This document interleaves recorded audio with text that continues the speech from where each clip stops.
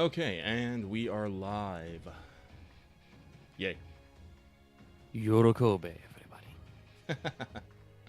We're gonna hear a lot Welcome of those to jokes. us saying that a lot for the next couple of hours. Yes, I see everybody's got the Happy New Year's coming in. Mm-hmm. Some of you are in the future. We're still counting down here. But hello, everybody. Welcome to LTFGO. Our last show of 2022. And I got to get used to staying 2023. And I got to update all our metadata. Yes, in case you don't know, I'm rolling audio on this right now, and I do have metadata for all the major shows and stuff. Also, guys, calm down about our banners. We'll get there when we get there. We'll get there in time. Yes. But hello, good day, everybody. So if you didn't pick up on the story, we didn't really make a huge deal out of it, but I did say a little bit about it. So, basically, JP had their New Year's, Type Moon TV special, their little stream/TV thing, get fired up basically early this morning. Mm-hmm. And so I was, crunching time zones and stuff yesterday, and I was like, okay, all right, so we could just do the show now. We've got plenty of news. We had a lovely dev diary, and we could just roll on through. Or we could just wait and, do it again the next day and do it live. So we did What's Up yesterday, which you should go check out. Lucky gets to yell/shoot at the infinite plane of cops. But yes, the stream is live. It is time. Which means it's time to do our usual Speak and Spell. Speak and Spell. I am one of your hosts, the resident sword boy, Omega. With me, as always, the spiciest tofu, Lucky. I hope everyone is enjoying Fate Grand Order, aka Yorokobe Shonen Tachi. And while we here at Studio Mega like to bring you the latest and FG-related news and memes, we will be talking about current and future events for both the JP and EM version of the game, so anyone not wanting spoilers should gear up for the Bunny Girl art wave. It's already happening. It's already the next year in Japan, so. Yeah, and several other places as the New Year's greetings roll in. Thanks, everybody, for showing up. And yes, I want to reiterate on the spoiler point. Obviously, we're not going to talk about any direct Lostbelt 7 spoilers because I cannot understand or follow them. But I have been lightly exposed to them, and I just know that shit's rad, also shit's fucked, also shit is happening. But that's about all I got. Yeah, as usual, my understanding of Lostbelt 7 continues to be 0% context and 50% fake. But even then, it seems bonkers, bananas. Yeah, I have JP spoiler muted right now. I've peeked in occasionally to make sure you guys are minding your P's and Q's, but yeah. There's a lot of stuff going on in there, but shockingly, none of it was given away at the New Year's stream either, so... Good job. We're not really going to be getting in depth. I've been keeping a careful eye on the mailbag for any spoiler questions, and I don't think anybody's got anything that's directly spoilery. And what I have seen is, as somebody just said in chat, a lot of people in our mailbag comments and other places talking about having lots of issues with spoilers. I've gotten a couple of spoiler-leaning YouTube recommendations that I've immediately been like, I do not like this, do not recommend channel, go away, thanks. Yeet. So I haven't really had any problem. And I don't think I follow anybody on Twitter who's really spoiling. There's some artists who will do character art, but again, it's all in Moonrune, so I don't understand anything. Yeah, I'm not so, I don't necessarily consider, servants, spoilers or whatnot. But when people are, saying blah, blah, blah, blah, blah, oh my god, we're going to blah, blah, I'm just all like, that's too much? That's too much? Yeah. We've gone too far? I've gotten some vague ideas, but as usual, it's like everything else. No offense to our lovely community who posts up in the JP spoiler and, plays all the content as it comes out. But most of y'all don't know what the fuck is happening either. Lots of people on the internet don't know what the fuck's actually happening. So as usual, the initial release is full of lies, half-truths, misunderstandings. What is, represented by gameplay seems pretty nuts. But I'm sure we'll be discussing that at a later point. Yee. So before we go on about our business and roll through our regularly scheduled programming, I would like to really quick remind you for the last time in 2022 that this episode is brought to you by our patrons, which includes Adam DeHarp, Margaret 10, Black G, Carlos, Dragon, Ferris, Fight the Sidesburg, Jerry Vasquez, Just the Fake, Jonathan Sandoval, Legendary Boss Hunter, Regent Raptor, Rise of Kenji, Rogue Robin, Trevor, Shumpire, some guy named Bob, Siren 23, and Baron the Crow. If you like what we do, want to see us do more in this new year, consider supporting us on Patreon. Get access to episodes early, such as in audio format. Get access to videos early. You could have watched the Muramasa Wanted, which is out now. Thank you so much, everybody, for watching that, by the way. Shooting up to number 1. Many of you indulging my little jokes in the comments. But you could have gotten that a whole day early on Patreon, and it's just a really good way to support us. So thank you for your support, everybody. I saluted with my water bottle, even though you can't see me. I don't know. We're doing stuff. New Year's. Okay, what the hell, me? So, when Omega there said, was doing the Patreon read, I was like, oh yeah, I should make a marquee so whenever we're streaming and he reads the Patreon read, I can just hit a button and all the names will scroll by. And I was like, let me open my sticky pad, and I'll write that down real quick because I need to take better notes this year. Otherwise, I'm going to forget everything. And I realized that I had sticky notes open, so I just have this list of shit, and I'm looking at them like, I have no memory of this shit. Uh-oh. It's not working. It's not working. For some odd reason, I have Manga Man ZX. I'm like, what? Did I misspell that? Why ZX? I think that sounds similar to somebody in the community's name, but that's still weird. Did you owe somebody Lucky Bucks or something? Or I just jotted their name down incorrectly? Maybe. Or maybe this was someone I've like put on a fucking list to, forever shun. I don't know. I can't remember. Unfortunately, I have a rule. If I can't remember why I'm mad at you, I cease to be mad at you for like whatever reason. That's a pretty good rule. More people should follow that. New year, new notes. Yeah, Zero Rama, that's what we're going to do. It's a new year. We're going to start new sticky notes. Don't forget to re-add Wizard Terabit to those notes. Yes, I will add Wizard. I will also add Tyranny in the Gutter as well, because that was another note I had. I was like, I'm pretty sure that was just a Terabit in the Gutter emote that... Oh, yeah, just like probably looking out of the sewers like fucking it. Yeah. And then we get a lot of action out of those memes. Also, yes, Lucky is the inverse of the dwarves from Warhammer Fantasy. He keeps a book of grudges, but then he forgets.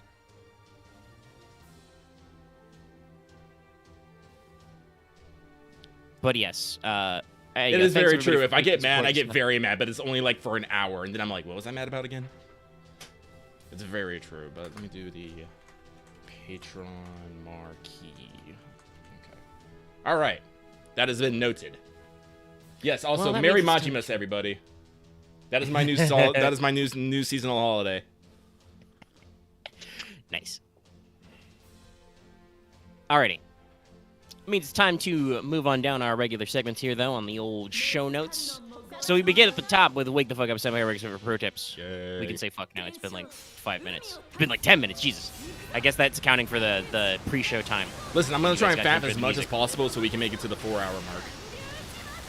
That's gonna be rough, but we can try for sure to make it line up. I mean, I guess I could have set the show a little later. I just figured 7 was good for the time, the place. We'll see what happens. Lucky can at least stream that far. Yeah. Omega doesn't have to be here. Well, I mean, I can jam it with free quests. Now, I haven't played any Judgment yet today, so I do want to get back to that. Anyway, watch What's Up. Not just last What's Up, but also all previous What's Ups. Mm-hmm. But okay. Pro tips. I got 2 for you today. Tip number 1. Mats for the upcoming month have been announced. So our January exchange items will be silver crowns, octuplet crystals, and soaps. AKA Aurora Steels, if you don't get that reference. But you should, because they look like little bars of soap. But also the second one, this is important to note as we talk about making the stream last for 4 hours, basically to the daily reset.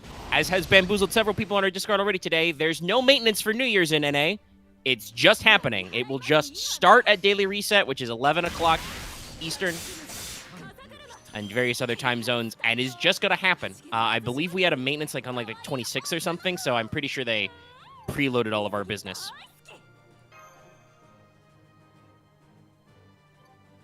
Yeah, so there's no big gameplay updates. There's just new servants and stuff, and I'm sure that was all preloaded in that earlier maintenance we had after Christmas ended because there's no real need to get there. All right, YouTube. Yes, I know that we just briefly crossed over 50 viewers, but you don't need to tell me about the ad run. We'll save that for when we're filling the timeout. Yeah. But yeah, so just as a heads up, if you want to, get your GSSR time in, you want to get your updates, you want to be rolling and all that fun stuff, it's just happening at 11. Or your local time equivalent. So now you have been forewarned and forearmed. That means we move to our next segment, Records in the Throne. Regular achievement topic. I don't really got anything in here. I only got something small because I have been working on my EXPs that I got from Carnimus. So I was able to protect Bedivere Smile, and I'm pretty sure I did a couple others, but unfortunately things have been like such a blur for the past week, I can't entirely remember. Yeah, technically, I think since I reported on it last, I have, taken a couple of my older bronzes or weird silvers to max ascension with just so much Carnimus XP, but it doesn't really feel like an achievement because it was literally like I literally have nothing to spend this EXP on. I guess I'll finally level up Ku prototype all the way. Yeah, I did keep me a small, good stockpile of CEs because, like I said, we do have the GSSR tonight and the Muramasa banner dropping. So whether I get someone, if I get someone new, I just want to be able to immediately throw embers at that problem. But I'm hoping I'm not running into a problem that I have been recently, as I use this to transition into Not All the World's Evil. I would definitely have more servants fully leveled, but I've been running into a problem where I've been running out of Void Dust, Bones, and crystals, of all things. My giant stockpile has finally been whittled down of Void Dust. I used to have, like, I think it was like sometime earlier this year, I had like at least 500. Yeah. Nope. That's why I keep giving the pure prisms the stink eye, because I'm not sure. I'm like, do I want to spend them? Because they're not an infinite resource. We can technically get some back, but yes, it's not meant to be an unlimited resource. It's as story drops and stuff happen. Yeah.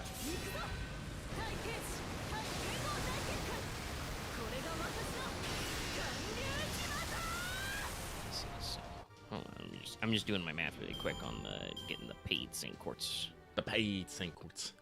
No, so I have to. I'm pretty sure I have like 2 or 3 servants at various levels of like 50, and 60 who either need bones, crystals, or void dust to reach their next level. And I'm just all like, okay. Yeah, I was about to do to level to finally max ascension Phantom. Mm-hmm. As guys, guess what? Launch player. Almost never used Phantom ever. I was always a Sasuke Kojiro man, but his final ascension needs bones, and so I was like, I don't got a lot of those right now. I might need some of those. But yes, hopefully some mats will be getting in there, and we'll eventually be getting the advanced quests. That starts with Void Dust, and there's a lot of copies of that CE, so hopefully you'll be able to catch up. Right now I'm having a moment because I want to get my Ibuki up to 10, 10, 10, but she is definitely someone, is deep in the bone zone. Yep, I know that one. It's where all my bones went. That's why I'm afraid of giving up my guys. Well, Axe, that's the thing. I was leveling my units to get rank ups. I think Phantom is like the last guy on my rank up list to level. It's just that he needs bones, and I'm like, I don't got any of those. If you can't tell right now I am working on my rank ups because, as usual, Lucky has a huge backlog of. It's still a decent number. I only have like 40 or 50 bones right now. And let's see, how many rank ups do I got? I got 57 to get through, and that's just the ones I have unlocked. Oof, nice. Yeah, I'm a lot better about my rank ups. I have 4 available currently, and the 5th one I can access is literally the Phantom one that I haven't done.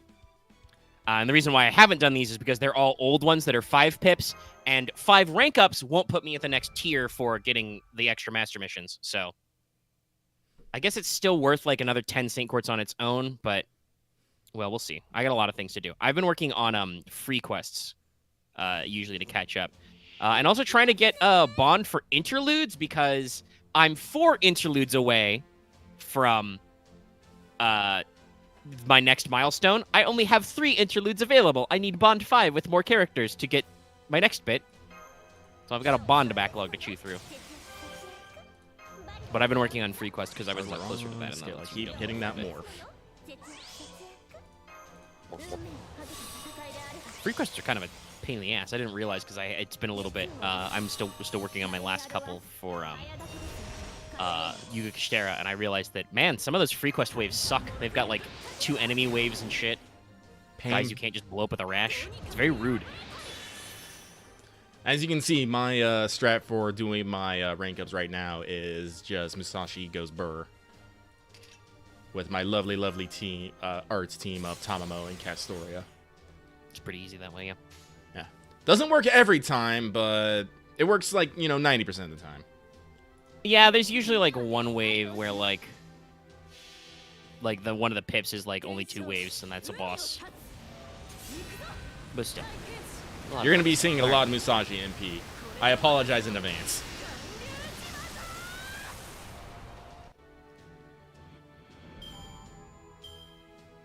Oh, I caught up on the Beowulf one, yeah, but no. I'm looking at somewhere between, after the login courts, 350 and 400 Saint Courts for Muramasa, and then more options coming while we've got lower AP to get stuff done. To catch up on some rank ups and stuff, but I have to, like I said, literally unlock some of them. But hey, that puts us in a perfect mood to talk about. Did you finish your master missions? I actually did, yes. They're pretty easy. So you need to defeat 3 of any knight class servants. So sabers, archers, or lancers. Defeat any 3 cavalry class servants. Assassins, riders, casters, or berserkers. Defeat 15 enemies with the heaven attribute. Defeat 15 humanoid enemies. 5 quests, and then complete 10 quests.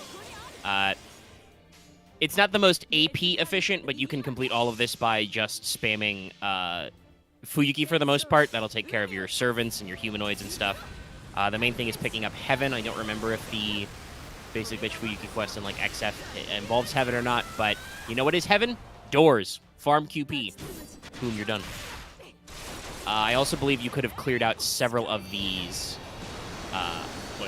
mats just by doing the last little bit of lotto farming earlier this week as well. I hate it when they have just so little left. Some of that's just RNG too, which is the other frustrating part. Oh yeah. NP damage is slightly randomized if you don't know, chat. There's a bonus pro tip for you. Somehow I've been completing my fucking master missions just by doing my rank up, so... Yeah, that's what I said. They're very easy. We've also got half AP on like rank ups and interludes and stuff. It's defeat any, of the core servant classes like 3 times in the 2 groups. Just find humanoids, complete quests. The only thing maybe is Heaven, and again, just do servants. EXP dailies, do doors, run into lots of weird enemies. You'll clear it out. It should not be too hard. But alrighty, that means it's time for the part you've been waiting for. Well, the first part you've been waiting for. Scalograms! Yeah! It's time for some news. Alright, so we begin with all of the news starting at last week. As predicted and as we expected, but as we did not feel the need to get into because I was like, there's not going to be any news at this announcement stream. Lostbelts 7, Nahui Mictlan, Part 1 released on Christmas Day. Merry Christmas. A certain shitty priest may wish you Merry Christmas when you do that event on Christmas when it launched. So I'm wondering if that will inform our timing for 2 years in the future. Or if we'll just have to rewrite that joke. But it happened. It came out. The first, I think, 10 or so story nodes came out. It requires the Tunguska epilogue to perform. You don't actually need 6.5. They just tell you that if you didn't play 6.5, you'll be spoiled. As predicted, as announced, there were no new banners.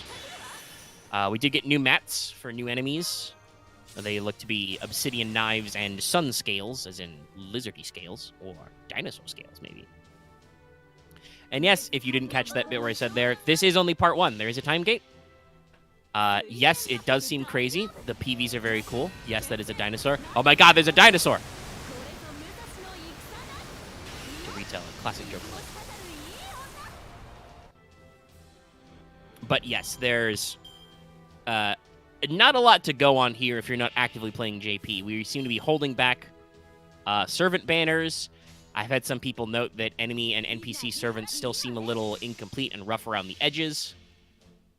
But you can get into the initial, and it does appear to have some shock value. And there's plenty of interesting characters hanging around in that PV there. But we move on down, because there's still not a lot to talk about there.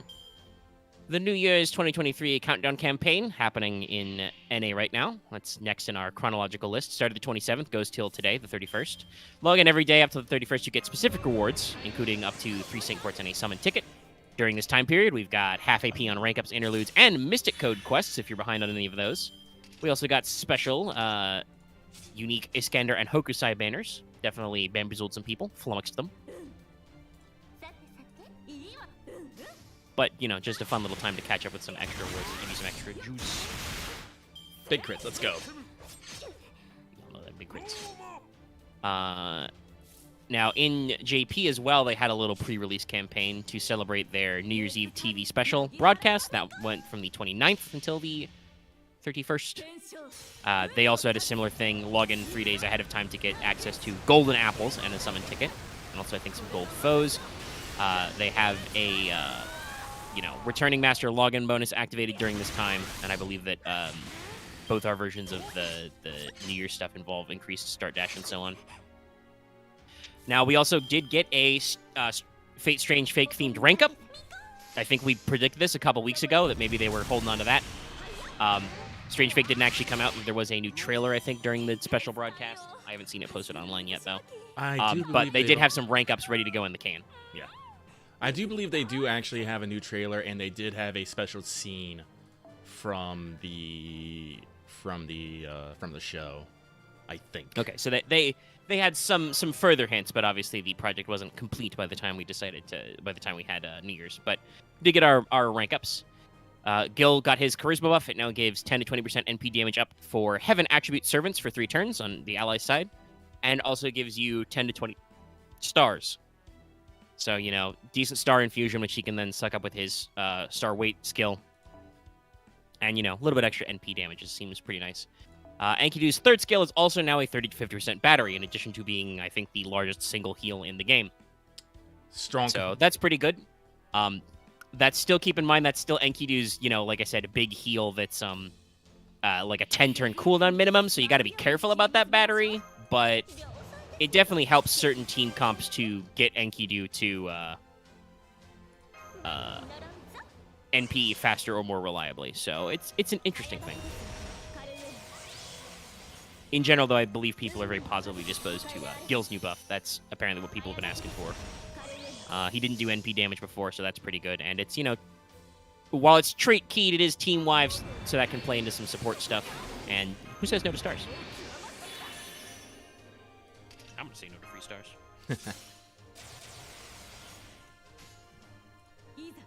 The broadcast itself was the 31st. It was, you know, earlier today.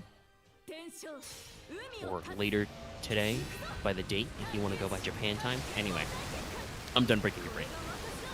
Speaking, though, of mats and stuff, Advanced Quest Part 12 also rolled out on the 30th in JP. Can't wait for this stuff to come over here. There's brand new CEs for enhanced drops chance for Snake Gems and Gunpowder, and another copy of the Void Dust CE. I believe they're up to 4 total copies, so the next time they do that, you'll be able to max limit break. I kind of hope they maybe find a way to speed that one up in NA a little bit, because I believe Void Dust was the first, and it was about a year ago, so maybe it would be nice to be able to go for the MLB an entire calendar year, but I understand if you've been busy. Just saying, you know, going over a year to MLB a CE. But also because technically they've already started their New Year stuff, I date Japan's New Year campaign 2023 first. Starts the 31st, obviously. It's already started over there. Goes until the 11th of January. Log in on exactly New Year's Day to get 30 Saint Quartz, and keep logging in for the next couple of days to get a Grail, some EXPs, and some lures. Or a lure, anyway. They got a social media campaign for, I believe it was for 2,023,000 QP. Seemed a little small for me, but maybe the wiki was not rounding correctly. You've got the panel missions for some CEs and command codes, some sync courts, some grail fragments, because they can do that over here. Yeah. There is a new Mystic Code quest for a shrine-themed Mystic Code. This does mean Guriko Shrine Maiden. It's very cute. It's also pretty slick Mystic Code. Let me scroll up to find somebody did actually post at my request. So you can increase NP damage for all allies and increase NP gain for all allies. No idea on the turns here. On a Mystic Code, you now have a 10% battery and a one-time overcharge bonus. So that's overcharge on demand, and the last one gives an ally 1 time 3 turns of debuff immunity and gives them a small star. It gives you a small star infusion. So sounds like a pretty cool, pretty neato Mystic Code. You know, still glad we're doing new things. Yeah. Right. All right, I crossed 240. Now I need to reach for 270. Let's fucking go.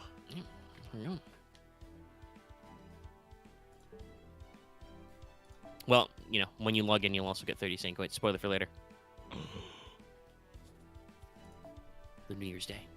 But next in my list of JP New Year's things, MP Shop EXPs are being permanently doubled. So going from 5 to 10 for both. And remember, they added 5-star EXPs earlier this year as well. They also have the usual extra MP Shop and Rare Prism Shop inventory.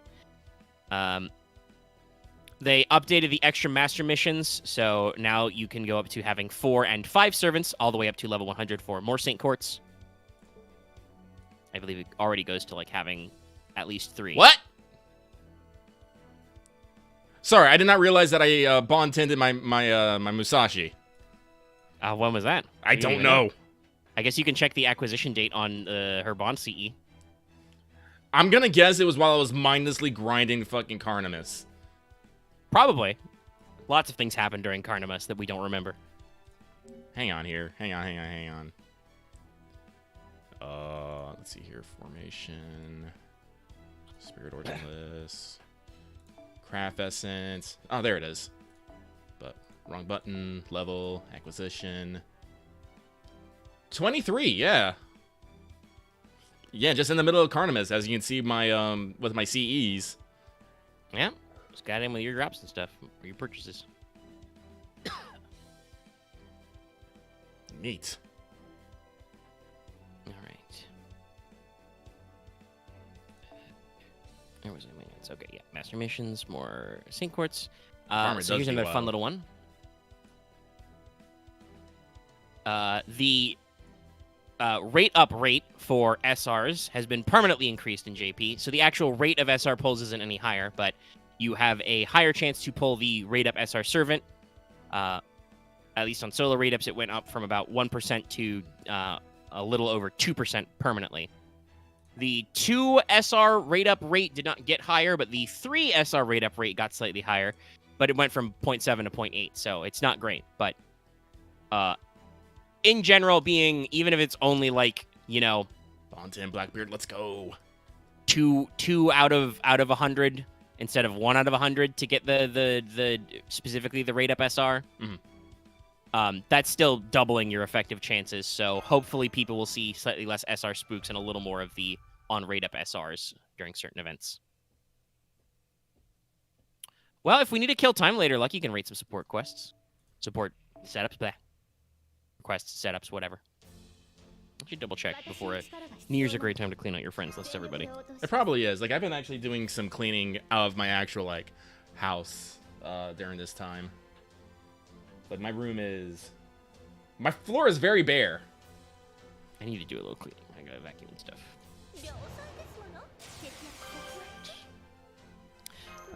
They've added the servant filter now has NP effect there. Don't know the exact details, but it's got that extra thing. They are doing double daily mission rewards, so double the AP.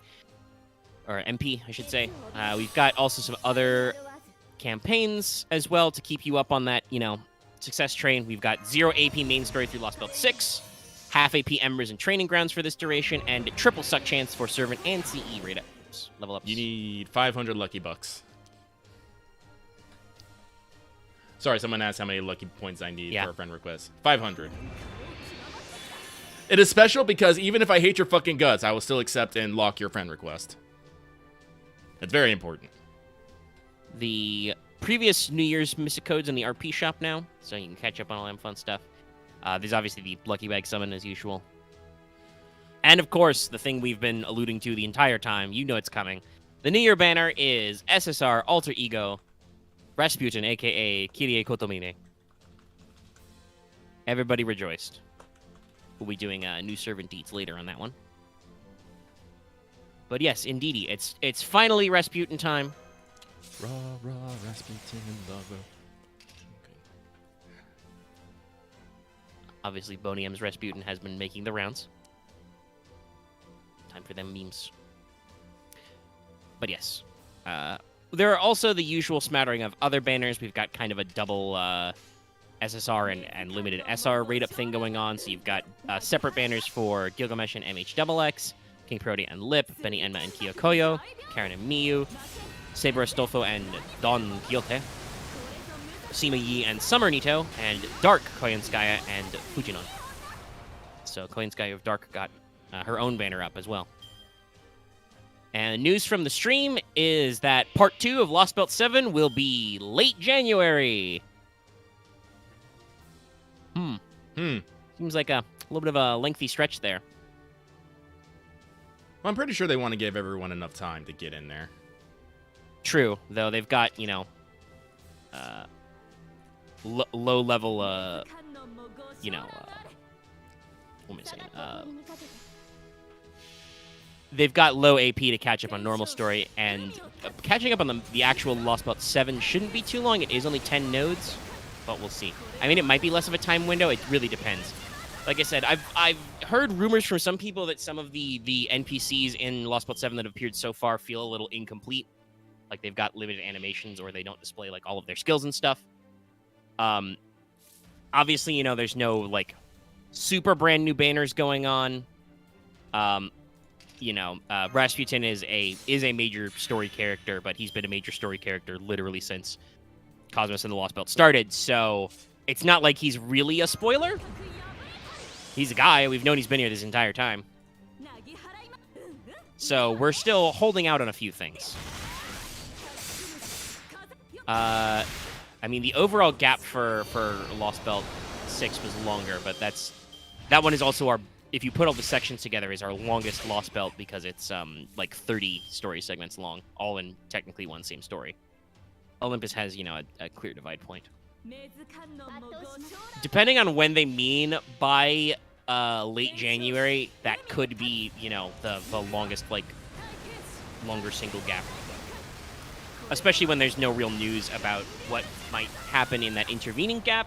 Yeah, we know that they've been focusing less on reruns, but we did just do a Carnimus rerun, so shrug. What were you gonna say, Lucky? No, I'm just gonna also comment on they could squeak something in there, but I don't know. Like, I'm pretty sure we're still probably committed to doing some sort of Valentine's in February. Yep. So that's probably gonna happen after the next drop, but they're not gonna just float nothing in these next few weeks while we wait for Part 2 drop. There's just no way. Yeah, the question is just what will it be? Yeah. If we are in the habit of doing reruns again, with welfares especially, I don't know, Little Big Tengu rerun? Did that happen already? Did we get one of those? I know we got Benny Enma got a rerun. We did some lottos and stuff. Not yet? Okay. So that could be a good one to bring Kichi Hogan back, you know, give us an opportunity because it's been a little bit. So, or we could try another, you know, weird seasonal event like a 100 floors kind of a thing, maybe, with maybe a more minimal story. Though obviously those usually come with a banner. Obviously, I don't think there was any commentary on the TV special about it, but we do have a new servant on a banner, you know, so that them saying officially there would be no new servants after Breedomart until the next calendar year has ended, but we don't really know how frequent they're going to come. There is also no new servant silhouette this year, breaking a trend of a couple of years. Though, personally, I would say I feel like if they're being true to their commentary about wanting to delay the Lost Belt 7 banners to post-launch to avoid, like, spoiling the details of some of the characters in it, I kind of feel like showing a silhouette that might feature Lostbelt 7 banner characters on it would probably give away which of them are going to be playable. Like it that still feels a little counterintuitive to what we do, but they also usually go out of their way to like obfuscate the servants, you know. So I don't know. I've heard a little rumblings from the more JP side that people are not necessarily disappointed with the content itself. People might be a little disappointed that it seems like we're kind of, for all of this, like we're not focusing on reruns. We're giving you more time to do events. You know, every event has like an extra week tacked on. Like, you know, does it feel like the content is a little thin on the ground, a little stretched out? And I can kind of see that. I'm very curious to see how it works out for NA. Obviously, I feel like at this point, playing the North American, basically the global version of FGO is almost like the better, more curated experience, because we do get to smooth over some of these scheduling issues in the years. We've got, the advantage of the fact that they know when content is going to be lean, and while they don't necessarily make up like I forgot to do my fucking Did you miss some? Yeah, I missed my arts buff. That's why Musashi didn't make it. It'll just be faster. That happens to me sometimes. It'll just be faster just to restart. But as I was saying, we don't really get like new content, but NA can definitely cherry pick like banners and rewards from stuff that was tied into like regional stuff in Japan, and they can just move that wherever.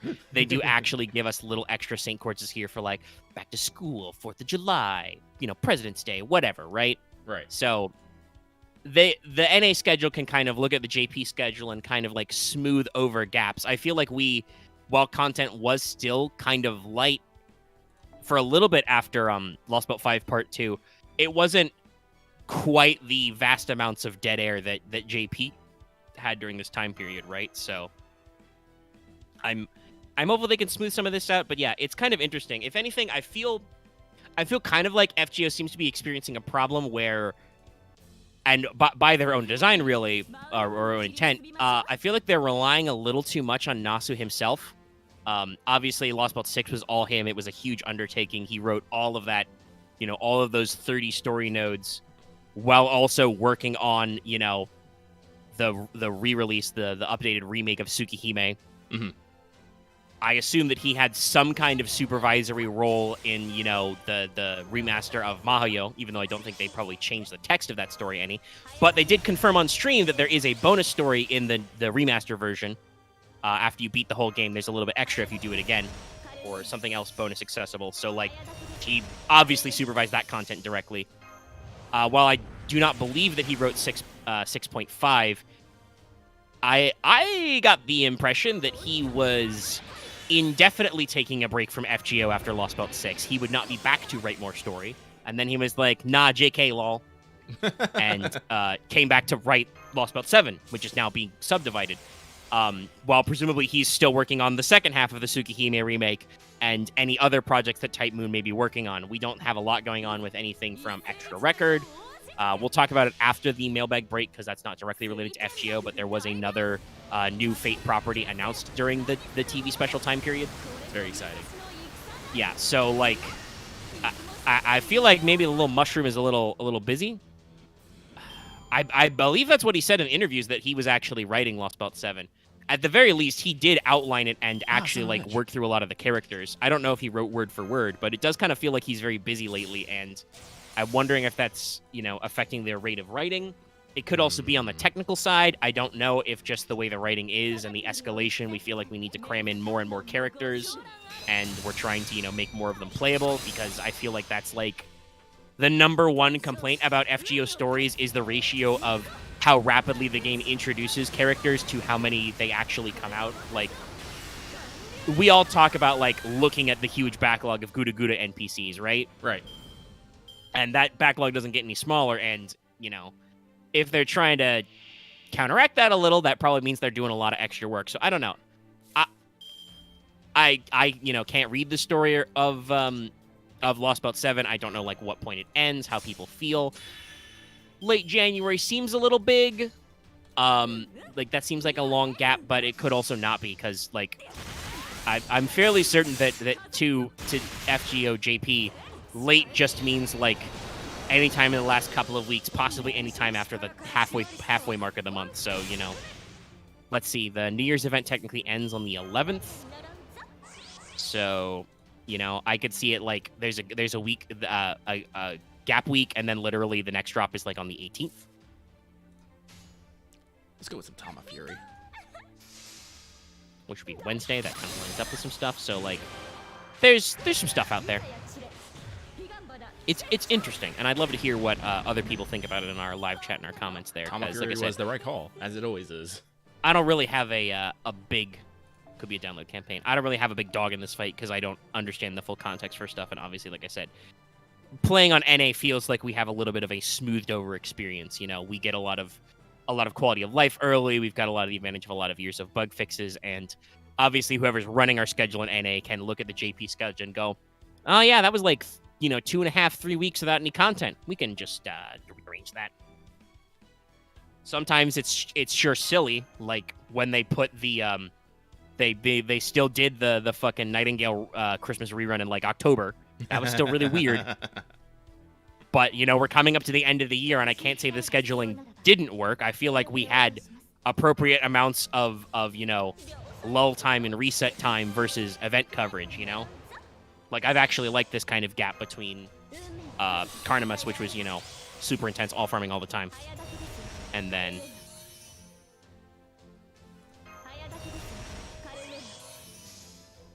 whatchamacallit, you know, now we've got kind of light just farming. While I have been doing some intense work to clear some master missions and stuff for extra Saint Quartz, that's, you know, all self-inflicted because I want more Saint Quartz. Hypothetically, it's just a good time to play FGO right now, but I don't feel like you're forced to play FGO, you know what I mean?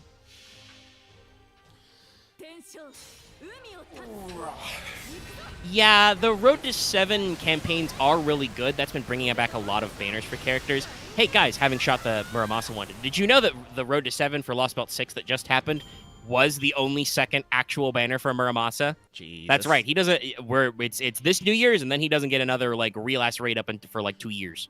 Ah, Moriarty, look out, there's a boar behind you. Moriarty, look out behind you. Moriarty, behind you. Just thinking of the fucking Breaking Bad meme. But yeah, no, like, there's definitely a lot good on the the Road to 7 stuff, but I do also feel like that did kind of timing-wise to get all of those campaign hits maybe took up some of their time for reruns. We'll see. Like I said, we kind of have a period of, like, almost no reruns, and then all of a sudden they're just like, fuck it, Carnimus does get a rerun. There you go. Open 20 boxes, get your Snake of Karna. Still no Get your last-minute lotto farming in. So, yeah. We'll see how that all shakes out. But if you want your servant deets on Mr. Rasputin, you'll have to wait for a little bit.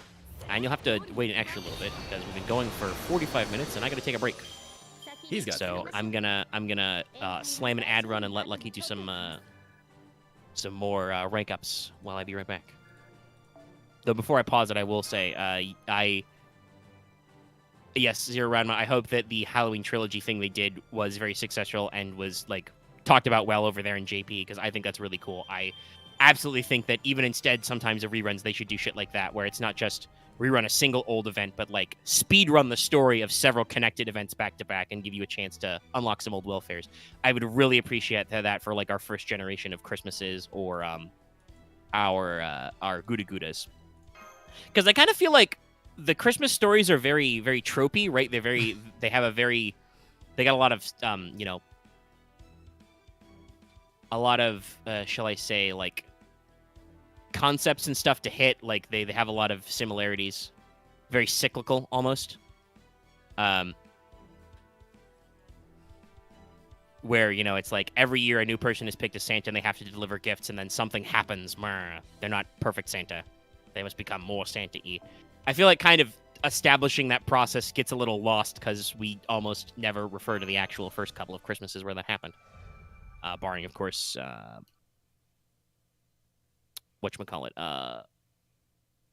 Bakers from the Underworld. But yeah, no. So I'd love to see some of that stuff. Somebody in chat said Onagaishima and Rashomon. That'd also be pretty cool. Bring back those raids. Those were a fun time. A classic. But all right, I'm gonna pause the audio now and be right back. All right, I ran an ad. I will return in a second.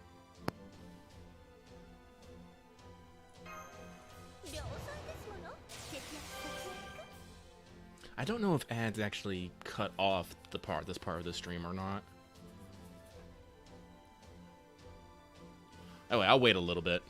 Then I'll start with my thoughts. Oh, Robyn must not be getting any ads.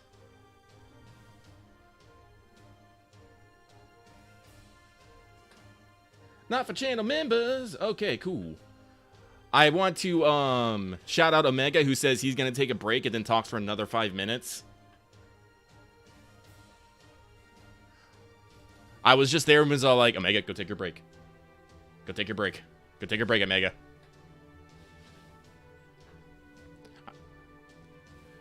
It's like just have Menacing Lucky just vibrating in the background as Omega talks sometimes. That's me.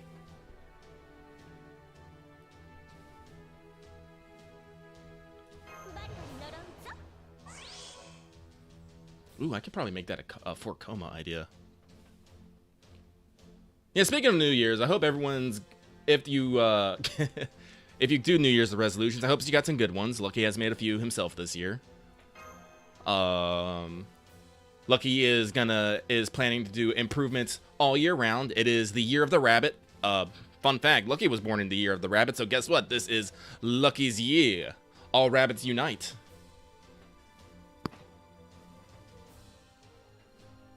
So I have several resolutions that I have. First and foremost, improve my health. This is like on a physical and mental level.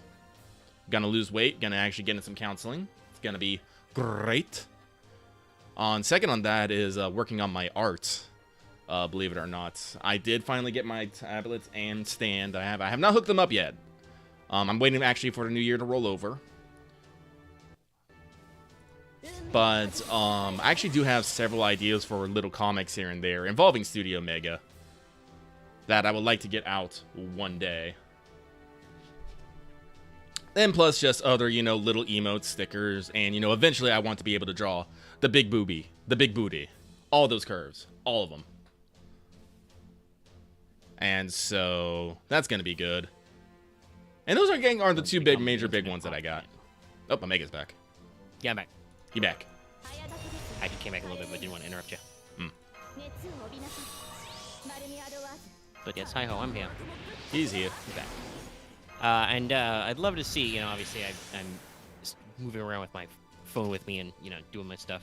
Chad, I'd love to see you put your hands up if you agree, but I, in fact, do love the fact that you can just spam tap to speed up skills.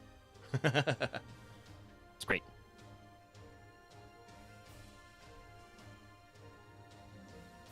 Do I want to make a Building Girl VTuber model? If I get good enough, sure.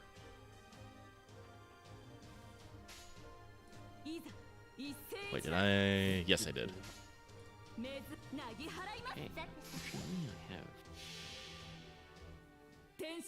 Why would NP juice in the third wave? It's mostly, when I'm just spamming through a lot of...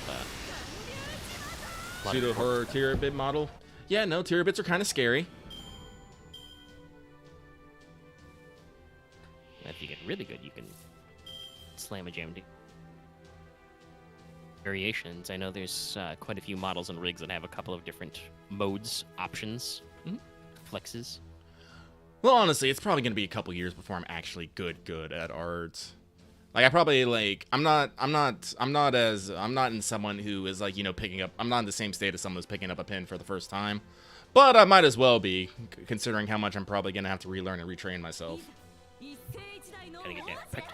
Gotta get that practice in. Let us continue then. The news. Because the big one, NA's 2023 New Year's campaign starts on the 31st, tonight. Basically, again, no mate, goes until the 10th. Log in on a New Year's Day to also get 30 Saint Quartz, and on the surrounding days to get a Rare Prism and a Grail, and I think there's some foes involved. There's a social media goal that I'm definitely sure we've hit that involves the free SRCE, and for us, 20,230,000 QP. Great way to start off the year. That's several skill purchases. We're also going to have our own version of the special panel missions that'll unlock you 4-star CE, some command codes, and 5 summon tickets. Get more tickets. Get more ticks. More ticks. We are also experiencing the daily mission rewards doubled, so you get double MP when you complete your daily missions until the 8th. So basically until the weekly resetish time. We also have a start dash and returning master bonus, so if you're choosing to fire up FGO for the first time, consider, getting into the business and joining now. If you've been away for a little bit, it's a great time to come back, get your GSSR, get all that fun stuff, get some extra stuff. There's the usual New Year's extra items in the MP shop and RP shop, some, bundles with some mats and stuff, some extra inventory, all the fun stuff. We also will be getting the update where you get EXP rewards for main story clears now added. They'll be retroactive to your present box, so while these are permanent and don't go away if you can't accept them right away, do expect your box to be filled with big blobs of EXP. We also, of course, have the Muramasa trial quest and a banner coming. You get a summon ticket for the trial quest, and there is the banner. It is now pity enabled. They got all the lovely little disclaimers and stuff about that. But it's going to be happening. There's the lucky bag, of course, with the 9 total banners to pick from. People have asked us about that, so we'll probably chip in there in a second. But we do also have our special New Year's raid-ups. These are all separate into individual raid-ups to account for the pity. So they'll be kind of rolling out over several days and going away over time, a lot like how JP does their stuff. So you're looking at options for Maid Altar, Tamalancer, Semiramis, Super Orion, Ilya, and Abigail. I need that Tamalancer. I need my Tamalancer MPs. Oh, there it is. I know it's there, but also Muramasa banner. Why? Why are you like this? It's just because that's how it be. But yeah, so lucky bag. I know a lot of you people are all excited and stuff. Yeah, it's all separated into different cascading banners. You can say the banners rotate, but they are not all one summon list. They will be kind of staggered released. But yeah, so obviously people are all about the sweet banners and stuff, and the lucky bags, and asking about your GSSR. Quite a few people have made their goals known. We've got 9 to pick from. It's the red and white, so males and females, and then cavalry, extras, knights, etc. So it's pretty big and complex. I've been studying this one for a while. I've been thinking about it. I haven't posted like a graphic or anything because it's a little bit of a weird one for me. Like, genuinely, unlike some future ones that are coming up, like, for instance, there's some of the GSSR slots on the JP one they're doing this year that for me, I'm like, no matter what, free servant. Well, not free, but you know what I mean. Like, just all guaranteed brand new, no matter what, no dupes. I don't really have that for any of the categories for this year's Lucky Bag for us. So it's a little weird. I have to, like, make tactical decisions based on what extra NP levels will bother me the least, or what gives me the most opportunity for new servants. So me personally, I'm pretty sure I'm going to be going down to clown on Red Cavalry 2. There are a couple of sussy extra NP levels in there. I'm pretty sure most people will agree that if I get NP2 Scotty, that's going to be pretty worthless. That doesn't really do a lot for you, even with future buffs. And I don't really think that my, Raiko or my Da Vinci really needs an extra NP. But other than those 3 units, all of the rest in that group are, brand new to me, including there's some AoE assassins in there. And as you know, I have terrible gosh darned luck with AoE assassins in the GSSR. I have like an NP, I think she's 3 MHX. All from my, history of rolling in certain GSSRs. So we're just going to see how it goes. That's also got, a couple of summers in there and MHXA, so it could be really cool, or it could be very disappointing. There's no real easy lock-ins for me in terms of the GSSR. Mostly, I think, because of how some of my earlier pools this year went. Unfortunately, regular Saber Miyamoto Musashi is in the same banner as Tamalancer, and once again, I refuse to pay money for Tamalancer NP copies at this stage. when I am not like specifically rolling for more, which Okay, I'm she's not only really doing. NP2. This. Okay. NP3. Lucky's doing his math right now. Well, I know which one I'm rolling on. I'm rolling on the banner with Kama is on, of course, but I don't say that purely because it's Kama, because actually it's a pretty good banner for me. Because I don't have Semiramis. I can always use more levels of Berserker, Musashi, and Rider Da Vinci. As I said, Kama's in there. And, like, the only one that's, like, a complete miss for me is, guess what, another MHX. Yeah.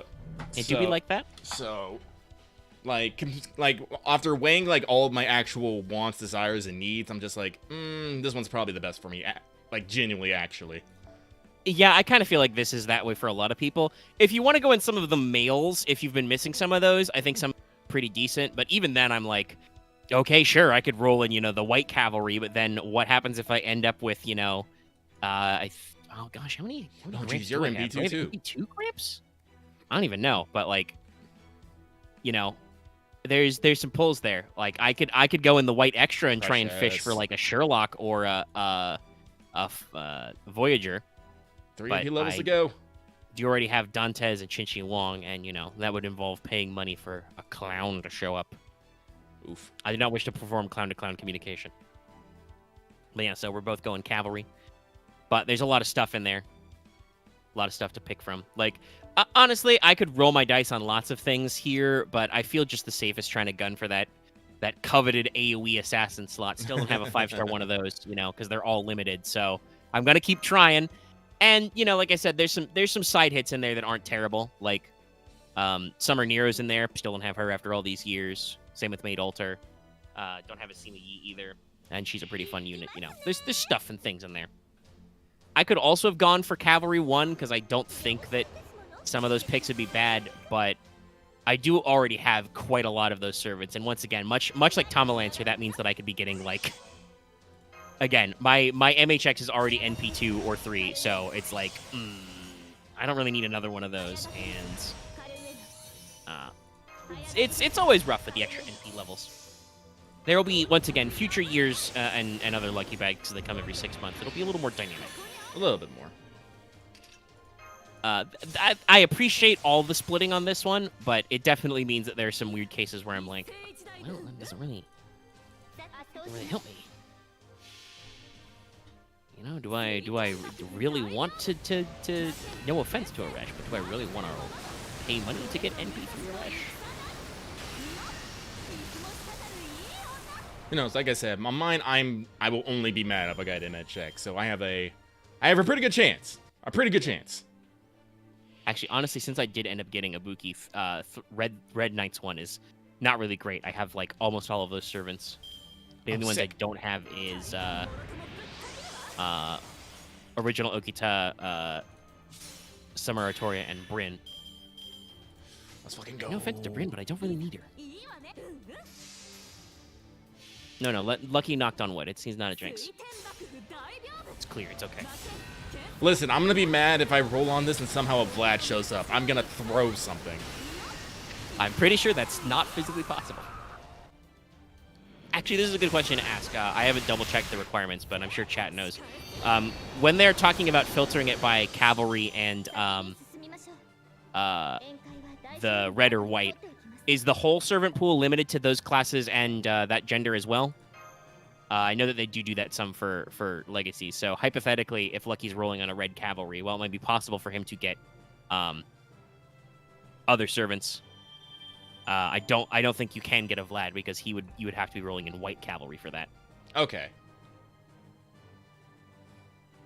I do always fear the Vlad. I have an MP5 Vlad and I wasn't rolling for him. Ever.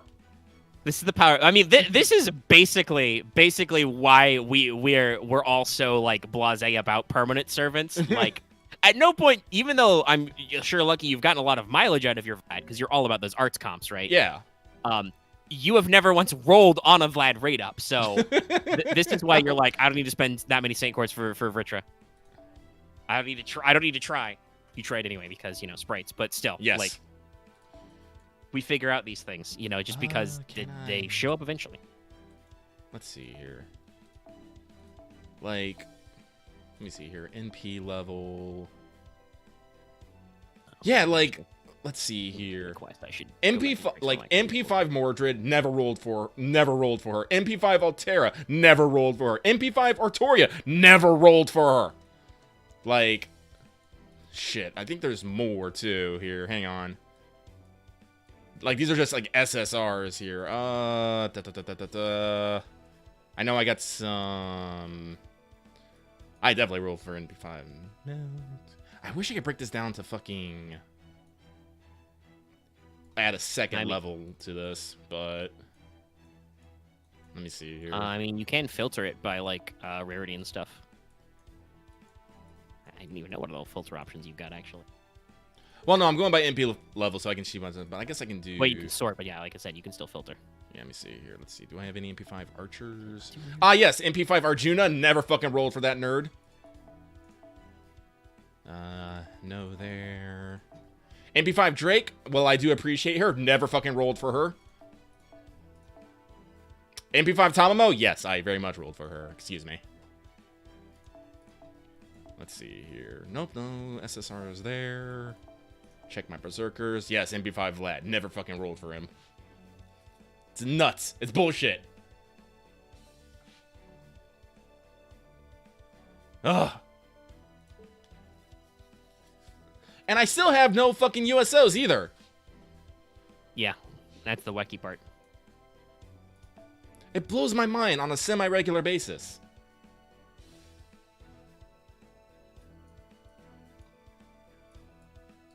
Anyway, back to rank ups. Back to rank ups. I'm looking at my NP levels now. Let's see.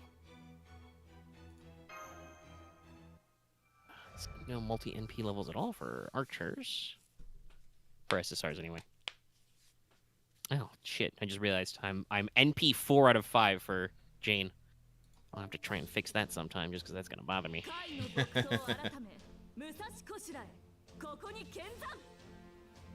Yeah, let's see. My Lancer biggest is Tama Lancer's NP3. I do have NP2 Aresh, and then I think everybody else in my Lancer slot is NP1.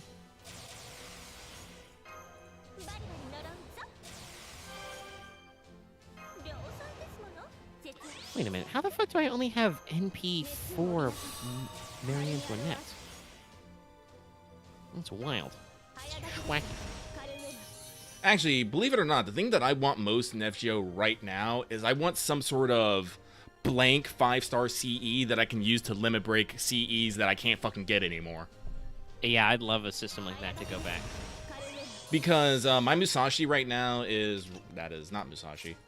Is running Little Halloween Devil, which you can, like... It's had a couple raid ups here and there, but it was only available at the first Halloween event. But it's fucking really fucking good, y'all! Yeah, it's a really good CE. Yeah, you know, 50% gives you a 50% battery. And I'm like, I really want this MLB'd. I really want this MLB'd.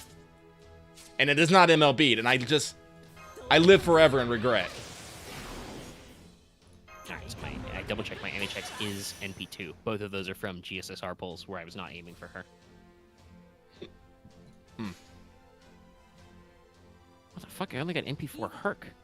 Christ, game. Yeah, I know the Halloween trilogy is coming, but if I remember correctly, I think they stick all the CEs in like one banner. Not a big mix-up, yeah. I mean, I might try for it, but... Well, we'll have to see. That's, like we said, that's upcoming.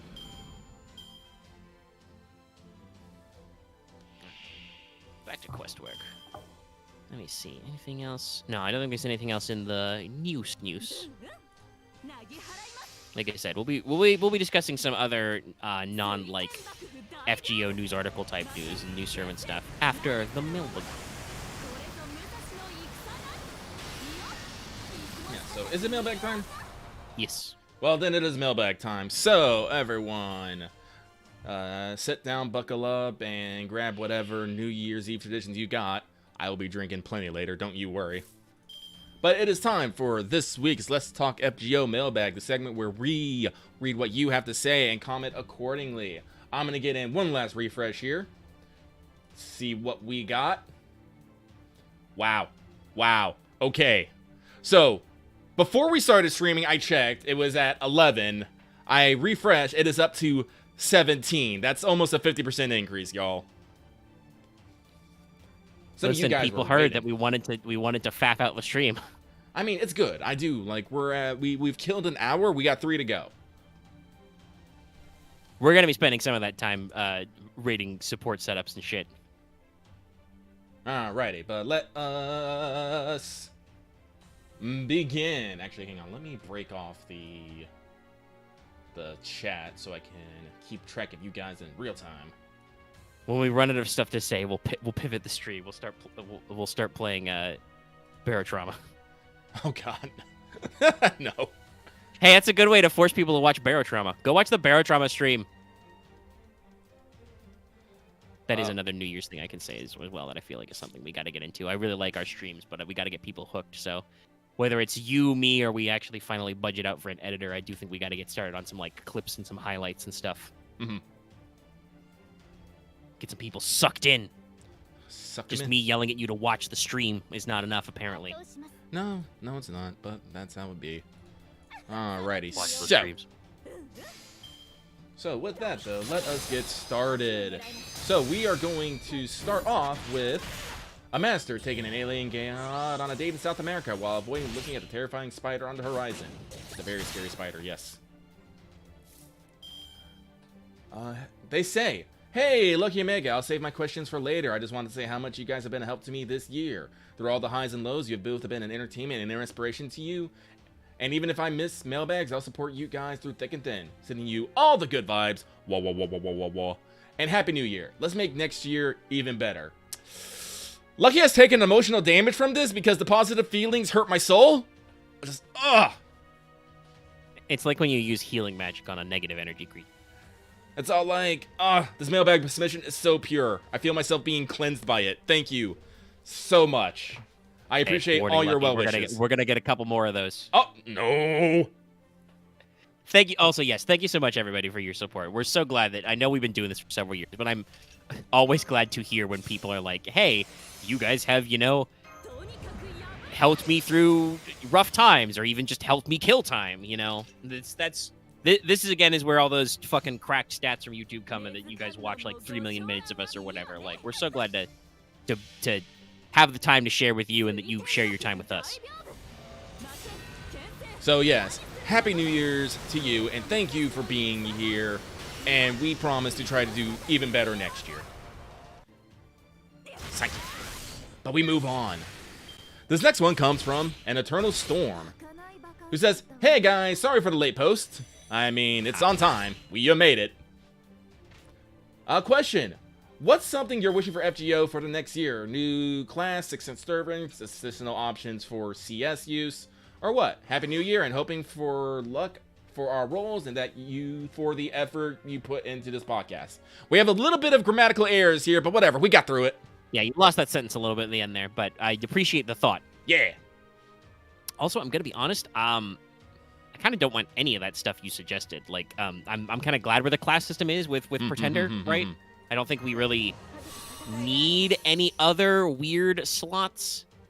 Talmo, I need you to punch this fucking Dark Warrior. There's some interesting implications once again to NPCs coming out of Lostbelt 7, but we won't touch that one yet. But given how FGO is still notorious for its relatively small slice of rarity on 5 stars, I cannot imagine. I guess 6-star would be like ultra rare or whatever, EX rare. I cannot imagine what that percentage point would be like. So, I mean, I admit I feel like mechanically with all of the grailing, there's room for servants who like could start going to like level 100 or something, right? But I'm just afeared for the rarity. I don't think that's like a in-demand function. In general, I don't know. I think the main thing is this. If you asked us this a year ago, what I think the main thing was before is still just like, hey, can we get a way to get old welfares? Like, I don't care what it is. Can we get more copies of old welfares? Whether you like didn't get them all at once, or I don't know, the game's 7 years old. Some people haven't been playing the whole time. Some old welfares are still pretty neat. Whether that's just, like lore-wise or just having good kits. And also, if they don't have good kits, hey, what about the rest of us that, have been playing these games all these years and still have these old welfares? Can you, give them some rank ups to make them better? I don't know. So, yeah, that's in general the thing I would love to see FGO finally, lock in, whether it's, more reruns, more main interludes, or just do a fucking, rolling thing in the Rare Prism shop of hey, once a month you can, spend 5 Rare Prisms to buy 1 copy of an old welfare, and the numbers rotate. Or you can, unlock them in the store and then they stay there forever. Something. Just that I think is the discussions of exactly how pity works aside. I've also talked about how when people were talking about when pity got implemented in NA, I think there's some funny things they can do with that. Some interesting things that will not necessarily cost them money in the long run. But oh shit, that's right. There's gonna be fireworks tonight. Son of a bitch. Yep. Sorry, I don't know why, but I temporarily forgot about that fact, and I just heard one go off, and I was like, wait a minute, and then I was like, oh fuck. Yeah, either somebody set off a couple of fireworks near me, or somebody's transformer is exploding. But there's been some thumps outside. Hopefully, you guys aren't getting that jet. But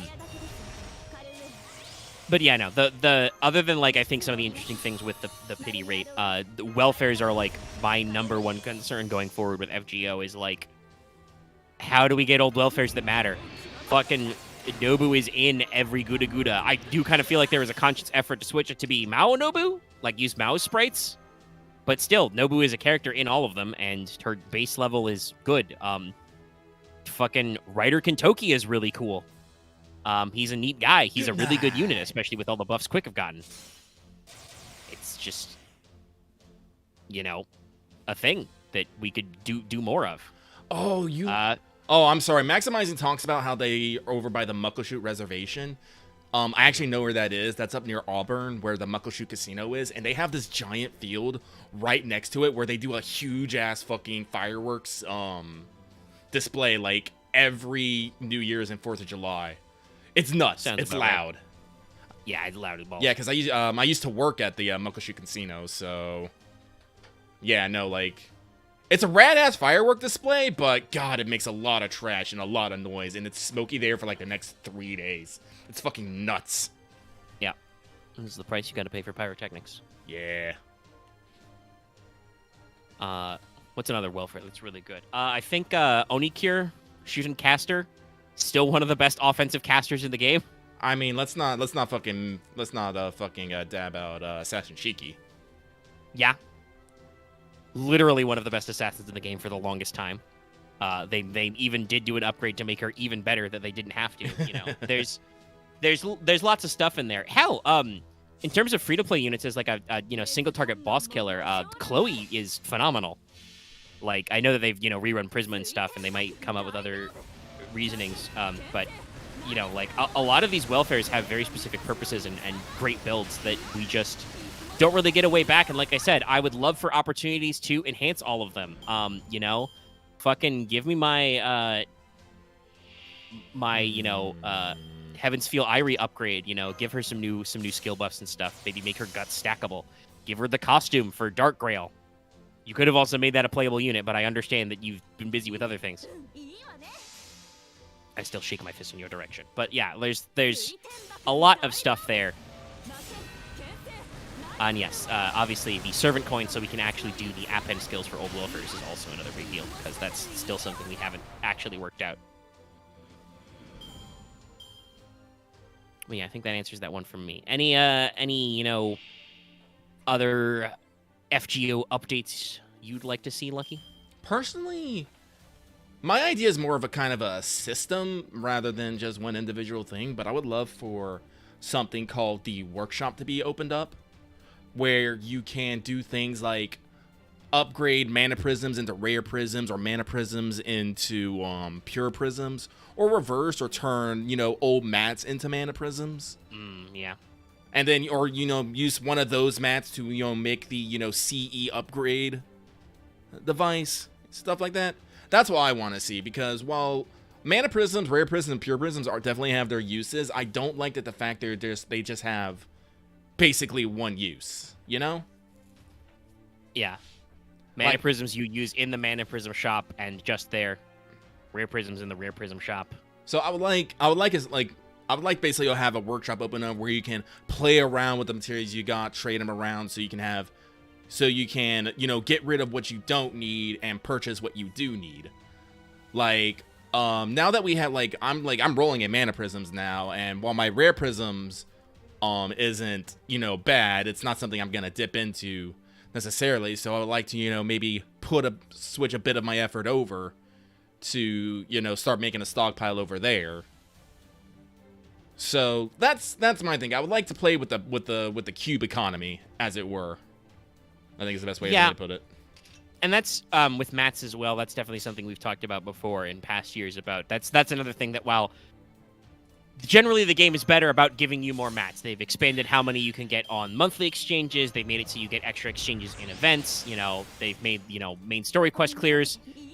We've added the new drop CEs with advanced quests. We still haven't fixed the fundamental problem that you are entirely at the whims of either Losengle to provide you the mats for free or the RNG gods for drops to get mats you need. And the pure prisms are a step in the right direction to just buy what you want, but the amount you can buy and the amount of pure prisms you get is also limited. So, and God, I have so many hero proofs, guys, so many. Even if it was bronze to bronze. Do you know how many fucking bones I would turn those hero proofs into? No, and it doesn't even have to be direct. Like Lucky's talking about, like, you know, maybe melting down mats for like mana prisms or pure prisms, and then like turning those into new stuff. If it was a multi-step process to like convert excess materials I don't need back into pure prisms and then spend those, that'd be great.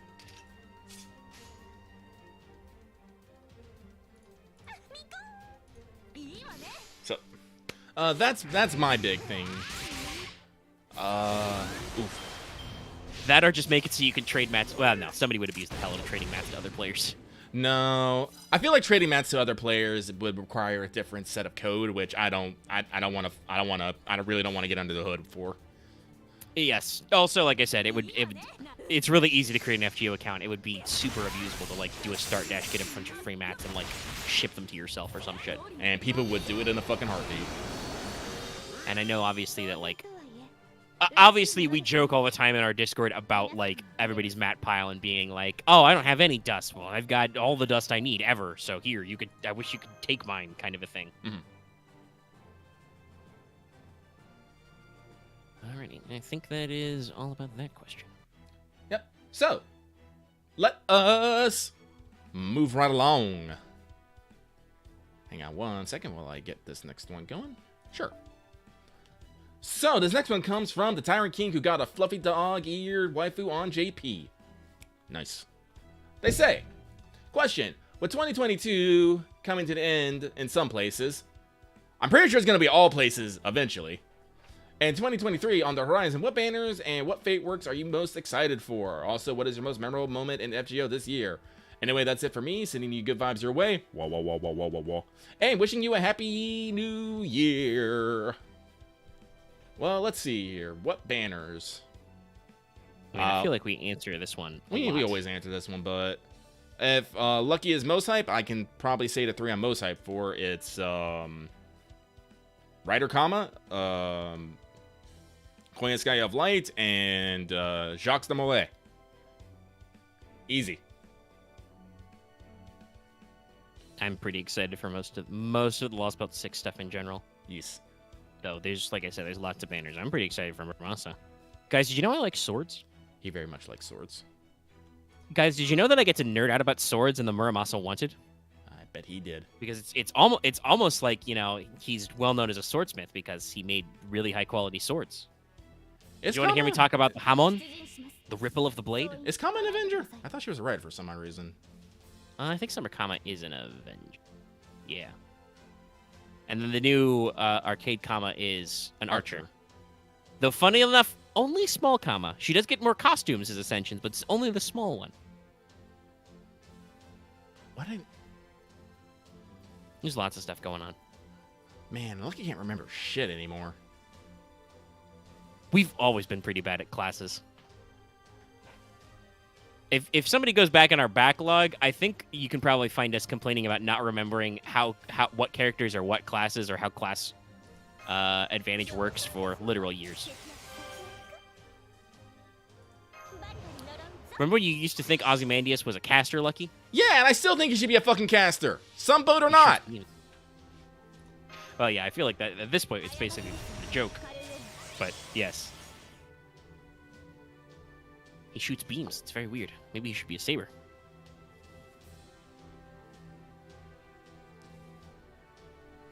Yeah, so banners, plenty of stuff out there to check in. Yes, Arcade got a comma. I was yelling about Santa comma because Lucky is, you know, wrong a lot, but they got a, did I say Karna? I meant comma. No, I believe you said comma both times. Okay, good job, me. But yeah, so that means, you know, like in a week, I gotta go on eBay and find someone selling the four pack for like $150 and, you know, cry.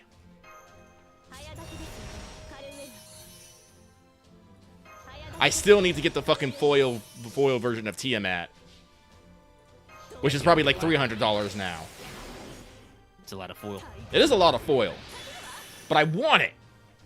I was actually looking on eBay earlier, and there's a bunch of actual just, you know, fucking comma foils of just everything. I'm just all like, I can't be here anymore, otherwise my wallet is in danger.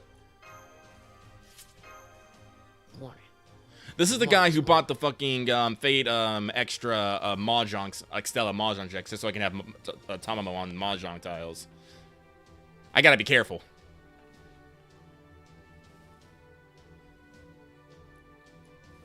Let's see here. But let us, well, actually, let's see here. They also say, what is the most memorable moment in FGO this year? Lostbelt 5 Part 2 is pretty cool. I think we had a fun time there. And also a pain time.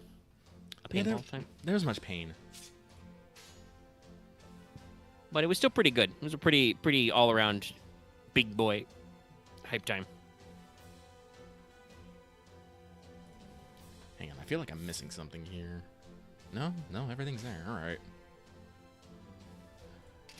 Actually, let's do this. So.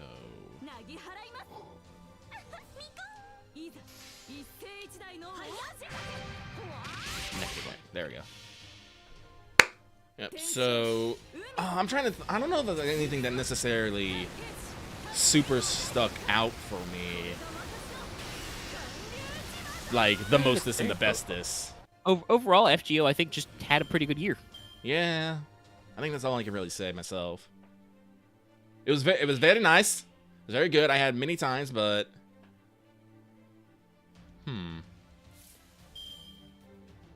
blueberry peanut butter banana smoothie. That's all. Well, blueberries are good in antioxidants and low sugar. Banana is a good source of potassium, and peanut butter is much protein. Listen, I might not be very healthy, but I've learned a lot of fucking, like, health facts about food and whatnot that just live in my brain forever. I don't know why. But, yeah, you know what? Screw it. We're gonna move on. Yep.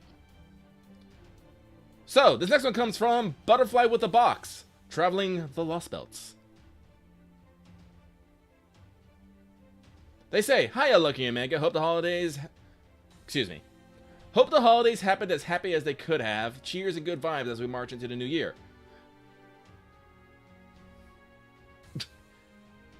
I'm just thinking about that fucking Russian Badger bit. "I fried my brain, in a good way, playing in a Dr. 2 tabletop game till moments ago. We gave him I'm a can of Sonic as a screwdriver. So referring on making any inquiries this fine evening. Yorukobe."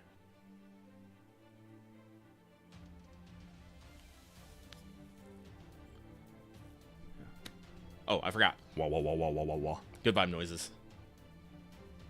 A Doctor Who tabletop game. Could be fun. Yes, I believe there is a Doctor Who RPG, and yes, I do believe it is sometimes very confusing. I believe that. Because, you know, it involves time travel and shit. Wibbly wobbly timey wimey stuff. It goes dingling this stuff. I Yes, I know I'm a basic bitch, but I really liked David Tennant's run. Yeah, no. I can't remember who was, like... Those are, like, the only 3 seasons of Doctor Who I really know. The one that came before David Tennant and the one that came after David Tennant. But unfortunately, I can only remember David Tennant's name.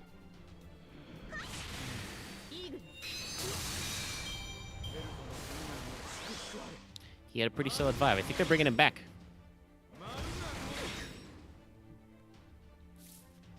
So, let us move on. This next one comes from King of Apples, who is trying really hard not to look at LB7 spoilers. Yeah. Christopher Eccleston, that's right. I remember he was kind of a weird fucking doctor, but I thought he was cool. Because that's the, Because that's the one that, I started Doctor Who on, and I remember people being like, what the fuck is this doctor running around in a leather jacket and, you know, like, mostly shaved head? People are just like, what? And I was like, nah, he's cool. Yeah, it was a little, but it's all the doctors are like that. Like, technically, the ninth was not my first, because I've talked about this. My mother is British and watched some of the movies and TV series backs, and our library had some sections of the fourth Doctor, Tom Baker's tenure. He was a weirdo too, though. That was he's the guy with the, if you ever see the long coat and the big scarf reference, that's the fourth Doctor. Huge, colorful scarf. Like, they're all a little weird and kind of iconic. That's the whole point, is that every different Doctor is supposed to kind of feel like his own guy. Matt Smith, that's right. Yeah. Thank you, Loth. Yes. I get that Christopher Eccleston wasn't super popular because he only had like one full season, but he was all right. He was rebooting a franchise that hadn't, been real since like the 80s. Yep. Yeah, but no, those are only the only 3 seasons I really know. I never really got in before or after those. Yeah, I tried to follow a little bit with the Matt Smith run, but it got a lot harder with not having cable and stuff. And like I said, David Tennant is just so good. He's so good at what he does. He's really good, guys. Anyway, let's LZ our way into, more questions. Yep. Let's see. This one we're in the middle of the man trying not to look at Lostbelts 7 spoilers. He doesn't say if he's succeeding. We're just trying out here. That's all you can really hope for some days. But they say, question, since we're going to South America and Ort is likely to appear, do you think Chaos, LB5, and Safar Extella count as types for the respective origin, or are they something else? They are completely and utterly something else. I think hypothetically you could make the argument that Chaos is like an ultimate one because they are supposed to be like the last best thing from their dying universe race place. But they're not even from this universe, so it's definitely not quite the same. Safar absolutely is not an ultimate one because she's a Velber, and guess what? There's 3 more of her, at least. Mm-hmm. I mean, this is a cold hard fact. Eventually, when Nasu is free from writing FGO, he may be able to write Extella 2. Like, there's some of that will come back. There's this whole fucking thing about, like, there's prophecy and stuff involving Velber and shit that we just have not touched on. I'm just like, okay, Nasu, come on, man. At the very least, it makes sense for FGO. We haven't gotten back to it because all of that stuff is in Extra's timeline, which is in, like, 2035. So until FGO lasts until 2035 in real time, we don't have to worry about it. But that'll be the plot for FGO 2 in 10 years. Anyway. Yeah, no, but, like, there's a lot of cliffhangers in Extella and Extella Link that just haven't come back yet. Again, I'm pretty sure because Nasu's been busy working on the Tsukihime remake and FGO and shit. He's a busy little mushroom. It'll come back eventually. It may take us a while, but it will come back around. Nasu has thrown a boomerang. We just don't know the fucking ETA on it. I'm always waiting for him to unveil his, super villain tier. You thought it was fiction, but it was reality type shit. Like, when is he gonna announce that the moon is actually a giant supercomputer and he has been its agent this entire time?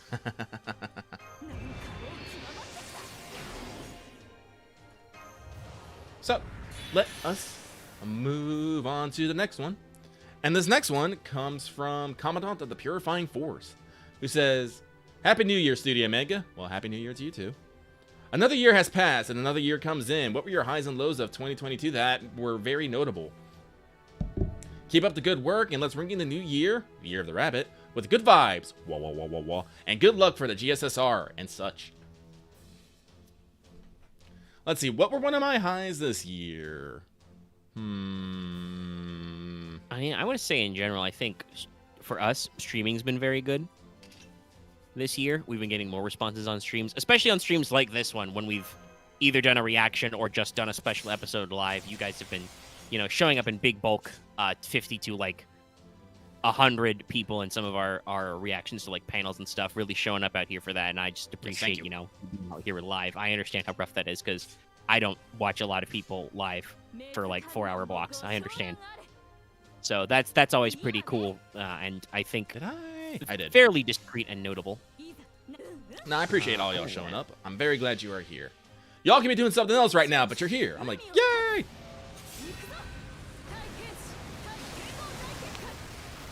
So, let's see. What is one of my highs? I bought a desk. I'm no longer on a fucking plastic fold-up table. Nice. It's a This solid thing, desk. it is a solid desk. And as another thing, I bought me a new Tamamo mat to go on it. I have a second Tamamo mat coming that I can put on the little rollout thing. I got my new tablet and stuff. That's all like this desk is professional. So I don't really think somebody asked about like notable lows. I don't really think I have any notable. It's like we've had you know, individually as a team, we've all had our low moments, but I don't really have anything that's like, oh man, we had a real rough patch. Like, yeah, there's been some times, you know, thinking about the song My Way. There's been some patches, but usually you guys are here to give us a nice little hang on, bounce can back, I find? little I know I put a breather. picture of the desk in my desk in the Discord. I'm gonna show all of you because I'm that proud of this fucking desk. Yeah, it's in here somewhere. It's in here somewhere. Let me see here. I know it was in general. Let me search in general from user me. Oh, also I do it. You know, what's rapidly becoming a very late year high, but wanteds don't always do super great. I don't know whether that's just like algorithmic stuff or just you know less interest from the people, but even though it's only been like 6 hours, Wanted Muramasa continues to be number one with a sizable amount of our last couple of videos, and you know, firing out there. So I'm glad you guys are watching it and appreciate it, and hopefully we'll watch it many more times. Oh, actually, you know, there's another thing we can say. Lucky, this year we actually started Gensakai. That is true. After years of development and several years of character planning, we actually got a group together and decided to run it. And we got APs. Sorry. I'm doing some searching in here, and I accidentally messed up my search, but the top result for the search is this came from S. Rosemund, science bullshitologist, who says, watching Let's Talk FGO and have you ever danced with a horny nun in the pale moonlight from Omega, swiftly followed by a frantic no from Lucky is the exact content I live for. I'm just like, god damn it. God, I wish that came with timestamps. Oh, thank you for the super chat, Despair. Thank you. See that? This is the shit we love to hear. Give us some funny quotes. Give us some timestamps. I can turn some shorts and clips and shit. Okay, let me just type desk in. Let me see if I can find that. Hang on. Desk. Oh, I think that's it. All right, jump. Scrolling. Where is it? There it is. Save image. Save. Alright, then we're gonna go to OBS here. Speaking of super chats and things, I don't want to hammer it home too much, but ad rev is usually a little smaller in December and in the first couple months of the new year. We are pretty close to a rollover, so I'd love if in our last hour, you know, last couple bits of this month, you know, make sure to slam a jam your views. Possibly consider a super chat or a membership at that last little bit, you know. Though I'm sure this video having oodles of watchers and plenty of you live will generate a decent amount of ad revenue in the Oh god, the this picture's huge. Of course it is. They're always huge. Hang on. I gotta shrink it. Shrink it. Gotta shrink it real good. Bend it. Okay, here we go. Okay, so this is my new desk. I'm super excited about it. Bam! Work it, twist it, move it. Yeah, before this thing, it was literally one of those fucking plastic picnic tables that had like the fold up legs. I had that thing for years, and like I was like, nay, this is the year I will get a new desk, and I did. It's black, it's tall, I can fit all my shit on it. It's great. I love it. Yep. All right, let's take that away again. All right, let me close all this other stuff again. I should take a picture of my desk setup again. It's been a while. I have an actual a proper desk with like combination shelves and cabinets and shit, and I've had it for a little bit. It was a pain in the fucking ass Like to a move new with us. CE. Can I find a fucking Oh, CE yes, template? there are generators. You can find a CE border somewhere. I'm totally gonna do that now. Yeah, I've been there and done that too, Loth. But yeah, I have a proper desk as well and have for a while. It was like I said, it was a motherfucker to move. But you know, desk space, it's good. That's all my shit. I'm gonna call the CE Fortunate Desk. I ain't no fortunate desk, no. Okay. So let's scroll past this one. Set it for the next one. All right, but with that, let's move on to the next one in Mailbag. This next one comes from He Who Drowns in the Yorokobe Mapo Tofu. Mapo. Did I say bo? Po? I don't fucking know. Sounded like a P. Sounded like a P.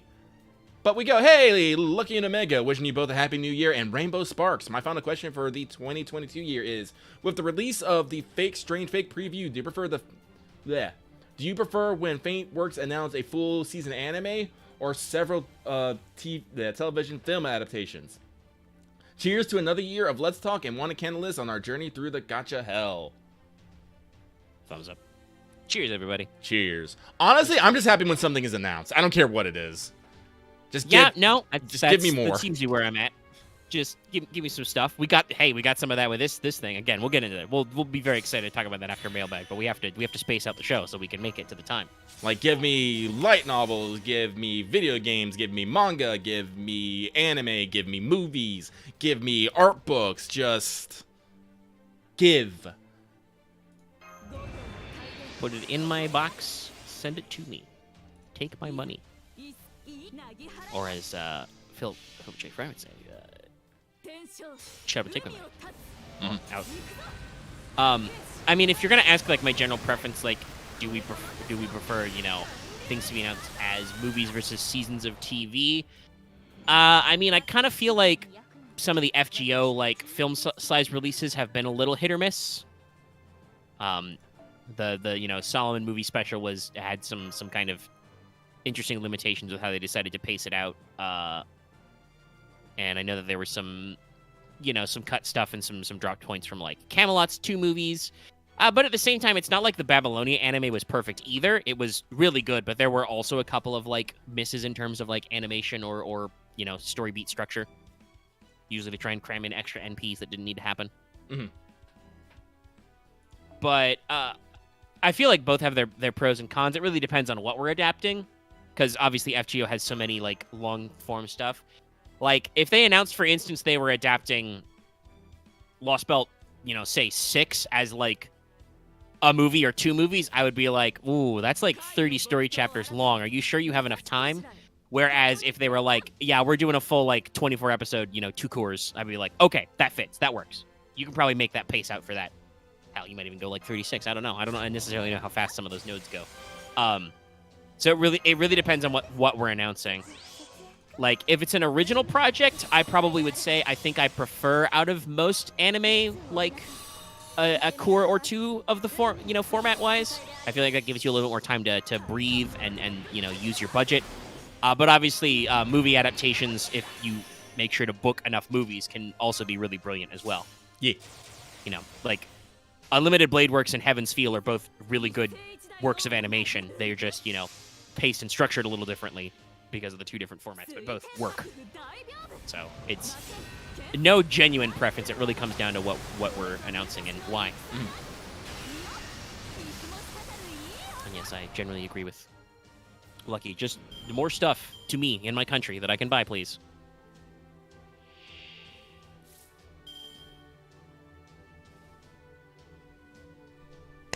So, I don't think I have anything to add on that, so we'll just keep moving right along. Yeah. So this next one comes from the man too young to be having back pains, but not too old to have a Lego bonsai tree. Real talk. the realest of real talks, you're never gonna be too old to have a Lego bonsai tree. Pretty nice. Anyone tells you that you're too old for that, they're lying. They're lying to you, and you should cut ties with them immediately. But they say, hello, Harry, Arm, Omega, and Quickfoot Lucky. My day job isn't comedian, okay? Clearly. Stopping by to say an early Happy New Year and New Year's good vibes. Wah, wah, wah, wah, wah, wah, wah. My simple question is this. Now that the New Year is on the way, do you too have new plans to bring to your channel? Any new collabs with any non-FGO creators, merch, or is Lucky planning a coup now that it's Year of the Rabbit and he's slowly conditioning over the years to believe that he wasn't playing a contest the whole time while waiting for a year like this, like the Fire Nation?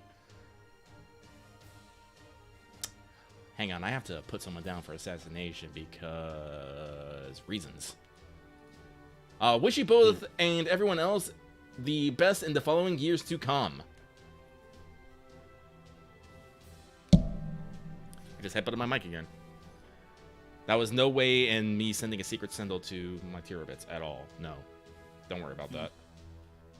Yeah, I don't really know if we've got new plans per se. Well, I have, I always have plans, but unfortunately, the plan is, can I actually execute said plan? Well, yeah, and like I said, I mean, you might have some stuff we haven't talked about, but yeah.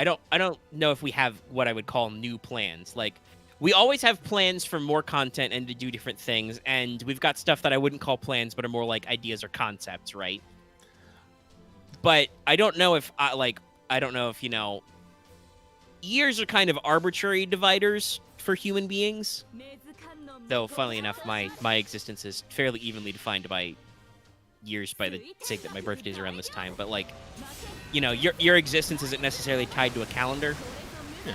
So I don't know. Obviously, a lot of people take stock in, like, New Year's resolutions and other kind of stuff like that. But there's not necessarily stuff about New Year's that makes me think, all right, it's time for fresh new ideas. You know, the ideas come to me when they come to me.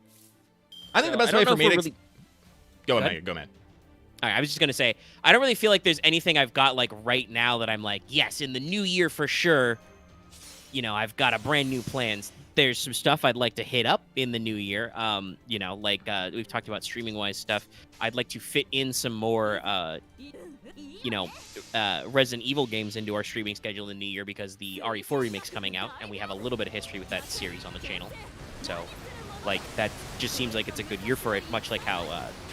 this year kind of worked out to, like, do the first of the, you know, newer God of Wars, the Norse years, earlier this year and come back for the sequel. Same thing with Plague Tale, actually. Like, you know, some nice little bow tie type stuff. But I don't know if I have anything that I would call a, like, new, fresh idea to announce. I've been talking about stuff I kind of want to do in the next yearish time period for a while. How about you, Chief? For me, it's mostly... I don't necessarily I have new plans, but I have a lot of plans to reiterate and improve upon things we already have. Like, honestly, this year, like, going forward, there's a lot of things I want to do. Like, I want to take another look at our Patreon and see if that's actually pulling its weight. Do we have too much or do we have too little in that? I want to basically, like, take another look at Let's Talk FGO and see if that might be better served being a weekly stream or not. You know, there's a lot of things I have ideas about. This, again, like I said, this is a co-production between me and Omega, so I can't necessarily go ahead with, like, everything until I have a solid enough idea to sell on to Omega, which is usually what I do. I usually don't bring up anything to Omega until I am 100% sure it's like, all right, this is a good idea and Omega will be for it. So, like, yeah, and it kind of goes, like, obviously there are productions I do, you know, just because I've ended up doing stuff without Lucky. You know, he can't be all free all the time. He's also working a regular job. But usually when I want to do, like, change-ups for stuff, I like to, you know, bring it up to Lucky, and I don't usually form my comments as, like, demands. Like, I think earlier today you asked, like, oh, are we streaming the Let's Take FGO? And I'm like, yeah, unless you are opposed to it for some reason. I didn't think you were, but I'm like, I'm not gonna pitch it as, like, yes, we're definitely streaming. This is what I say. I'm like, well, I was planning on streaming, and if we're all okay with that, golly gee willikers, everybody. No, but so there's some back and forth. Like I said, I think we got a good ship here, but I do think we might need to, like, swap out some of the parts. But like I said, that's gonna be things because like I said, if I want to improve upon things, you know, I got to upgrade some of my tools. This is why I've been like staring at the Adobe package for like months now, just being all like, Adobe, you're very good, but also you're very expensive. Yeah. And I've talked before about how for a multitude of reasons I need to work out, probably will end up being early in this upcoming year, a new computer setup for me as well to get, you know, more juice. Because we, you know, some of the production stuff is relying on my end, so there's more stuff we can do there. You know, and obviously we've done these kinds of changes before. You know, take a look at What's Up. Also, physically take a look at What's Up. Go click on it right now. That was a show that we started doing because, I mean, we've gotten more open to being a little more faffy in Let's Talk FGO as we kind of realized that in general, you guys, our audience, and YouTube as the great algorithm in the sky, likes it when the content's a little bit longer. You know, likes the bigger share, likes the more watch minutes. So we're okay about just faffing about random stuff in Let's Talk FGO as well. We don't feel the need to be like stick too strict to the script, as it were. Nah. But you know, we also don't want to dilute the product too much because I assume most people are watching that one because they're here for, you know, FGO type discussion and news. Obviously, some of you guys are here just to, you know, hang out with us and be cool. But, you know, there's other ways we can do that and spread that out over multiple shows of watching and showing. So we kind of ended up doing What's Up as kind of an outgrowth of other stuff. We originally tried the Anime Power Hour, which was based on some, you know, ideas that I had, and we tried to format that for a while, and it didn't really work. So we kind of, you know, cut it, and ultimately, and that ended up turning into What's Up as just our point of talking about whatever and cracking jokes. I think What's Up's usually a little more video game focused than, you know, anime focused, but not all the time. Unfortunately, I think it's very Omega focused because I'm not that good at talking when I'm playing a video game usually. Unfortunately, on yesterday's What's Up, there were some points I just like completely dead silent as me and the boys try to stealth through something, and it's not going well. Yeah. Definitely depends on the game. There are times when there's more or less focus, and it goes to me as well. Sometimes there's times where I like, yeah, you don't have anything to talk about here. But it's, you know, it's all about the game picks. FGO is pretty easy most of the time. Just push button. Yeah, no, like I can play FGO and talk to you guys easily enough. And that's the thing is, FGO does not go if I am not going as well. So if I stop to have a thought, FGO does not keep playing without me. True. And you also don't need to yell at anybody else in the room. I mean, I'll yell at me, but that's the usual. All right, on to Arjuna. We're gonna keep slapping. Powerful slaps.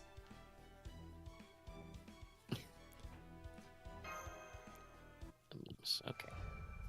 So where the heck and where are we with this? Yeah, but like I said, I don't think we're necessarily gonna do anything new, but we will do things different. And I think that's the best we can do. A side grade. And like I said, you might see some new content. Like I said, I really do think that, like, I like what we do for streaming content over the various forms of streams over the year. I think we have fun, whether that's, you know, me and Lucky just streaming, you know, us streaming like the podcast type stuff, or some of the other like gameplay stuff we do with larger groups like Final Fantasy 14, Fail Betrayal, etc., etc.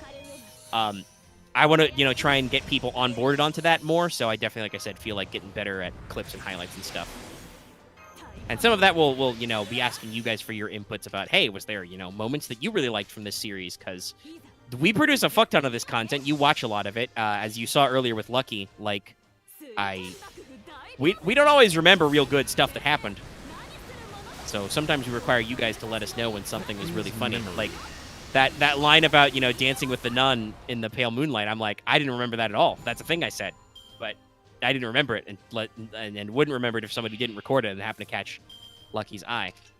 I don't think we really got any collabs planned. We've talked about this before. We're open to stuff, but that would require like input from other people and from you to get you, the audience, I mean, to get in on stuff, because, you know, we don't necessarily like know people. We need your introduction to stuff. But yes, probably just look for, you know, improvements on content, sharpening things up. I feel like Wanteds have improved. I think that was mostly this past year is when I started like very seriously scripting Wanteds all the time. Those early ones are short because I'm mostly just going off, fucking memory and basic graphics package. Now I actually like several days ahead of time write notes and like usually stick to my script.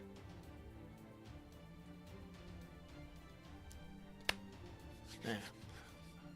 But actually, do we plan on? No, we're probably not. We're not gonna be done with God of War for like a while. No, not for a little bit more. Uh, And I might start firing up some extra schedules to get some longer time plays. We've had a couple of longer sessions of God of War as well. Yeah. To shave a little bit more time, but yeah. It's a chunk, as we've discussed playing through God of War Ragnarok, it's a pretty chunky game. There's a lot of density to it. Ah! That was the wrong person.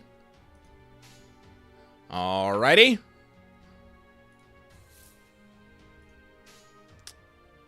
I did not think that through, and this is gonna probably take a lot longer than it should. Great. We mistargeted some buffs there. Yep. I've done that before. Just zone out and click the wrong person, and you're like, wait, nope. Because I was thinking about it, I would like to stream, the Dead Space remake, but like I said, I think we're still gonna be like smack dab in the middle of God of War when that comes out. It's about a month from now. Let's see, in about, assume 3 to 4 hours for like 4-ish weeks. That is only like, 10 or 20 more hours. And we've already been streaming it for about a month. That might not be quite done yet now. Alright, let's see here. How am I gonna do this? Let's activate some evade here, because I do not want my fucking Musashi to get smacketh. Let's see what we got here. Yeah, we got a few more. Not that I'm trying to rush the mailbag, I'm just checking. Listen, I'm definitely not trying to rush the mailbag. We've almost made it 2 hours. We got 2 to go. I'm committed. Yeah, we're doing the bit. Hey. Doing the bit. Once again, glad you are all here. Don't you kick my top mama with those smelly ass fucking feet, you little shit. Let me see. Yeah, we've been pretty consistently around 70. 70-ish people live. It's pretty big. Not our biggest ever, but still pretty good. Let's do this, actually. Let's get... Usually we're looking at, 10 people for, a What's Up or some of our other streams. Yeah, obviously, this is, FGO focused, but once again, I would like to reiterate, we stream a lot. Do some stuff. I'm playing Final Fantasy 14, and that sometimes involves these guys. We do stuff and things. We're playing God of War Ragnarok on Mondays. We have a new episode this upcoming Monday. Check them out. Check it out. It's like this, but instead of FGO, it's... Stop casting that, you little shit! Fuck you. Alright, perfect. No, he's going to continue to get more crits. This is a Spriggan. It's what he does. It's all he knows. It's all he knows. Yeah, I just have to wait off 1 turn so I can get some buffs, and now we're going to spin to fucking win. Yep. Get all your buff juice back. Stack them up. I have not smelled Spriggan's foot before, but tell me, how many feet have you smelled? Is that something you want to do? Is that something you want rubbed on you? Do you have a foot fetish, Rogue Robyn? I bet you do. You seem like the kind of gremlin. I mean, if nothing else, Spriggans, I think, are made of, rock and tree, so... I don't really think that probably... Also, he's barefoot everywhere. You ever seen a Spriggan wear a shoe? This is where somebody's gonna be show me a fan art of an FGO Spriggan with the boots on or something weird. Now he's gonna have some fly ass fucking sneakers on. Nike's latest release. Yeah.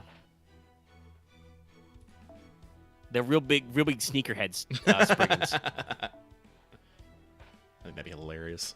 They're always chasing the latest releases.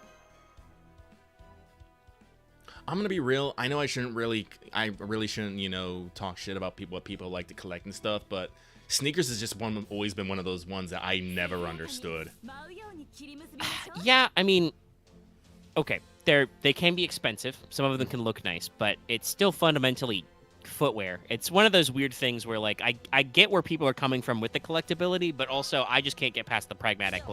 If I'm buying a fucking shoe, I want to wear it, and that means I'm gonna get it fucking dirty and scuffed up and stuff. So I don't want to, invest in a brilliant shoe. Did Spriggans have boots in one of the Christmas events? They might have. They do funny edits like that all the time. Ooh, Christmas booties.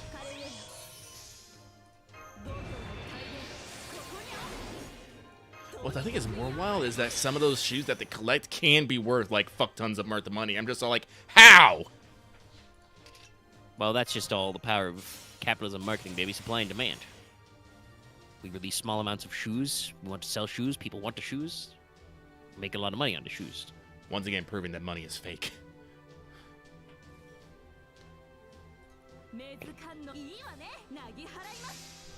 But, alright.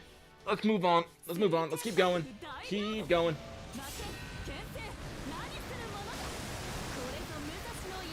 So, we move on. This next one comes from Biggs Tim and Morning, the innocent NA only, and the great FGO spoiler apocalypse. There are words here. But Tim's they say... Tim, huh? Mm-hmm.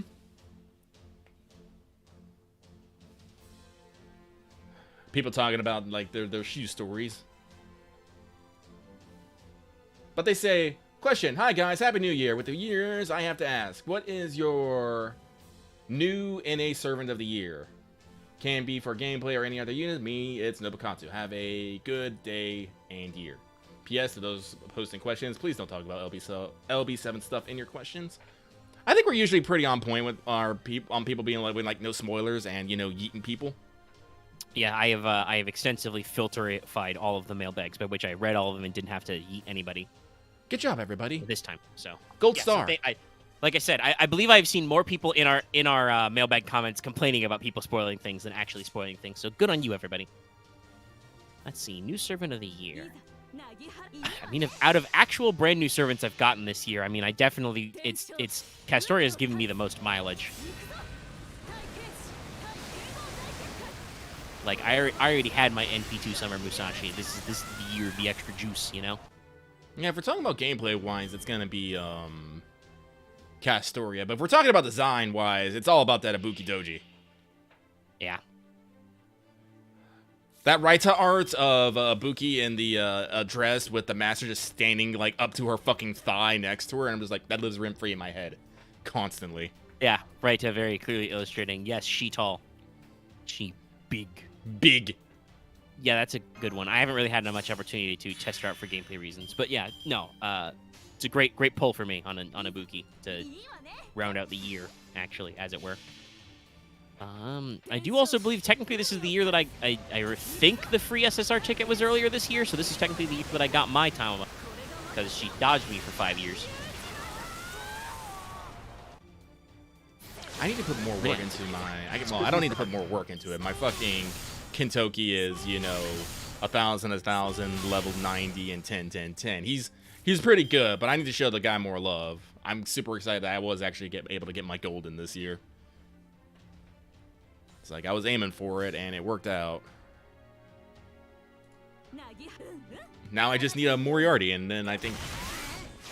Yeah, I think Moriarty is like the last one that's on my I absolutely need this unit. I think I have just about everyone else I want. Well, I do believe he does at least have some raid ups and stuff squirting in somewhere. Somewhere. There's, you know, some of that stuff in the year of Road to 7 and other stuff. There's, you know, commentary about Singularity and stuff, so I believe he's in the big pile of EOR banners. There'll be opportunities, means, motives.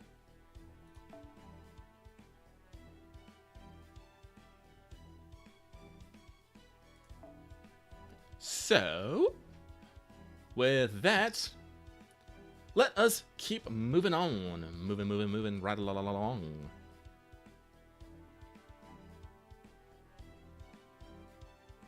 This next one comes from So Damn Tired. They say, I know Lucky is pretty much locked on trying for calm on the GSSR now. You would be correct. Plural GSSRs, by the way. No, it's true. I'm probably going to keep trying on Kama until I get MP5. That's probably, yeah. That's usually because the Kama banners usually have more than I want. I'm pretty sure whatever like Tama Lantra's on is usually a complete clusterfuck for me, usually.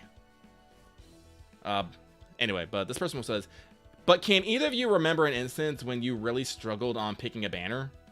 I have been pretty much set on rolling the male extra banner all year, being as none were MP5 and Voyager has absolutely refused to come home for the 80 pack for SSR spooks. Oof. However, when we got the surprise Dante's raid up banner during summer, I decided to go on it pretty hard since having MP5 is my goal since summer 3. I walked away with MP6 getting 2 copies and 1 multi, so now I'm struggling with risk getting a USO, trying for my highest priority servants, or picking a different banner with less exciting results. Sorry if this was a bit incoherent. I am very tired. Sending you good vibes. Wah wah wah wah wah. And good gotcha luck for the rest of the new year. Oh, for the new year. Excuse me. We have Followed passed by a doot. a doot. Because when you support us and give us a channel membership, you can use emotes in the community tab in Mailbag. It's this emote. Doot, doot. Hopefully chat knows about the doots. I tell chat to give us doots whenever there's... Because, you know, that's one thing that I think Twitch does do better than YouTube. They've got, you know, generic emotes. So we can't really get cat jams in YouTube, but you can tear up a doot if you're a member when there's jams. Mm-hmm. Jamming. Also, no, I don't think that was really that incoherent. It was a little long, but I think you managed to avoid run-on sentences. There was fucking commas and stuff in there. There's a semicolon in this comment. Very Pretty impressive. advanced. Yeah, that's pretty impressive. And if you're asking, like, I mean, I think the one I can remember is this literal GSSR. Like, I spent over the past week or so a lot of time in our Discord when people are talking about their picks, staring at the different banners and going like, what am I gonna do for this GSSR? Because as I brought up earlier, none of them are really like, you know, perfect swings for me. All of them have at least one duplicate, if not more. And several of them have some very spicy duplicates that I'm not going to be super happy about pulling. So I had to have a real hardcore think about where I wanted to go and what I wanted to do before, like I said, ultimately citing on the push for the slot that I don't have any SSRs in, which is AoE Assassin. All my SSR Assassins are single target. Honestly, I can't think of a really time where I've had like a difficulty choosing. I usually know exactly what I want and what I'm going for. Yeah, I think there have been times when you've known that your choice isn't the most optimal, but usually when, like, I could pull up the GSSR for JP now, and hell, you know, if somebody will shoot me a graphic in our Discord or something, I can look at that. I could probably show Lucky that image, and he would know exactly which banner he wanted to pull on, you know, 2 years in the future. Obviously, barring other rate-ups and stuff, but, yeah. You know, it's... Damn, that's loud. You're usually pretty good at looking like, okay, this is, you know, there's a guaranteed in here. I know exactly where I want to go.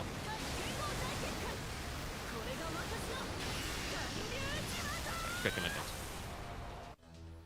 I'm waiting to see if anybody will type in the Discord to give me the image. Oh, it's Altera. Remember, chat. And another Spriggan. Fuck you. We gotta pad this out. We're only 2 hours. We got 2 more to go. We got 2 more. Yes, we do have... All right. It's like a subathon, but instead of us streaming for longer for subbing, we're trying to make the show last long enough to do the funny haha stuff with the... Well, I know people like seeing people roll, so that's why I want to get out of there. Yep. They like rolls. They like news. You won't be able to see my roll, but I'll be able to do it, and I can yell at it if it's bad or something. Mm-hmm.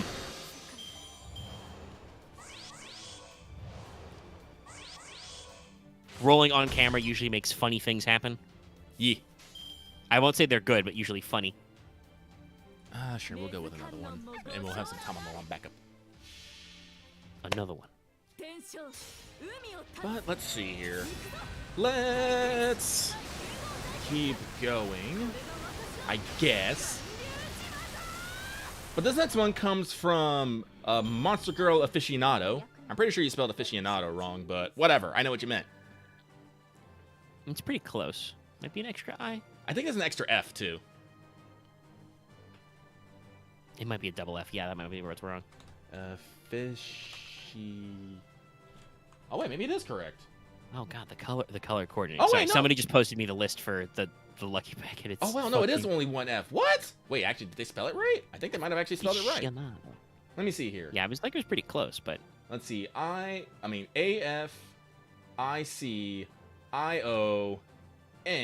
No, they spelled it right. Wow. Shout out to you. Yeah, so it's single target AoE. Why isn't it 2 Fs though? Why is it only 1 F? I don't know. What is language? And then all the extras are split up by a quick AoE, arts AoE, and 2 buster AoEs because we've got too many buster AoEs. But yeah, somebody did link in the Discord, like if you want to pull up the chart. Where is it? It's in Let's Talk. Hang on. Let me close that. Let me open this. But yes, as I said before, this banner assembly they've got there, that's got some shit where I can be like, yeah, I can guarantee a new servant there.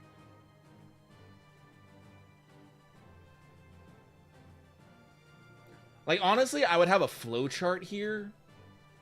Because, like I said, my choice would actually, like, totally depend on whether or not I have other such things. Like, I would prioritize getting new servants over higher MPs, but only if those new servants are, I have more than a 50% chance of getting them. So, like, for... Let's see, where's get this one. Like, honestly, I probably would not roll on the Assassin's AoE Offensive MP for Coin Sky of Darkness because there's 4 other ones. But, you know, I probably would consider rolling on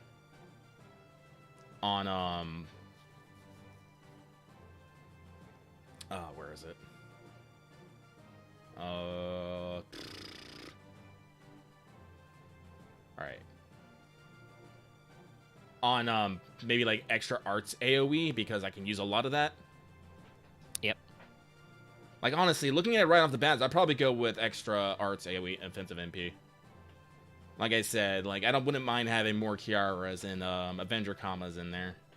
This isn't to say if I don't have MP5 comma. If I have MP5 comma already, if I don't, I would probably go with that one, because even though there's Image X in there and the Gramps, it's only, you know, 1 out of 3, so that's, you know, a pretty solid, that's a pretty good chance. Yeah, still decent odds.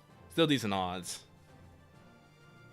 I would not go for the Tama Lancer because I have well, actually no, Tama Lancer would actually probably be pretty good as well. I could finally get an MP2 Skahawk, bring that, and I don't know what I'd be at Melusine. Like, I can tell you exactly what I want, like, 2 weeks before it happens, because I won't be, like, judging potential things. Yeah, you'll know exactly where you're going. Yeah. Like, and I can already tell, like, some I probably would not go into, for instance. Yeah. Like, I don't think I need to go into the one that's Archer single target, even though Super Rant's not single target. He's a self-buff, but anyway, I think that's just how the wiki did it. But that's, you know, I have a Moriarty and a Super Orion. I don't really need extra NP levels for them, so Summer Artori is cool, but I'd much rather take a Gamblin somewhere else. Depending on how things work out, I could see me taking a chance at, for instance, the Saber AoE, because, yeah, I've gotten a Buki, and I'm hoping to get a Muramasa. I have Saber Shiki. I'll probably be rolling pretty good on Charlemagne, but what if I miss, Muramasa or Charlemagne? I missed. I fired, and I missed. You know, I might want to go for that one. I might take the risk that I end up with an NP2 on Nero Bride or Sigurd to try and get that Saber Musashi that I still don't have after all that St. Courts, you know, shit like that. There's some good ones and some bad ones here. Hey, thank you, Osama Ben 81 for the super. Yeah, well, a little animation. Yeah, neat. Must be because it's New Year's or something. YouTube does stuff like this sometimes. It's extra flair. Sorry if I sounded far away for a second there. Drop my mouse pad. I need that. Yes, his single target NP is his Buster card, yeah. Very true. Oh, the sticker covered the foe. That's funny. But, you know, I know that some people have, like, gripes about some of the specificity of some of the lucky bags. I in general, like it when they're more specific and weird, because that lets you narrow your targets better. And it will never be perfect, but, you know. Again, maybe I missed Assassins this year. That Assassin AoE, that's exactly what I want. I don't have any of those. We'll see if I don't have any of those in 2 years. We'll see if the meme continues. Some memes!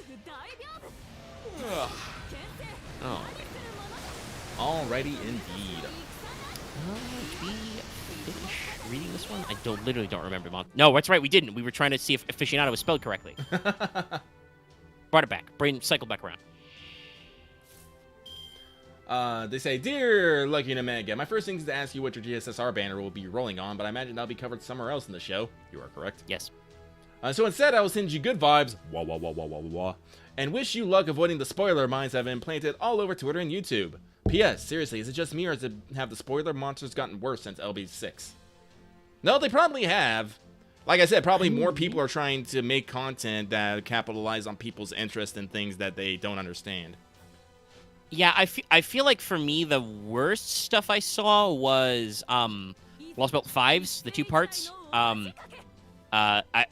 And very specifically, it was Koyanskaya. The Koyanskaya fight, the partial beast fight in 5, part 2 was like, that's the shit where I first started really being inundated with lots of spoilers and stuff on YouTube.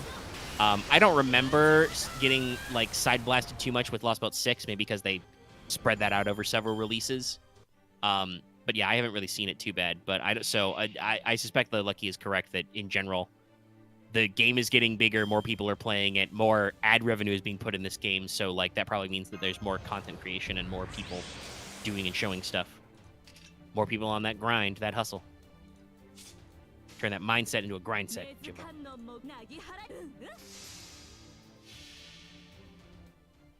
Yeah, no, I feel like the Koyanskaya fight was the one that like the internet couldn't hold in anymore.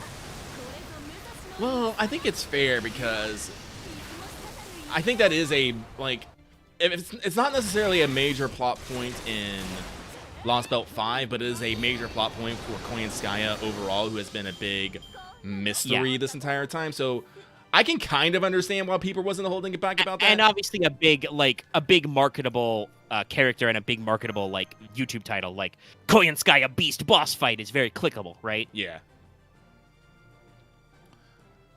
So, like, I can understand that when people, like, literally cannot contain themselves, but I think there's a moment where there's a difference between, you know, cannot contain your excitement for something and, you know, trying to prioritize so you can get views and clicks. Like, me... And obviously, to be fair as well to the people generating clicks, there's still people clicking, right? Like, there is still an audience out there to hit the clicks.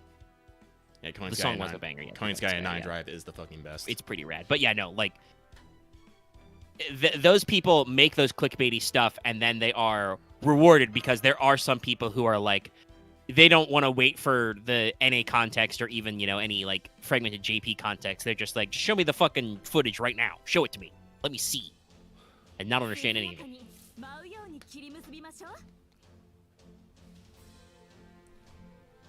And yes, I do also have Koyanskaya 9 Drive among my song selection. It was a pretty good OST. That's number 5.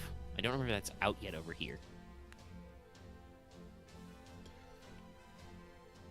I think not, because it's definitely, I don't think it's in the game yet, unless they added it very recently, because I think that OST goes up to Hey on Kill, actually. It's me, I'm audience. Good. But, no, like, I can understand the hype. Like, anytime a new servant comes out that I actually understand, like, its historical significance, I immediately want to go onto Discord and be, like, yell about, like, how I know this person from history and whatnot. Unfortunately, it sucks because most people want to talk about mechanics rather than history, and you upset me every single fucking time. True. But there's still, I like to look up occasionally, like, new servant demonstrations and stuff like that. Usually when we're scripting the show, I'll, go to the wiki and I'll click the little NP video. Funnily enough, I don't think there was a separate NP video for Rasputin earlier. At least not one that was linked on the wiki. We got some special PVs and stuff, though. I know I woke up this morning and I saw some uploads from the FGO YouTube channel, and I think there's KOTOMINE in the thumbnail, and I, clicked it. Shout out to Joji Nakata for cosplaying KOTOMINE and just being an absolute legend. Yeah, these past he's just few doing days. all kinds of stuff. Yeah, the fucking sunglasses. I need that as a costume, FGO. But yeah, no, and like I just clicked on that one, and it's just a little preview summarizing all the stuff that's happened. And at the end, it shows me the text that I can't read but understand to be available now, kind of a thing. And I see Rasputin there, and I'm like, yep, okay, that's what happened. That's all I need to know. There was a lot more there, but that's it summarized it very well. And I think we've generally talked about this, like, usually, because we're NA only players, we try to be a little tight focused on spoilers. You know, I don't go out of my way to, you know, click in and consume every bit of spoilery. I will occasionally, depending on the event and stuff, you know, check our spoiler channel and stuff like that. But normally, like right now, JP spoiler for me is muted. Occasionally, I'll check in there and, like, you know, go to the bottom of the scroll so I don't have a huge backlog and make sure everybody's behaving themselves. You know, moderator stuff. But generally, I don't, like, immerse myself in the spoilers and so on and so forth. But even we understand there's, like, limits to discussion. And so the spoiler policy on, like, our Discord and our comment pages and stuff is generally like, hey, story beats, plot points, those are spoilers, you know, at least until the point where we drop a warning like, hey, spoilers up to this point. You know, we start every show with a spoiler warning just in case. Usually I like to double down when we're talking about specific events or characters or stuff. Man, somebody needs to do us up to double speed. You're leaving comments of like 5 minutes in the past, bro. Your face. You're not live anymore. Like, something we've always said in our Discord, and you know, I told like our other moderators and stuff is, and honestly, I think this must fit how Lostbelts thinks. Once a banner is real, once a banner is out and a servant is summonable, the fact that they are summonable can't be a spoiler anymore because it is part of the marketing and the advertisement for this game. You cannot dodge it. It's there. If you open up the app, you'll see it. So that's the part where we, like, sometimes with profile stuff, we got to tell you to, you know, err on the edge of caution. But in general, the concept that a servant exists is, you know, it's hard to hide. And I guess that is what Lostbelts is going for without, you know, doing, you know, brand new banners for Lostbelts 7 right away. Because they don't want to give away too much. And honestly, they're already giving away a lot in just the 10 bits you can do. There's some fucking crazy shit. Lots of new characters showing up. Lots of cool sprites. Some freaky mechanics. I won't discuss which character it is, but there's a new support NPC in the Lostbelt who has AoE basic attacks. I don't know if that's going to be a mechanic we're actually going to do going forward, but it sounds pretty freaky, you know? So we're playing a lot close to the chest. Also, I'll say, yes, gameplay is important, but it's not all the fucking game. So, fuck you. I want to talk about historical princes in this game that uses historical references. Well, yeah, and in the context as well, Lucky, you said that, like, you're looking for info about servants when you think or know that they are somebody you are historically interested in. So you don't really care about the mechanics when you're doing that search. It's you want the support to be like, oh, I recognize this person. I want to see what their deal is. What's their thing? Hopefully people get a decent chunk of that when we do Wanted. I feel like Wanted would probably be very boring if I tried to just do mechanics, though I'd like to discuss those too. They are important, and sometimes servants have fun mechanics. Like, if gameplay is so important, let's just turn everyone into fucking gray blocks that just have numbers. I'm pretty sure you enjoy that. For the Chinese server? Yeah.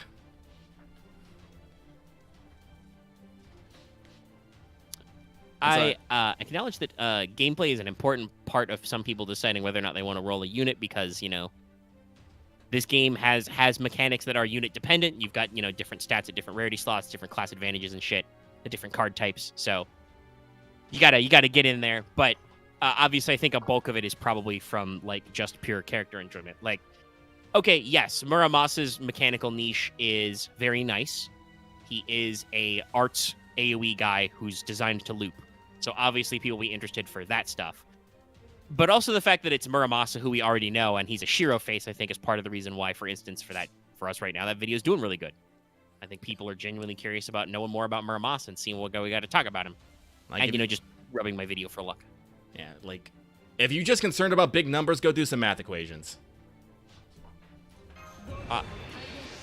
And let's not necessarily knock doing math equations. We've been called out on the fact that we don't know how to fucking do this game's math before, because we don't. Oh, I really don't. Are you kidding me? And I know sometimes that's helpful, you know, in like a discussion podcast for us to be able to unpack exactly how a servant is fucking broken. But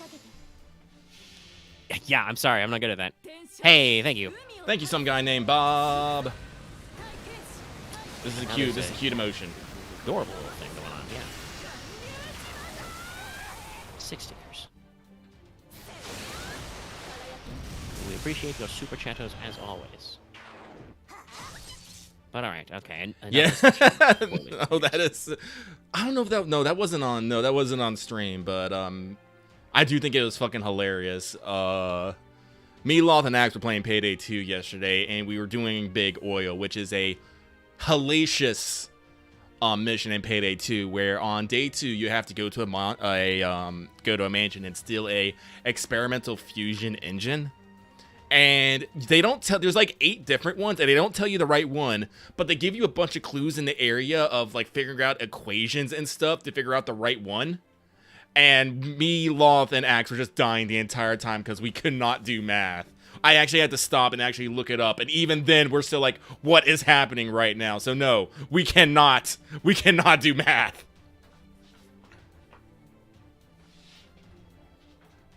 Yeah, Axe had to break open a calculator. Yeah, I'm just imagining. I keep a graphing calculator just because I still have a graphing calculator from like high school and college and shit. But I keep a calculator next to my computer at all times, just in case I need to do anything, big brain. The worst part about it is we got it narrowed down to three engines, and it wasn't. And the right one was the third one, and it sucked. No, we were so mad. So you managed to eyeball it close enough, and then of course it's literally out of the 3, it ended up being the last one. Yes. Oofus goofus. It was super oofus goofus. Roblox oofsound.mp3. And I don't know if we're gonna get to it tonight, but we got our next mission is Framing Frame, where we have to steal paintings, do a deal, and then break into a fucking politician's mansion. Hopefully not get caught at any of it. So we're having a time in Payday 2. I love this game, but at the same time, it gives me stress lines. The pay do be day. Yes. But enough of that. Was there anything else you wanted to mention? No, I don't think of that one. Alrighty. We're ready to move on away from the spoiler spiders. Spoiler Talk spiders. about whatever is next in here. We got like 6 left, I think. Yeah, more faff and go. Let's see here. So this next one comes from the Julian God, who says, if my understanding correct, Summer, Raiko, Vitra, and Kama have their own form of the god-killing Vajra. Is that Vajra? Vajra. So if all 3 were to throw their Vajras at one another, who do you think would be the conceptually strongest one? Have a good rest of the year and an upcoming new year. You need some commas and some pluralization in here. And not that kind of comma. Don't you do that joke on me. I did that already. I would not know because I am not actually that well versed in Hindu mythology. Yeah, I'd have to double check. First of all, I don't think Kama has the god-killing Vajra, because she has her own Adhara, astral weapon, is the arrow of love, and I think it's like has some connection to like Shiva's ultimate destructive weapon because Shiva blew Kama the fuck up, but it's not quite the same. So I don't think. But again, listen, like I talked about this with the Richer Wanted and stuff. There's a lot of source material to dig through, so sometimes there's stuff that I missed. But yes, hypothetically, Raiko and Ritra should both have access to a form of Indra's,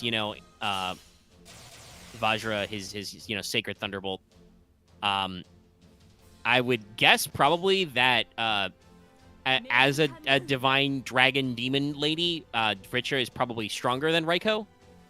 Summer Raiko is just kind of borrowing Indra's Vajra because of her, connection through Gozuteno and stuff, being vaguely a Indra child thing.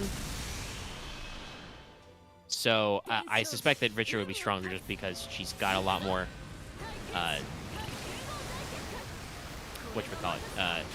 she's got a lot more template stack, Mm-hmm. Lore-wise, Ritra is pretty bullshit. Being a dragon, a god, and king of the Asuras. Whoa. It's Zhongyu. It's a big boy. He is a big boy. Whose rank up are you doing right now? This one's very mechanical themed. I'm pretty sure Neja. Makes sense. Pretty sure I've done that one already. My Neja's like NP4. Now let's fire off this NP here real quick. Musashi go burr. Alrighty. So, Unfortunately, I have nothing else to add on that. I really should start working more on my Hindu mythology, but God, it's a lot. Yeah. I was like, I've been trying to commit more Norse mythology to brain recently. It's not working that well.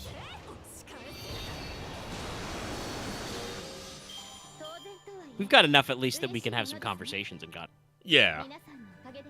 Well, that's the reason I've been doing it, because I've been wanting to, you know, point out differences between actual myth and the adaptation that God of War did.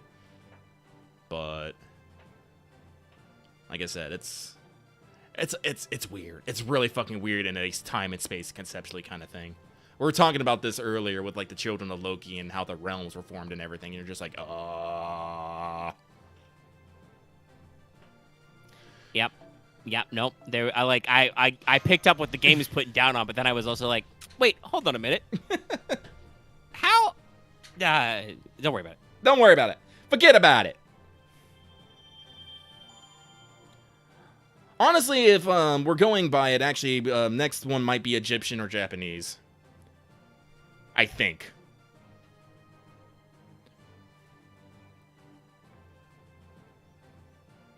But let me see. Japanese would be fun just because that's within my wheelhouse, but Egyptian is also within my wheelhouse, and there's a lot of weird shit in it. Go watch OSP's video about like the journey of Ra. Chambers filled with more snakes.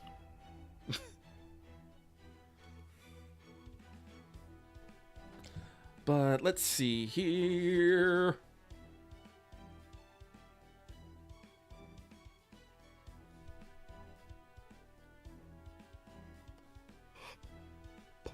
Where am I? Here am I. This next one comes from Wallachun is in trouble this year. Yes, this is correct. They also capitalize this like it's the title of a light novel. It could be a light novel.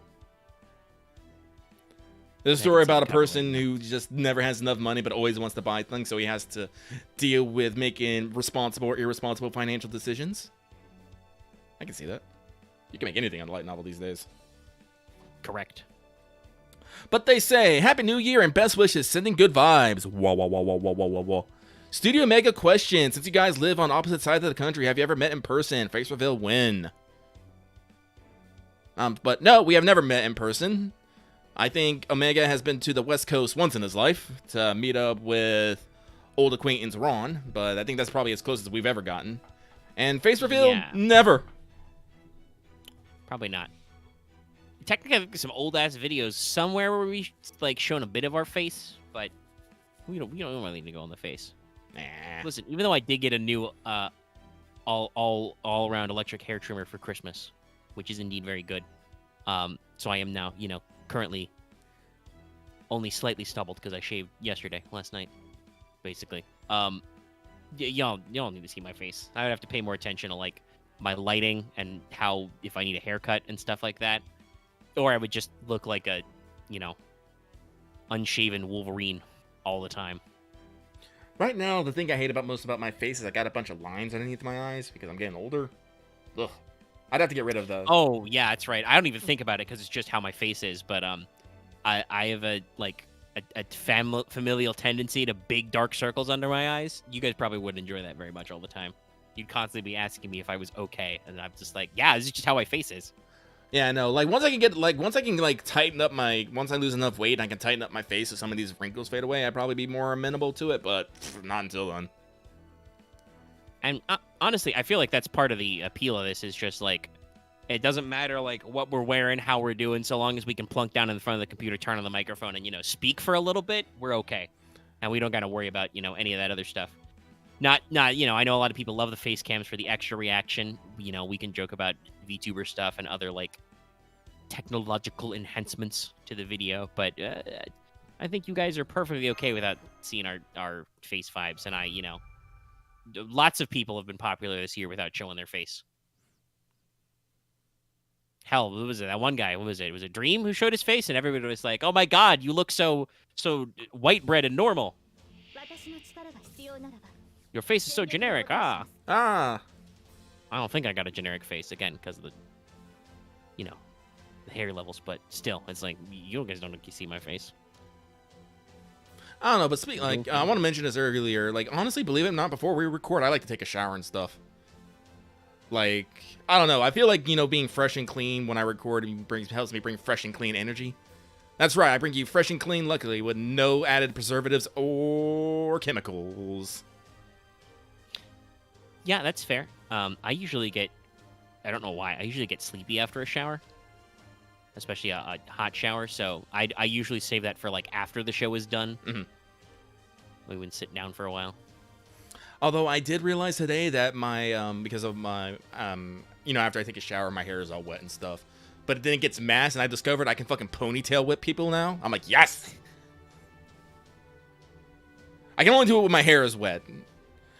Because someone said something, and I snapped my head to the side to respond, and my my ponytail just whipped around and hit the door. I was like, oh, I am weaponized. It's great. Maybe I'll put, like, a heavy bobble on the end of it. That's the other thing I don't think I like about, like, necessarily showing my face. It's my hair. Like, when my hair is wet, it's fucking sexy. It naturally curls. So I look like I have, like, I look pretty sweet. When I have my goatee, I just look like a fucking, like a South American mobster. This is when we used to make jokes about, Hefe Lucky. But when it all dries out, it gets super poofy. So I'm like, eh. My hair is definitely naturally in the poof stage.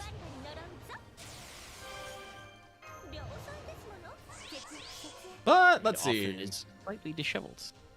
Because it's all over the place. I need a haircut, for instance, but it's been heckin' cold lately, so I'm like, I don't want to lose any extra layers.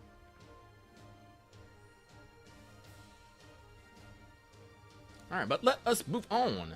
We got 4 left. This next one comes from Procrastinator, who probably got the beer virus from traveling is physically spent. Don't procrastinate on your sleep, people. They say... Yorokobe, everyone. Another year, another dead meme. No energy for UBW MP parody. Gonna try for next week if my respiratory system isn't trying to unalive me. Good vibes. Wah, wah, wah, wah, wah, wah, wah. And Happy New Year to all. Same to you, my dude. I hope you get better now. Not soon. Soon's too late. Yes, I wish you to recover. Immediately. When? Generally. Just recover. Do it. Now. You won't.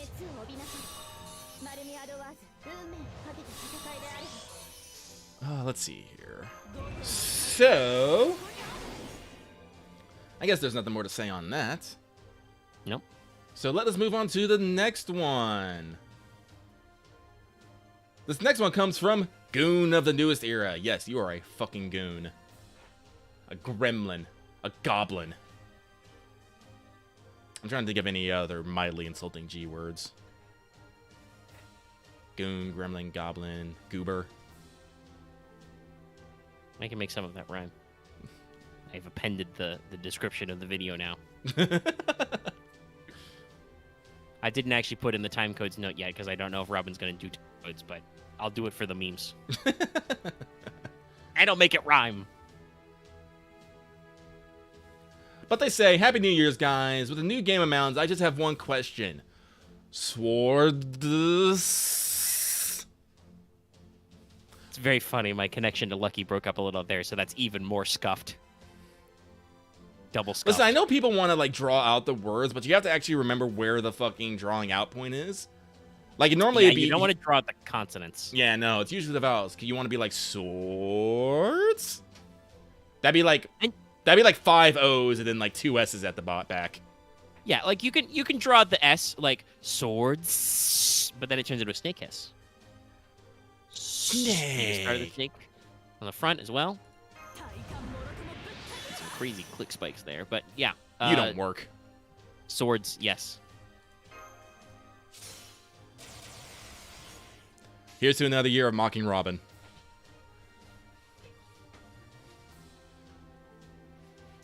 Well, Robyn does technically do work. He does do Timecodes for free. Or for Lucky Bucks, anyway. Lucky Bucks, like all money, are fake, actually, but you seem to like them, chat, so... Listen, if Robyn tells me, like, says I have 500... Actually, how many Lucky Bucks does Robyn have? Let me pull up the fucking chart. Oh my god. Sorry, YouTube is just like, hey, now's a good time to insert ads. No, it's not. Lucky's looking up Lucky Bucks. Well, I mean, technically, I guess if you're looking at something else, it might be a good time to run an ad. But no, I'll save it. Oh, no wonder We'll I'm probably not take pulling it another. up. We're almost done with Mailbag. We'll probably take another brief intermission because it will have been 2.5 hours. Robyn has 350 Lucky Bucks, actually. It's a pretty good number of Lucky Bucks. Of Bucky Lucks. Yeah. So, well, like I said, we really can't answer this right now. We'll probably talk about this in the free talk segment. Yes. So There's hold a on game. to your We'll pants talk about there. it. Hang on, let me activate Musashi. And as for how it's going, chat, we're doing great. We do this for 2.5 hours. We go! But this next one comes from Emperor of Not Saving Quartz. I feel this. They say, hello, Lucky Mega. Just two things. Happy New Year's, and soon the Salt of Shiro stands will be released into the air and achieve complete global saturation. I can't see the word global saturation without thinking about fucking RE5 Wesker. I mean, yeah, that's the meme. I didn't know it was a meme. It was just something that always stuck with me, but I guess you know how the internet is. I mean, that's what makes it a meme, I guess, is just people remember it, right? Like, True. You know, like, I don't think that there's anything necessarily funny about the concept of saying, you know, standing here, I realize, or the actual sound clip, standing here. Like, that's just, people remember that as a moment, and then because that sticks, we turn that into a meme. It was just neat. Insert meme of, I think they're neat. Here, I just think they're neat. But let's see here. Well, yeah, no, like I said, I'm expecting our roll threat to blow the fuck up later today. With both GSSR and Murmurasa rolls. Yep.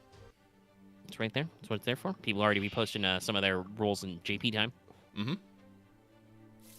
Wyvern Origin. That is a fucking name. Yeah, I think they've used a couple of Wyvern Origins before. They're big boys. They are big boys, and I have no Musashi cards, so I'll hold off on that. Gotta get them chains. Get those chains, possibly with them veins. So, let us keep going on, and we will go to our last one. This last one comes from Agent 418, who says, hello, Lucky America. Have a good New Year's. Same to you. Honestly, I'm pretty sure Agent 418 is always the last one we have. Like, I swear. I don't know why. It naturally seems to congregate to the bottom a lot. I know that he's usually one of our guys who posts later, but I know there were some other people who got there snuck in sooner. You know, there's some that are 1 day ago, and then there's, 3 hours ago, 2 hours ago. Stuff like that. And of course, for the Goon Goblin 1 hour ago.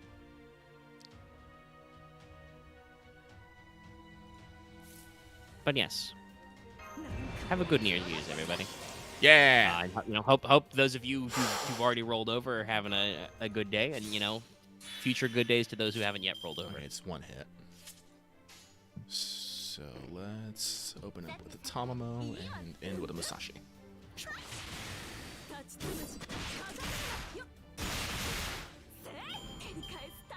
Yes, you're in the future, Upside Down Man. Future. Though I believe at this rate, because we're already under 3 hours ourselves, everybody in Dragon Fangs, Jesus. Sorry. Everybody in Europe is also rolled over.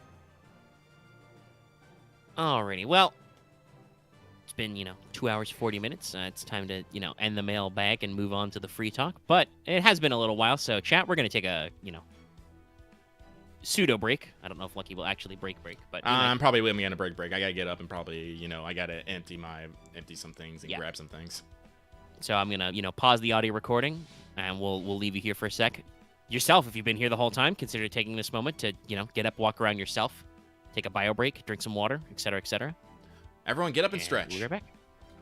Stretching is important.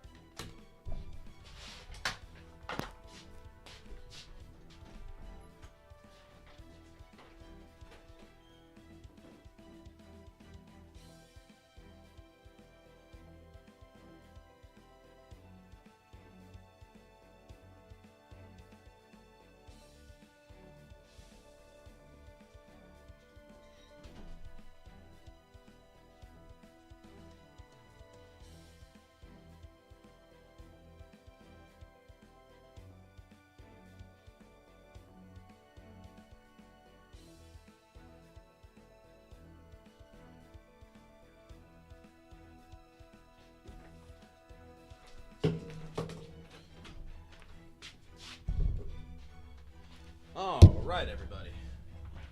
Lucky is back. I grabbed me an orange soda and a protein bar so I can keep going and going and going. Yeah! But, oh, I'm out of AP. Well, this is why I got bronze apples. Whoop. Alright, let's keep going with Yume Ren.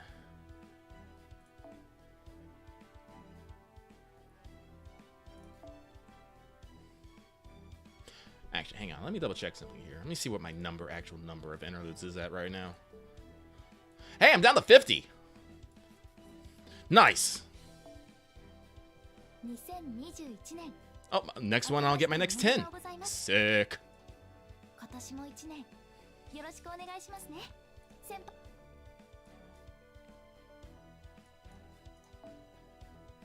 Progress is being made. God, I'm so behind on these. Look at all these. Let's not even talk about the ones that are, you know, fucking 5 pips. Why do you exist? Why? These should have just been redone. You animal people. Old school way is the 5 pips. It's all the old ones. And then they realized that was dumb, and then they moved to 3 pips. I don't think we go below 3 pips. Freaking 1 pip radius. That'd be funny. But alright, I'm unpausing the audio. We're back. We back. So close the mailbag tab. Alright, chat. What do you want to talk about first in Free Talk? We could talk about our new servant, the new servant Deets, Yorokobe edition. Or we could talk about that game thing. Let's knock out the shitty priest. Okay. Sorry, stretching on my bones as I'm back in. It's fine. All right, new servant Deets. Well, it's time to rejoice, everybody. It finally happened. Rasputin, aka KOTOMINE Kirie, is here. He is an SSR alter ego, so they did actually go with the alter ego stats here. He has the lowest attack and the second highest HP for that slot. Yes, his attack is lower than Kiara, but his HP is not higher. He does have a quick arts buster deck with slightly higher hit counts and slightly lower NP gain as a result. And his NP is an AoE arts, and it's pretty busy, so follow me on this one. He does bonus damage to enemies who are evil. He has a 60% chance to instant kill enemies who are good aligned.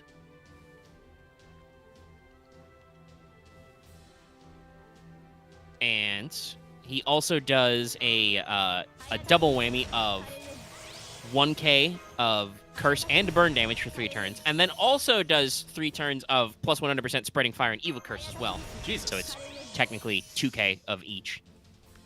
And his overcharge is a very simple arts up on self for 1 turn. So you get arts boosted, you do extra damage to evil servants, you might just instantly kill good servants, or any enemy actually, and then you also just slap them with the dots.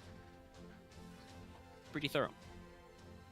His first skill is a variation of Protection of the Faith. It removes a targeted ally's debuffs and gives them a 1k to 2k heal, and also increases his own attack by 20 to 30% for 3 turns. So self-attack buff, but gives a ally a debuff clear and a small heal. Decent. Second skill gives himself a 20 to 30% battery. It gives all evil allies, which includes himself. He is, Rasputin is canonically lawful evil. But gives all evil allies 10 to 20% battery as well, so that turns it into a full 50 for him. And also is 10 to 20% arts up for evil allies for 3 turns, which, again, includes him. Because I do not believe on the wiki these say they are other allies. But using this skill does cost him 2k HP, which you can offset by using his heal and his debuff clear. Weird.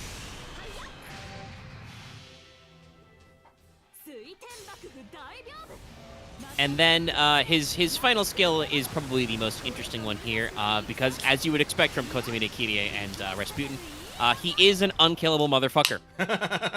So this skill always gives him a one-time 3-turn guts for 1 HP, and then has a 60 to 80% chance based on skill level to just give him guts for 3 turns, 1 HP. No use is specified. And also, it gives him a buff which triggers when his guts is procced. Gives him taunt for 3 turns and gives him 20% NP damage for 5 turns. So what did you say, Lucky? Oh, no, I was just giggling. Yeah. Now, if I understand the way the wiki renders this correctly, the fandom wiki, this is not like a necromancy type thing where it's an 80% chance each time. It is a singular chance to apply a non-fixed number of times of guts for 3 turns, which goes as high as 80%. Obviously, there are several buff success chance things you can do to improve that. And the interesting thing he does with taunt, you know, there to keep the guts on him, it's very fun and also, like I said, very thematically appropriate that, yes, he is just, in fact, unkillable. And also, his normal, you know, guaranteed guts is one of those special stackable guts, so you can stack guts from other sources as well. So yeah, pretty fun stuff here. I'm pretty sure the intent is to use that taunt and then the NP gain to have him just, you know, guts the fuck up and have a big NP, but there's other funny things you can do. People have already tested that technically that means he is unlimited Chen Gongable for those 3 turns. Because the gut still procs if it attempts to kill him, so he just keeps going. It's pretty funny. So for passives, he has quite a tidy collection as well, as you might expect from these big boy story characters. So he's got Character Creation B for extra on that arts. He has a special Executor passive for 8% crit damage and star gen the entire time. He has a 30% passive Mental Debuff Resist. It's kind of looks like Independent Manifestation, but it's not quite the same. It doesn't do all of the things that Independent Manifestation does. He's just resisting a lot of mental debuff. Oh yeah, and this motherfucker's completely immune to poison. Straight up, he cannot be poisoned. So he's a pretty tough one there. I'm pretty sure the cooldown on his gut skill is it's like 7 turns. It's pretty long. It's a fun skill, but it's not like you're not going to make him infinitely unkillable. Yeah, it's 9 to 7 turns. Oh yeah, actually I should mention this because it is important. His protection from the faith, that's a minimum 4-turn cooldown. So that starts 6, 5, 4. So it does seem like a very mild heal, but you know, every 4 turns you get a debuff clear and he gets 30% attack up. That's pretty solid. You only have 1 turn where that's turned off. Every time I see him, I forget how fucking huge Teach is. Yeah, he's a tall boy. He's a big lad. Muramasa's banner goes live in an hour and 13 minutes. I had to do math there. You can check out the Wanted video out now if you want to know more. But yeah, so KOTOMINE, I don't think it's a crazy kit. Like, I don't think he's redefining the meta or anything. But he's definitely got a fun kit that's very thematically appropriate, you know? He is indeed unkillable, and it does some fun stuff, and he synergizes with evil. Kind of his thing. And certainly it feels like they gave him enough, like, trait overlap to make it seem like he can work in a lot of team comps. People are already talking about, you know, meshing him with, like, Asha Doman, who gives, like, evil buffs and also plays around with curse damage. Though Doman also gives separate buffs for chaotic evil, which, as I said, Gurigori Rasputin is not. But also, you know, there's a lot of other just, you know, really funny stuff out there. The fact that he also does bonus damage to evil, you know, you can make that one work out very funnily. He works with burn and curse because he does both, and he does the plus 100%, you know, evil curse and spreading fire stack. So I'm sure that there are some weird comps that go in there. For instance, isn't Summer Tomoe more of an art saber focus? Could probably make that work out. Do some funny stuff.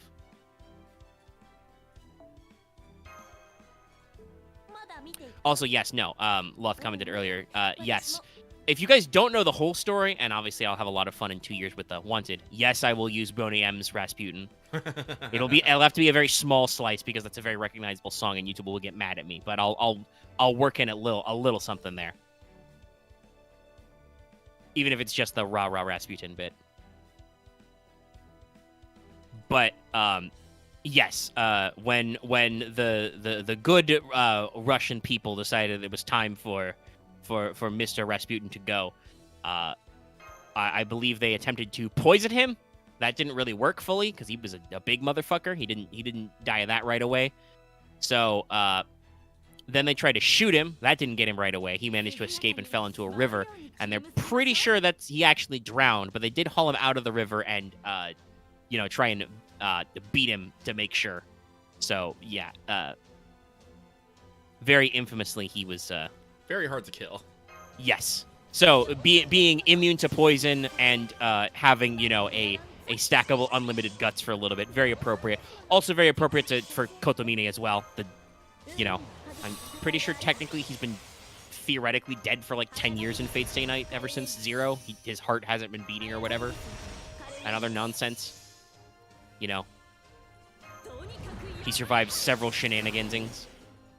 It's very funny, but his append skill for extra damage is versus casters, funnily enough. Casters, really? Yeah. I assume that's because of his role in killing masters and stuff. I suppose. It doesn't mean that you can do any of the funny bonus damage versus characters who are like Fate Stay Night faces, but it does make some sense, I think, for what they're going with. And he has a lot of fun animations. He does have a rocket launcher attack animation. He does have a scale animation for the Mapo Tofu. That is the most important one, by the way. Yes, I think that's only in Ascension 1. No, I think it might be in 2 as well. So yeah, he's got some fun ones there.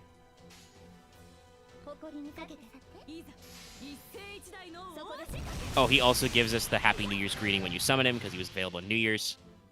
I feel like Rasputin / KOTOMINE is a very meta servant. He seems to know a lot about what's going on.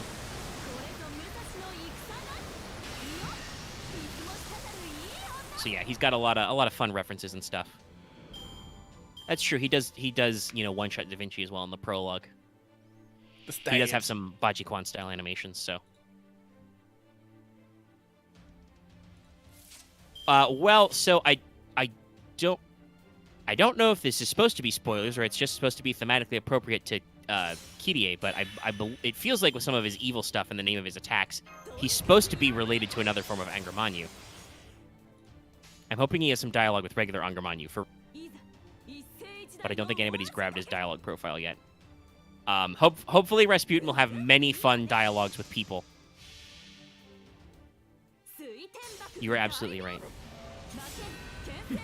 Robyn, it's just saying that he knows he's annoying like that. He knows what the date is. He's keeping track. But yeah, so there's a lot of fun visual references. His ascensions are very interesting. All drawn by Takeuchi, by the way. And there's a lot of stuff going on there. So, it'll be cool to see. Like I said, I'm waiting to read some of those dialogue boxes and see if he's got anything funny for anybody. There probably should be one for Bazette, considering all things. I'm kind of hoping, but also find it very thematically appropriate if he doesn't have a dialogue box for Karen. Yeah, no. Considering I don't think they have the best relationship.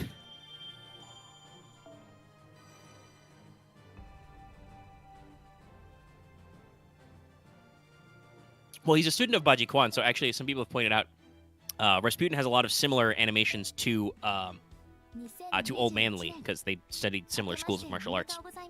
That's why, Rin knows Chinese martial arts as well. I feel like people have brought up, I also think he does have some Black Key animations, I hope. And lots of people have been speculating because, of course, it's the right of the start of the year. Luck even brought it up earlier. This Valentine's is going to be very soon, just a little over a month. He does have some Black Key animations, nice. That means that there's going to be Rasputin return gifts, and I was like, if it's not super spicy tofu, I'll be deeply disappointed. Other people are like, it should be his rocket launcher. Or I think that there's many funny things. He could give us little black keys. I think he's gonna give us like a rosary or something. Very religious. That'd be funny. There's many jokes and references. I could see a reference to the wine him and when they're off being buddies. I'm either gonna take a rosary or a fucking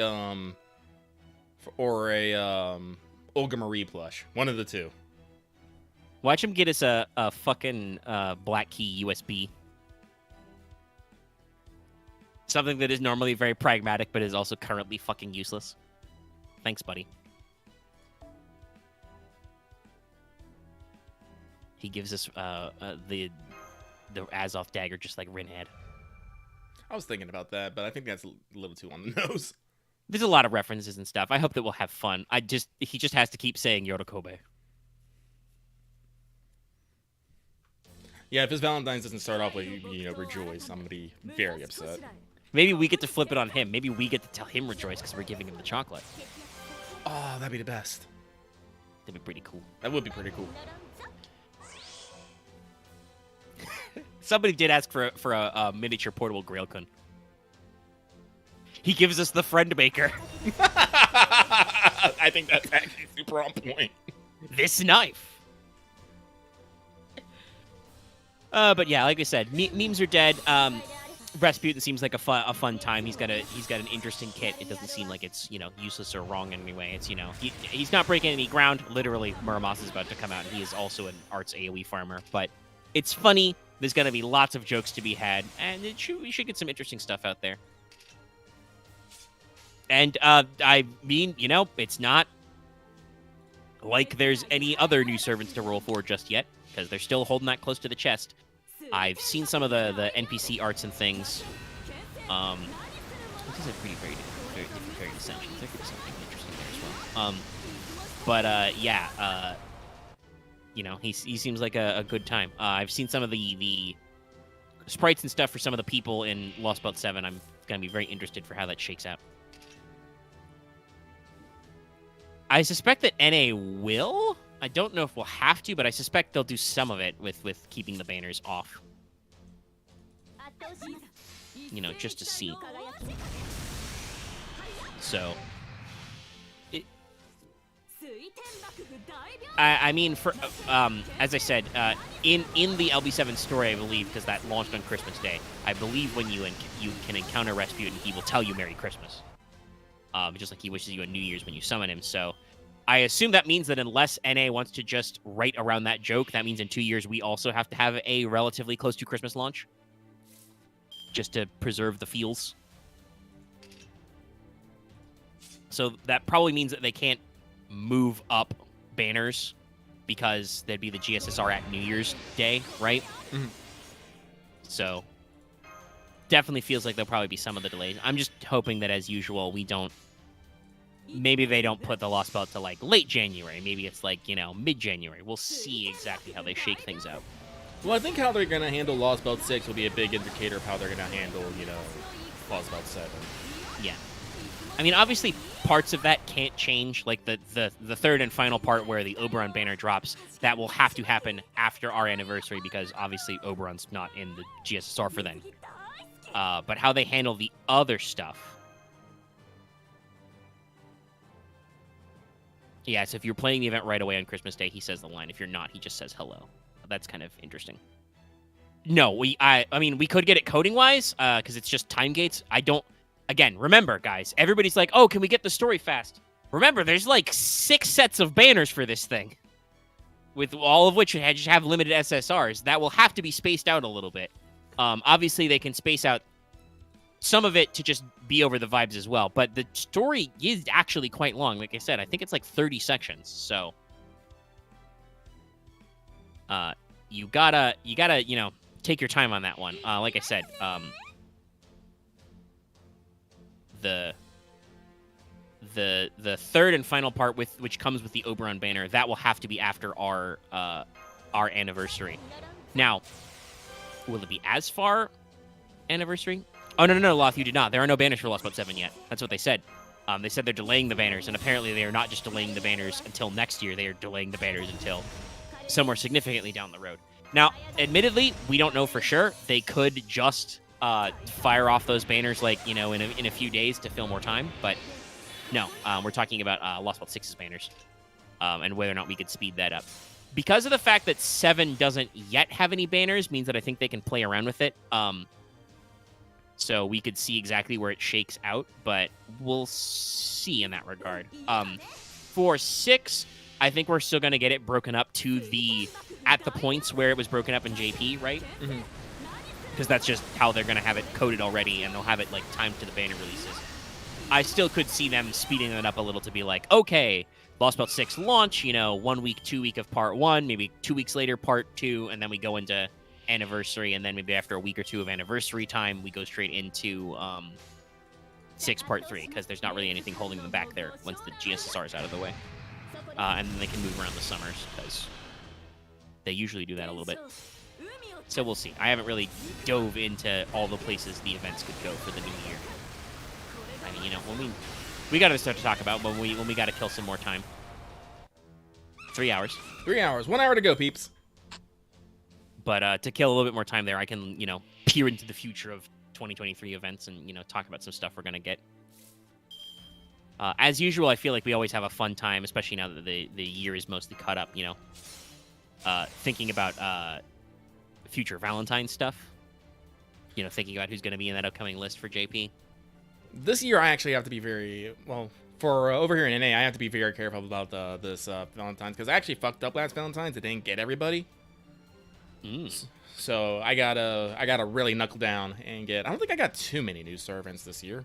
I did get a fair amount, but yeah.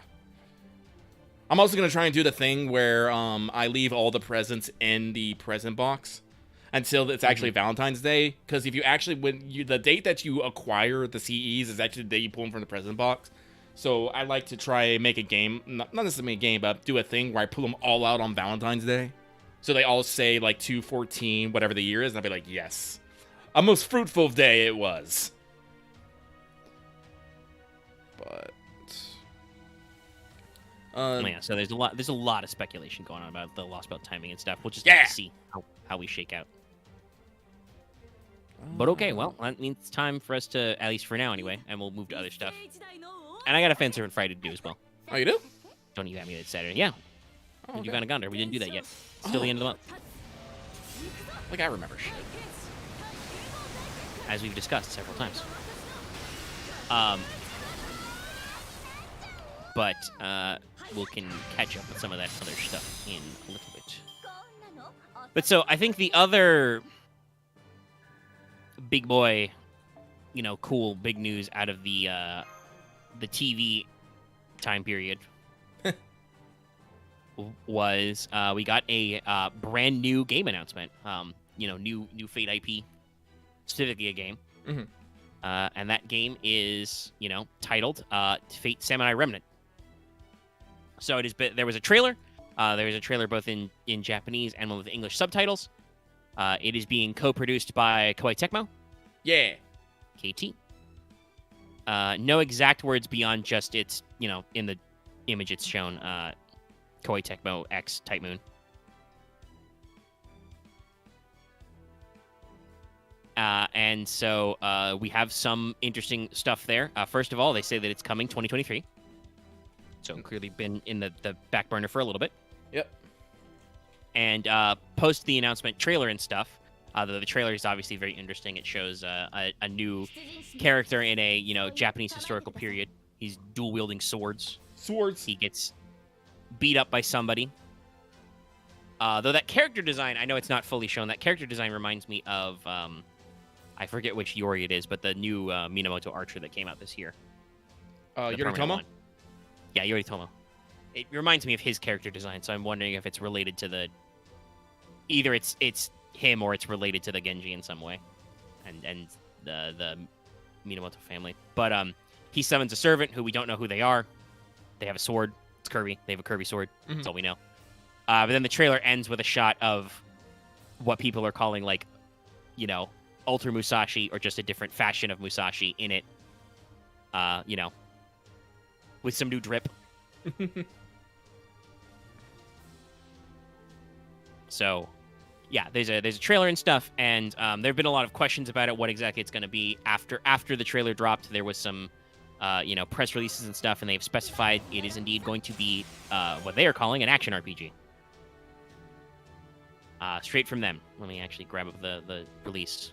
Coming 2023. And also, by the way, that is 2023 everywhere, because both the JP and the Koei Tecmo America thing says.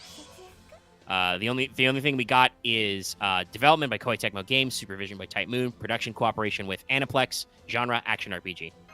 A lot of some people have been asking if it's going to be a Soulsborne. I'm going to say straight up, I don't think it's going to be. Because usually the Soulsborne games like Neo and the hard games like Ninja Gaiden were handled by Team Ninja, which is a subsidiary under Koei Tecmo, but usually they will actually throw on Team Ninja on there. Yeah, I'm looking at the logos under it. So it's been announced for PS5, PS4, Switch, and Steam. Mm. So no Xbox. Sorry. So I'm probably thinking it's probably going to be closer to Starfield whenever you get out there. I think it's going to be closer to a Muso style game. Yes, because it is being produced by I think you pronounced this Omega Force. Yeah, yes. It says in the sub though. Sorry, it's a small logo. It's the lowercase Omega Force, and we've also got Koshibasawa logos on this. But yeah, so I do not actually believe it is the Team Ninja team, the studio. And we know it's an action RPG, obviously. I'm not going to say that it's not probably going to have some moments inspired by some Soulsborne games, because this is being supervised by Type Moon, and we know how much Nasu likes those games. I do not think it is going to be a hardcore roguelike or roguelite RPG from this seeming, just from the way the studios are. I'm expecting something, like you said, maybe not straight up in the actual, Muso genre. I'm thinking is, if they pull out the team that worked on P5 Strikers, I think they could have a pretty good game.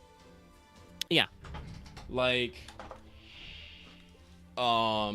Strikers is, it's equal parts, equal parts, standard, RPG and Muso-style game. Yeah.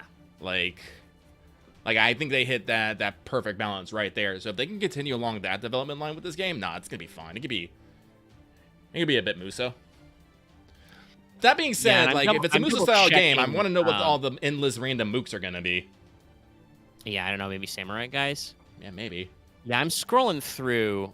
Let's see. They have done some other games. They did, for instance, some Attack on Titan games. They did Dragon Quest Builders and Dragon Quest Heroes.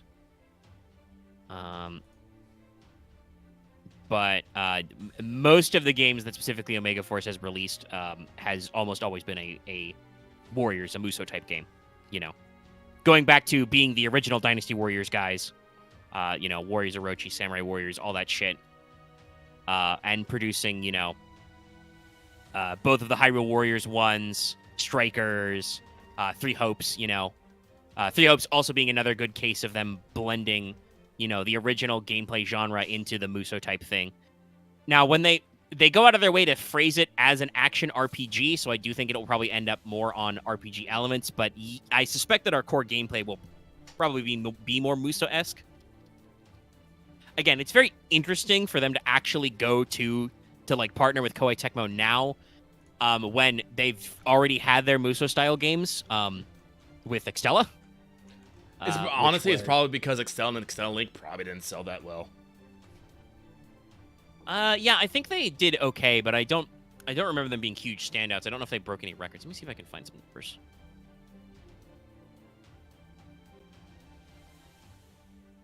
I know that Extella had some delays. It was supposed to be a little more concurrent with FGO. Hang on, I'm checking terminology on some other games here. Let's see here. Interesting. Wow. Okay. So I'm just looking at it, man. Metacritic was fucking harsh. Regular Extella got a 67. Was it a buggy launch? Interesting. So I'm pulling this from Wikipedia, so take this with a grain of salt. But they say Hyrule Warriors is a hack and slash video game developed by Omega Force. But they say Persona 5 Strikers is an action role-playing game developed by Omega Force. Yeah, I don't know if that's from a presser statement, but I mean, we talked about this. P5 Strikers is a very strong, is an RPG, right? The format is the Muso style action where you still, beat the shit out of loads and loads of shadows all at once. Mm-hmm. But you still level up your personas, you level up yourself, you futz around with the gear, and as Axe just brought up, you still have to deal with all of the elements and the status effects and stuff, right? Yeah. So it definitely leans more towards the actions, the RPG side of the action as well. I don't really know what do they call. Actually, I'm on Wikipedia as well. I might as well pull the Well, list. I'm looking at most of them, and they are right. A lot of them seem to be hack and slash. But let's see. Yeah. Three Hopes hack and slash, Age of Calamity hack and slash. I mean, Three Hopes does a decent job of working as some of the elements of Fire Emblem in there. Yeah. But it is definitely more hack and slashy than super RPG-y. You do get to level up your classes and stuff, but mostly that's just kind of some of the combos you learn and things. Well, P5 Striker is the latest. Maybe they're trying to move away from it? No, because Three Hopes came out after this. I don't know. Yeah, but also it's important to note, the same with like Age of Calamity and Three Hopes. Those are technically sequels. They had already done a Fire Emblem Warriors and a Hyrule Warriors before, though ones that I think were less story-driven. Strikers is like directly a sequel to P5 and is their only, Do we have any P5 word on Warriors, the staff? I want to, like, honestly, we could probably get better idea of what direction the game's gonna go. If we have an idea who's working on it. Yeah, that I do not believe we have any of that news yet. The freaking Wikipedia article for Omega Force hasn't even updated to actually mention them. Though, it does want to point out that they are currently working on a game called Wild Hearts that I don't know anything about. Let me go Google that really quick. Like I said, this is. Oh, right. Now I remember. Yeah, Wild Hearts is the Monster Hunter like game. Oh, right. That's coming out in February. I think. Also, I have to. Yes, I have to clarify. Fire Emblem Warriors 3 Hosts is an action role-playing hack and slash. They actually use both terms in their. Okay. I guess that's where we are. So I guess we have to see if they clarify whether or not Samurai Remnant's meant to be a combo game or just an action RPG. Yeah, no, but everything before Strikers and not Age of Calamity and Three Hopes seems to just be hack and slash. So, all right, that's fair. Yeah. And I can also see with the way Three Hopes and Strikers are structured is those have a lot of their classic game series is in between Muso segments downtime type stuff. Mm-hmm. Like there's plenty of the RPG ass, talking to people, doing side quests. They made sure to cram in a lot of the same, relationship building and stuff. There's the funny, goofy mini games in Three Hopes, for instance. Mm-hmm. So they could be leaning a little bit more on the in-depth RPG mechanics. And we'll also, I guess, we'll have to see how, because obviously, like I said, the Wild Hearts game comes out February 16th next year, in approximately 6 weeks. So obviously, that's probably in like very, very late production or post-production right now. Mm-hmm. Polishing, bug fixing, etc. Whereas, while all we know about Samurai Remnant is it's coming out in 23 sometime, that could that could have just started production now. I presume it's probably not in pre-pro because they're announcing it, but there's not really anything hard and fast. We have a very, very simplistic story trailer that shows us a couple of cutscenes and not much else, so we don't know where they're at in their development.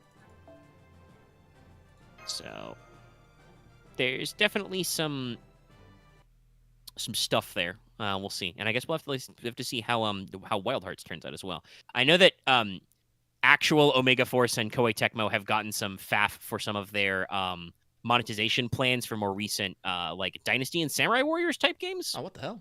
But did you get a crash? Yeah. Did you go to sleep? Okay, well, let's reset them. Sorry about that, chat.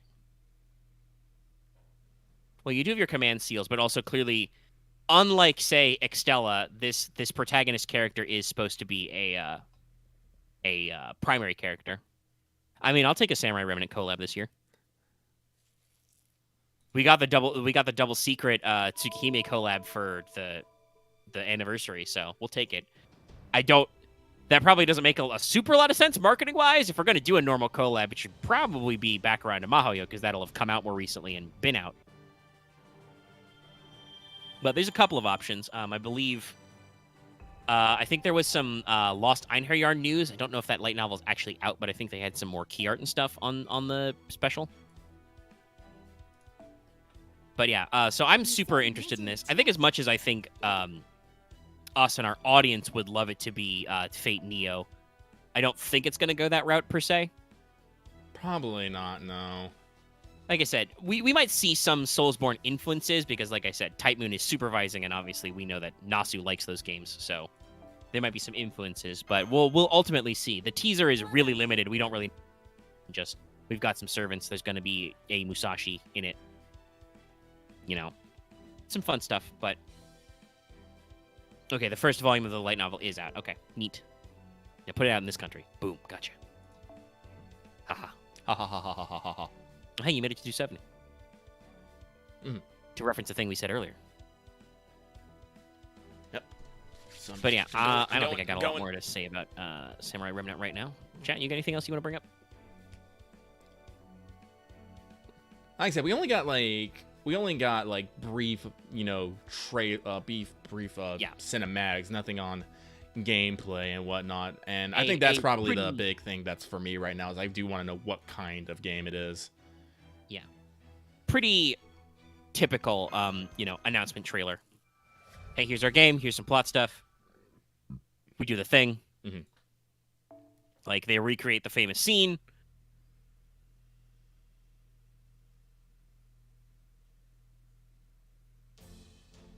Oh yeah, they did make that serious. Fujiwara doesn't understand.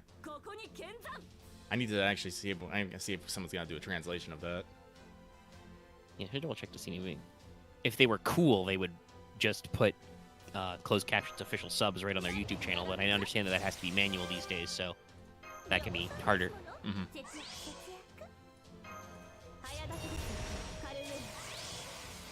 But yes, okay, all right. Well, for our regularly scheduled stuff, as we move on to 320, y'all, well, I say y'all, the patron did vote upon the Fanservice Friday pick. I insist on calling it Fanservice Friday because I like the way that one flows. Fanservice Saturday doesn't really feel that good. It could just be Servant Saturday, then that's just fully alliterative, but then it's not. Servant Day. Servitor Day. Oh, I did hear about that. Apparently, all of the Fate prototype drama CDs, I believe, are going to be available for download here soon. Which is cool, but again, it doesn't help us as I do not speak Moon Runes, and I don't think. Yes. I mean, I'd listen.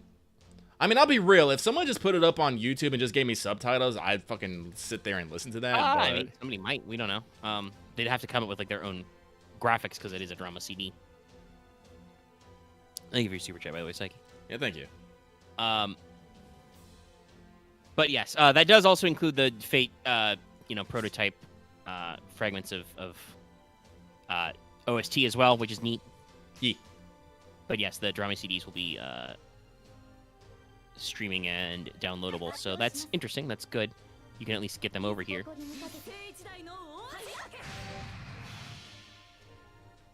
But, yeah, it's still moon-runeable. So, we'll have to hope somebody does, like, some of the old Gouda drama CDs and stuff, and other specials to put up. Alrighty. But, yeah, so, the patrons and stuff voted upon, oh, there we go. Writers. Sorry, I'm in my notes. Vanagander, a.k.a. Fenrir. And I talked about this before. Obviously, you know, Fanservice Friday is usually where I take ideas that I've had, sometimes ideas, you know, that, like, people in the community are lucky have spun to me and I've, you know, done some work on and stuff. This one's a little different because we have some vague ideas of Fenrir in Fate already.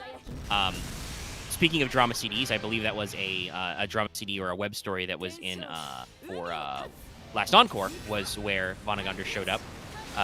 What's-her-face, the pink-haired girl, had Fenrir as her servant and she fucking died off screen. The organization of that anime was very chaotic, and I'm not sure I'm 100% behind it. But chaos! You know, that would have been cool. But also we know from Lostbelts 2, you know, Surtur eventually becomes Surtur Fenrir because he has absorbed some of Fenrir's ice juice, his ice stuff, to make him even more spooky scary. So because of that, some of Fenrir's skills are recorded in Surtur's profile and thus are available in, like, materials and stuff. So this is kind of a fan servant because I'm stitching together multiple sources and coming up with my own descriptions of stuff. I had to kind of make up my own ideas for like some of the stuff we know about noble phantasms and things, but some of the skill descriptions and other stuff are supplied already. So Fenrir is a rider, you know, he's a magical creature. He's the beast himself, and as far as I know, he has been described as actually being a giant wolf. So yes, just big wolf servant. Big wolf servant, much fluff. Yeah.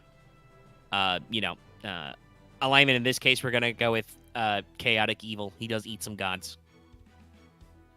And also, we'll get into some of the other stuff that he's responsible for as well. But generally, probably not in the overall context of what we know about Ragnarok in Fate. Probably not the goodest of boys. Maybe merely an okay boy. But as a writer, I am assuming high magic resistance, A. He is, a divine beast, demonic beast guy. So probably pretty up there. Writing E, just because I don't, strictly speaking, that, Fenrir would do any of his own writing, but it's normal for the class to get in there. I'm just imagining Fenrir on a motorcycle. Best image yet. Pretty funny. I mean, if Fenrir can be a servant, Jormungandr might be able to. I don't actually know. It's a little weird. I mean, like, Vritra is a servant, though, admittedly, Vritra has some very humanoid descriptions, but also some freaky eldritch ones. I talk about this in the one. And there's one version of the Vedic hymns where Vritra, like, grows to be taller than all the mountains and becomes as big as the sky and, like, covers the entire, cosmos. It's very freaky. Tags giantess. So, more is just like the darkness of his body covers, the 4 cardinal points. So just like a dark eldritch mass of darkness. Anyway, Fenrir. Strength A++, the kind of strength that monstrous creatures and demons usually have in FGO. Endurance A, he's a big boy. Agility B, he's still a rider, he's still fast. He's Mana or MP. C, very mid. D, stuff like that, CD. Luck D. I don't think Fenrir is very lucky. I mean, he did get trapped by a tiny piece of cloth. Yeah, and had some unluck with, so on the lower end. And NP C. The NP stat does not necessarily mean a new thing, and I kind of figured that while some of his NP stuff is pretty crazy, he is still a wolf, so wielding NP is probably very median for this. So personal skills, this is where we took some stuff from a lot of those other things out there, based on what we know about that. So one thing that was included from Searcher is what was translated as Beast of the War Dead, A+. So this is Fenrir's authority, the ability to harm gods and even kill Odin during Ragnarok. So, the War Dead term, and that's actually where Vanagandr comes from, is, the idea that he's eating the corpses during Ragnarok and stuff. So, and also, consuming and killing lots of Einherjar during Ragnarok, so gives him an anti-divine capability, stronger at killing gods and the like. Makes sense. Especially even the big god like Odin. Monstrous strength, B++, strength of a demonic beast. I don't remember if I took this one from a profile or just made it up, because he is a demonic beast, and it fits with all of our other, big scaries like Asterios and Gorgon and stuff, Honestly, I think you could actually probably change that to like War Guard, like the War Guard's arm or something, because one of the main legends about Vanagandr or Fenrir is when they try to bind him from and stuff, the War God Tyr had to place his arm inside his mouth while they chained him down, and when Fenrir realized that it was a ruse, just literally snapped off the god's arm. Yeah, and we'll talk about that a little later, because the 3 fetters are one of his NPs. Yeah, but I said, I know, I think it could probably have the same effect, but Fate really now has gone away from using. Or if they do, they're usually buried in the profile. Luckily, I do have 4 skills, so if you converted him to playable, he'd have a variety here. Yeah. The third one on my list is Niflheimer's Wind. Ooh. A Blizzard of Absolute Cold, which comes from the frozen place that Fenrir has consumed. The Breath Attack, which freezes enemies solid. Probably actually would be in some of his animations. This, again, is drawn from Searcher's profile. The idea that when, Fenrir starts getting so big during Ragnarok, he, gets big enough to, eat the stars in the sky and swallow Odin whole and can eat whole realms. So They're very bad. I don't know if that's common in the interpretation, but it was definitely mentioned in Lostbelt 2 that at some point Fenrir had just ate Niflheim and can exhale it because that's, it's really cold there. So, I'm not sure what, obviously with stuff like the monstrous strength angle and, defeating big scary boys, I suspect that, you could go anywhere with the different color coordinations, but I feel like the Niflheimer Wind would probably be, Nibelheim Wind would probably be some sort of damage steroid and maybe some kind of, debuff to enemies, whether that's like, a low AoE stun chance, or maybe like a crit rate down kind of a thing, similar to some of the stuff. I'm thinking like a card type debuff. Like I could see like maybe if he's like quick or buster, like buster res down, quick res down, something like that. Yeah. Something on par with some of the abilities that Anastasia has, because she's also very chilly, much cold. And then the last skill, Soul Eater, which I have is just a dash mark. This I'm pretty sure is taken from his description in the drama CD. So personal skill of Fenrir, was growing so fast and strong that the Aesir had to bind him down. This ability allows Fenrir to grow by consuming enemy servants or mystical enities, a lot of his eating stuff.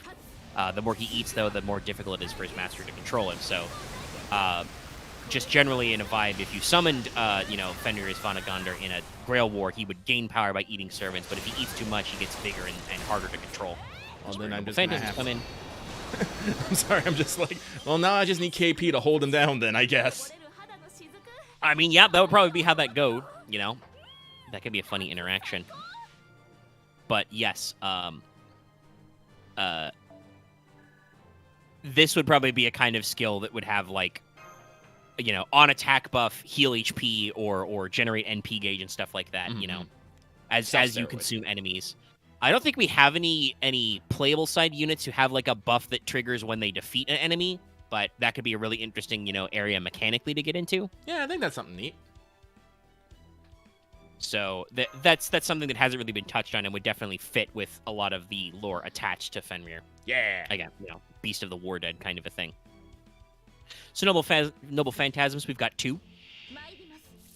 One of them is the one you would expect. The Three Fetters, Lading, Dromi, Gleipnir. It's a B-rank anti-personnel self.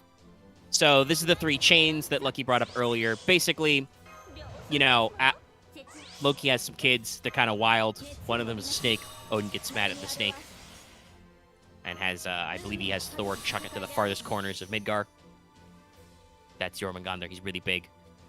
We were just kind of grossed and creeped out by Hel, so we made her boss of Helheim. And, the dog. The dog seemed perfectly fine. Everything was cool. The dog was buddies with Tyr. It was all good. But the wolf got big.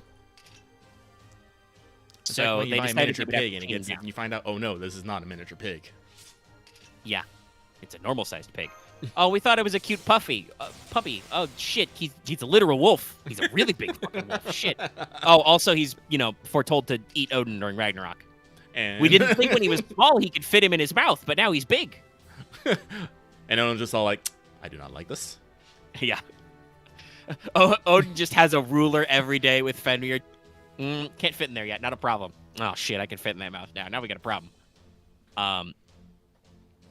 But yeah, so the Aesir frame it as a game. So they're just like, hey Fenrir, you're so big and strong. Let's try and like chain stuff to you. The Aesir do this a lot, by the way. This is how Baldur got in the original myth. Was just because Frigga asked everything except mistletoe to not harm Baldur. The other Aesir would just have a game of chucking stuff at Baldur and seeing it bounce off. And then Loki was just one day, mistletoe. Yeah. He got his brother Halder, I think, to be like, hey, homie, try mistletoe. Haven't tried that yet.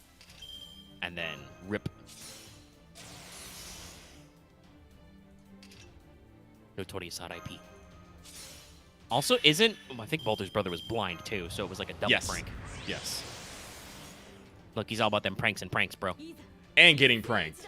Trust me, there is just as many stories as Loki getting completely fucked over as there is of him fucking other people over.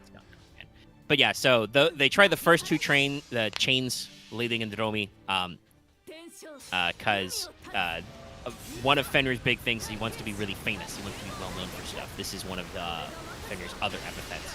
So they broke the first two when he was challenged. So they got some dwarves to forge the third chain, and it was pretty cool. But Fenrir was a little worried. He was like, shit. Because they said it's like, oh, if you can't break it, we'll just let you go. But Fenrir's kind of like, maybe they won't let me go. So he asks for one of them to put their hand in his mouth. And only Fenrir's best buddy Tyr agrees. All the others are like, I don't want to put my hand in the guy's mouth. And so, yes, Fenrir could not break out of the final fetter Gleipnir and bit off his hand. That's why Tyr only has one hand. So the chain is fated to not break while the sun and the moon are still in the sky. That's why it becomes important later. That there's not suns and moons, they get chased off. By Skull and Hulti, other wolves. Yes. Related to Fenrir. Yeah. But so, in Noble Phantasm form, the three fetters, the chains form a self-sealing Noble Phantasm. They basically are other times that you can use all three of the seals, the chains, to restrain Fenrir, kind of similar to command seals, but better. But also, if you want to make him stronger, you can undo the fetters. You as the master can choose to reduce the number of fetters on Fenrir to make him stronger and bigger. But if you actually remove all three, he will become a monster capable of devouring the world, capital W, and might be beyond your control. Just saying. Want to watch out for that one. Also, I'm just imagining in general, like, fluff perspective, he can use the chains to hit enemies. That could be some fun animation attacks to, like, whip them with the chains. Hypothetically, an enemy could try and grapple the chains to use against them, but as per the rules, that means if you hold the chain, you have to be within reach of Fenrir's jaws. So it's a pretty risky move. Mm-hmm. And then there's the big one. I phrased this one as Hrodvitnir Ragnarok, the famed wolf at Wolf's End. I believe, if I remember my research rightly, Hrodvitnir is the famed wolf or famous wolf epithet for Fenrir. This one's an EX rank anti-world Noble Phantasm.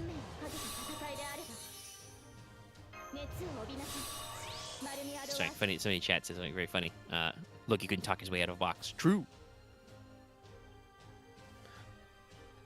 But so this is the big one. When Fenrir is released from his bindings, he grows to immense size. In Ragnarok, he is, which is the end of the world.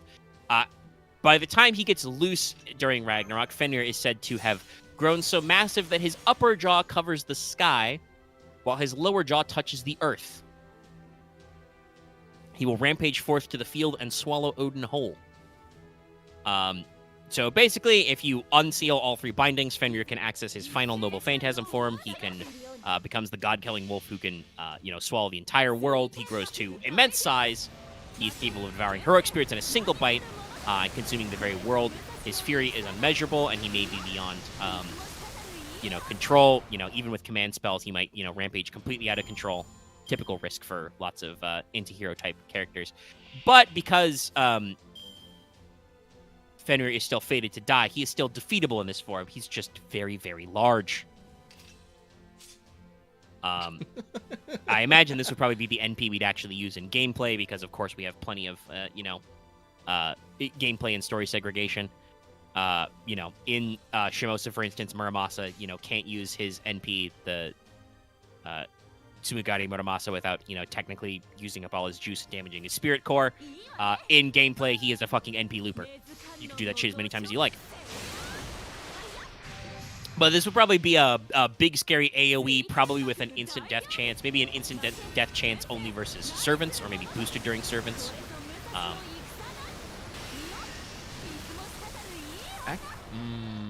Yes, and I mean, you could do it like a class change thing. I think that because he was presented as Vanagander, as the Eater of the Dead, as a writer, that's the, our base class we've already established. You could also probably class him as a Berserker or an Avenger.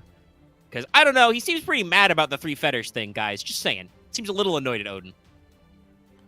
For all the stuff. All the wrongful imprisonment. Also, I don't know how comfortable it was, because remember that, once again, while he was chained up with that third fetter, Fenrir did grow large enough to, once again, I reiterate, have the top of his mouth touch the sky and the bottom of his mouth touch the earth. It's a lot of mouth. A lot of mouth. You know. So, probably technically should be like an AoE, have like, you know, some instant death chance, or maybe some bonus damage versus divine servants or enemies kind of a thing, you know, because he's the god-killing wolf. Honestly, I just imagine. I just need a big, scary NP animation for this. Like, you know, the shadow becomes giant and, you know, actually blocks out the stars, and you just see eyes and teeth, and then crunch. Yeah, crunch.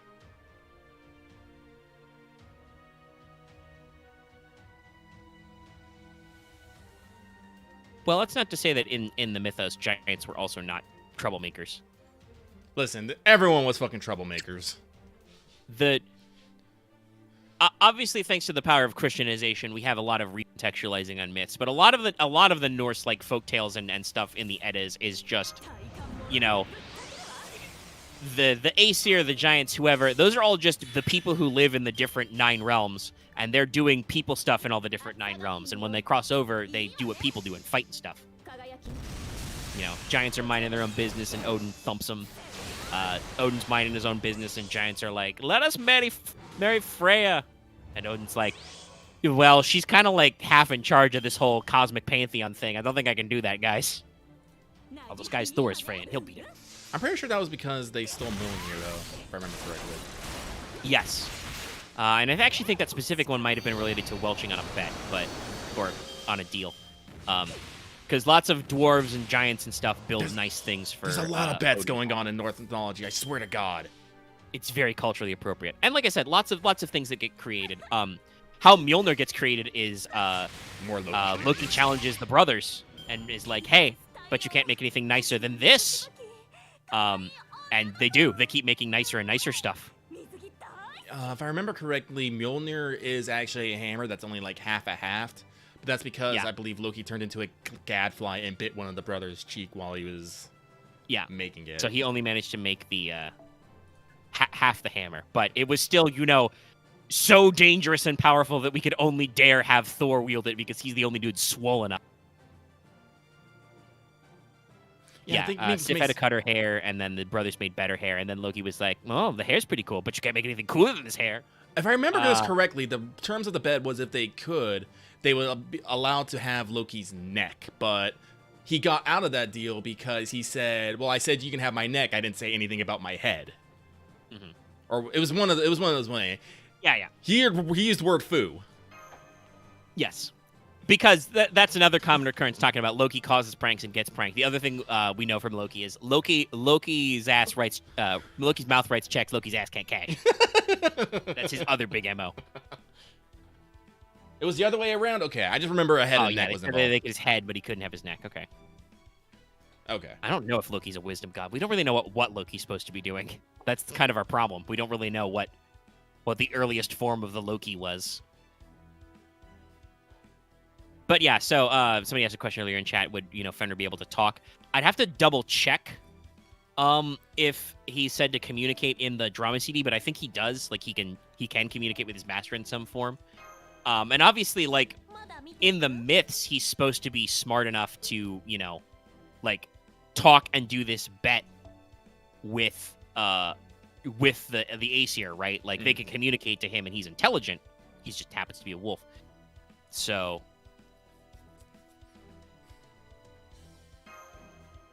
yeah, there's... I mean, I kind of feel like some of the vibes I get from some of the legends is... Norse mythology isn't as big on, like, mortal hubris, but there's still a lot of hubris in it. A lot of problems seem to come from the fact that Loki is Odin's, you know, sworn blood brother, right? So he gets away with a lot of shit because he's, like, Odin's number 2 dude. Like, they're supposed to be pretty tight. And for the most part, Odin usually does cover for him because he's like... well, he's my sworn brother, you know, I gotta look out for him, you know, where, you know, all blood oath and all that. And Loki doesn't necessarily take it as seriously back. But then there's other times that Loki seems like actively malicious. You know, literally the killing of you know, Baldur and stuff like that. which finally is his undoing because that gets all the Acer so universally pissed off at him that that's when they're like, okay, we've had enough of you. We're going to chain you in a rock and have snakes spit in your eyes forever. Fuck you. Yeah, I remember... I remember Scotty was involved with that one somehow. I can't remember what she did, though. I think she helps track him down because she's the goddess associated with hunting. Yeah. There are different myths that involve Scotty, some of which involve, like, sometimes Odin is responsible for punking her into killing her old man. Sometimes it's a Loki prank. Sometimes it's other stuff in there. He may have said something to Scotty specifically that pissed her off, and that's why she's like, okay, put this dude in the ground. Yeah, spits poison in the eye, and then the poison collects in a bowl, and someone removes the bowl. I think it's Angerboda, actually. She keeps holding the bowl to his eyes to keep the snakes out there, but when her bowl fills up, she has to go dump it out, and that's when the venom gets in his eyes. Mm-hmm. And that's what earthquakes are from, because that's Loki thrashing around. Also, by the way, just subtle power level scaling. Loki is so strong that when he thrashes around, he causes earthquakes. I think part of it might be the idea that he's supposed to be trying to, like, shapeshift to get out of his bindings, because that's always a Loki thing, changing. Here's the thing. Angerboda, if I remember correctly, isn't actually Loki's wife. He has another wife. I'm trying to remember. It might be his other wife, yeah. Somebody's saying a different wife, I think. I don't know. Yeah, There are actually, interesting enough, a few different pairings, and I don't remember if the Eddas ever clarify how that works, because, for instance, Thor is half giant. Like, he's, and I don't remember if Tyr's supposed to be Thor's, like, full brother or they're half brothers. Okay, yes, Sigyn, I believe. Yes, Sigyn was the one who moves the bowl. Like, I'm seeing artwork of it. Okay, so Sigyn is... Sigyn. I don't know if they are actually married, but Angerboda is where, you know, Hel, Jormungandr, and Fenrir come from. I don't know. Again, I've been trying to work on my Norse mythology, so it's fucking. And like I said, sometimes because of the sourcing, it gets a little confusing. OSP is a good coverage there. By the way, somebody in our Discord just said, our boy Nobu just got announced he's getting married. Oh, Nobu's getting married? Nice. Yeah. I mean, there's marriage announcements coming out. Eimer just announced their marriage. It's like, It's good. It's good shit. Congratulations on on all these happy unions, and I wish the best for them. Yeah. And yeah, so that's what I got on Fenrir Vonnegander, just piecing together some fun stuff that's out there. This, honestly, like I said, I'm absolutely shocked that they relegated this to, like, and relegated a lot of these concepts. Like I said, I'm pretty sure the Soul Eater thing and just the idea that, like, he constantly gets bigger by defeating other servants and could be uncontrollable if fully unsealed. I'm pretty sure most of that is from the drama CD. So, like, yeah, there's like a lot of really interesting concepts here that were probably cut for time or pacing in the anime version of Last Encore. Yeah. And just, aren't used. And again, we get a little taste of that with, like, Surtur, drawing on Fenrir's powers for the boss fight. But also, he's also still Surtur, who is also another big world-ending threat in his own right. Motherfucker setting everything on fire. Burn, baby. With his own big flamey sword. So, like, there is a lot of interesting things out there. No, I think it's a genuine announcement, Law. Though I can imagine next time he's on a stream him playing it up, because the man has a powerful sense of humor. He is absolutely about shenaniganery. Someone has even posted the gif of the time he put the fake mustache on his eyebrows. And it's just bobbing it up and down. But yeah, so that's everything on the agenda for today. We've got about 15 minutes left. Yeah! So pretty good. Even without, though we did some extra faffing. For instance, when I edit this down, there'll be some dead air to cut out. But, it's still a pretty good-sized show, as we could expect for a Nier. All right, I got some ideas to kill that last little bit of time. All right. Let me see. So we brought up Valentine's earlier. So obviously the last Valentine's chocolate that was released, other than Mash's, like, third chocolate, was Bazette, obviously. So let's see. Which one? Sorry, I gotta scroll up. It's a long list. Which one was the last return gift then? That should be Taiwan, I think? Yeah. So let me look at the list of servants by number. Get that. They're only late by a minute. Don't rag on them too much. Oh, also, it's the same person. Yeah. That's, yeah. They said that in our Discord first, and now they're in the live chat. That's okay, I got you. I already brought up that you brought that up. A shout out to you. I know that you know that I know that you know. I keep selling this one ember I keep getting from these missions, so I can actually keep. So doing you're not at capacity. There you go. Servants. Servant list by ID. Let's see here. So let's see. Lucky working hard. Knocking out, knocking out, knocking out. So it's not a crazy long list, but there are some fun people in this list that'll be coming up for Valentine's. Oh wait, shit! All the different Summer Valkyries count as a different servant. Does that mean they'll all have different gifts? Oh no. They'll all have different chocolates? That's gonna be scary. Yes, Axe. I have plenty of servants I can pour servants into, but I might get a new servant tonight, and I'd rather pour it into them.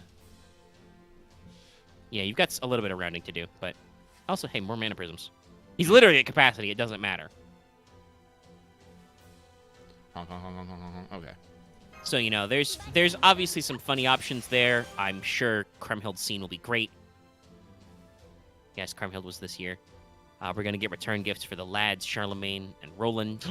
Charlemagne, I want that. Yep. Got some fun stuff there.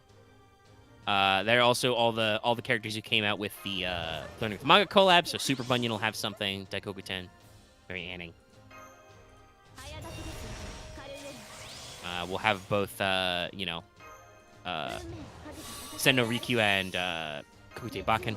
I guarantee Senorika's gonna give us a fucking teacup. Yes, of course. Zufu will be in this list. I suspect they will be chocolate Pisons. Just gonna throw that one out there as a guess. We've got all the Summers, of course. You know, Lady Avalon, Summer Gareth, Summer Ibuki Doji. By the way, that means that we get Ibuki Doji's chocolates this year in NA. That'll be fun. I'm excited. I suspect that Summer Scotty will somehow give us some sort of ice cream. Got Summer Wuzetan in there. Io's in this list as well. That'll be interesting to see. 9 Tattoo Dragon Eliza. She was our last welfare of the year there. She's gonna give us a stuffed animal. I feel it. Oh yeah, I just realized we do have some. We've only had technically 4 welfares this year, but that's also, I think, because they shot themselves in the foot by making Thrud, Hildur, and Ortolinde all separate servants technically. So they've made and coded 6 welfares this year. The problem is you can only pick 1 out of 3 for some of them, so it's a little compact this year. Yes, a little awkward. Did I mess that up? Oh, no, I didn't. I just... Uh-oh. I think it's assumed that Summer Valkyries wouldn't be but we don't know for sure. Again, they have rerun some events. Yes, everybody should be excited for Archetype Earth as well. That'll be fun. I'm sure Burrito Marts will be nonsensical somehow. And we do got there are a few dudes in here. We can expect some interesting ones. Like I said, I brought up Charlene earlier. You've got Constantine, number 11, Ruler Moriarty. Don Quixote, I'm sure will be interesting no matter what. It's gonna be a book. It's gonna be like some sort of tale of chivalry. Yeah. You've got Yamanami Keisuke. I bet he just gives you a Sakura Blossom. He's gonna give me something lovely, and I'm gonna love it. Yeah. And like I said, obviously, we started this conversation by bringing up Guru Rasputin as well, which I'm sure will be completely nonsensical. Also, by the way, I didn't notice this, but I want to throw this out there. Rasputin, Kotomine, is servant number 369. Nice. He's got that 369, though, and that pleases me aesthetically. Yes, that's also really good. That's what it is. That's the entire conspiracy for why they had to stop after Burrito Mart. She was number 368. We were like, hold on, wait. Kotomine has to be 369. But yeah, so JP will give us some fun looks at chocolates. And obviously in NA time, let's see, you're gonna have your Muramasa opportunities in this upcoming New Year's. What is Muramas's Valentine's? I don't remember. You know, who else has come out in the past year from last time? Who was the servant on last year's Valentine's? It was Bazette. No, I meant for us this past Oh, year. for right? us? Wasn't that Say? Yes, you're right. Yeah. Okay, so double Dioscuries. You can get Canis croissants. Croissants. Castoria's on there. All of the fun summers. Ooh, Himiko, that'll be nice. I might make me some biscuits later. Lucky loves hot pastry. Actually, yeah, it's a little bit of. It's actually interesting enough been a little bit of a clean year for servants. We started at 275 with Yang, and Vritra is actually servant 300. So we're gonna end the year at like 301, I think. No, 302. Right, got to count Santa Carna. Yeah. So there were only 27 new servants this year. Obviously, that number gets slightly better over I think the next couple of years. Though the last year is a little slim, and obviously I think the Valkyries inflated a little bit.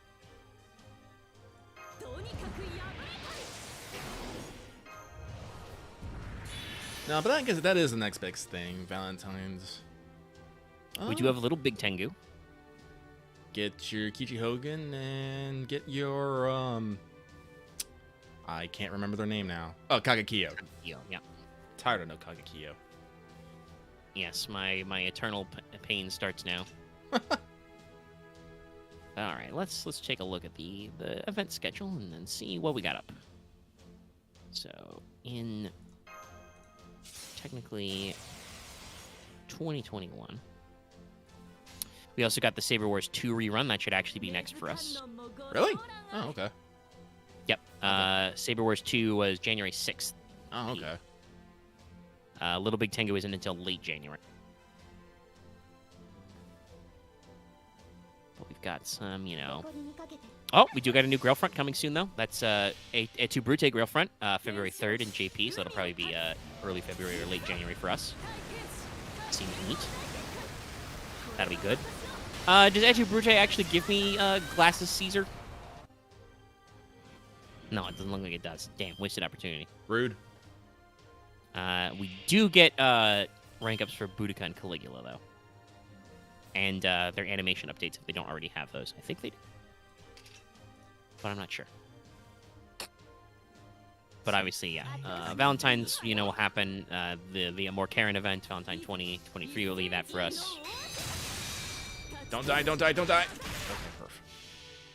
March is going to be pretty fun. That'll be the Slapstick Museum White Day event. Oh, yeah, that's right, where we get Phantom Thief Amakusa. Yeah.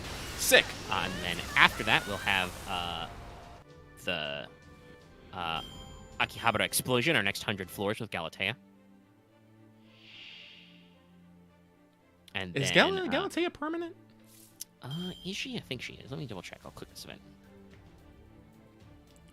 Because aside from Galatea is permanent. Yeah, so because apart from Kagakiyo, I don't think there's anything I'm going to be necessarily wanting to roll on. I'm not a big fan of Karen personally, so I'm probably not going to be rolling there. And I already have an Amakusa, so my costume will be lined up. I both got a Spishtar and a Calamity Jane, so I'm okay there. I would like a Galatea, but if she's permanent, I'm pretty sure there's got to be... Do we have any SR tickets coming up? Not one that would have Galatea on it, but yes, 6th anniversary did have another SSR ticket, so we've probably got more in our future. There's also a fun fact, in April there was a Spring in Full Bloom campaign, if you remember, which was just an extra summon banner for some servants. Should be a Tomo raid up. We might skip the Hokusai raid up on that because we had her for New Year's, but could be interesting. There's some hunting quests and some servant strength. Oh, right. Wow. Damn. At the same time as that Spring Full Bloom, we also got Strengthening Quests 13. I love when they do that. Oh, yeah, that's right. Grail Live is going to be in April, and there's the pre-release to Moonlight Lost Room thing. That's going to be very interesting for branding. Are we going to get Moonlight Lost Room in this upcoming year? Oh, that's Miss Crane, too. Yep. That's limited. I don't know if I want Miss Crane. Also, we'll come with another banner for MHXA. They'll be split this time as well, too, for the pity. Oh, Christ. This is going to be a clusterfuck, I just realized, because of Pity. Because there's also a Part 2 banner, which is Altera and Maeve. Oof. So that's going to be 4 different summon banners. Not counting also separate raid-ups for some Cat and regular Nero.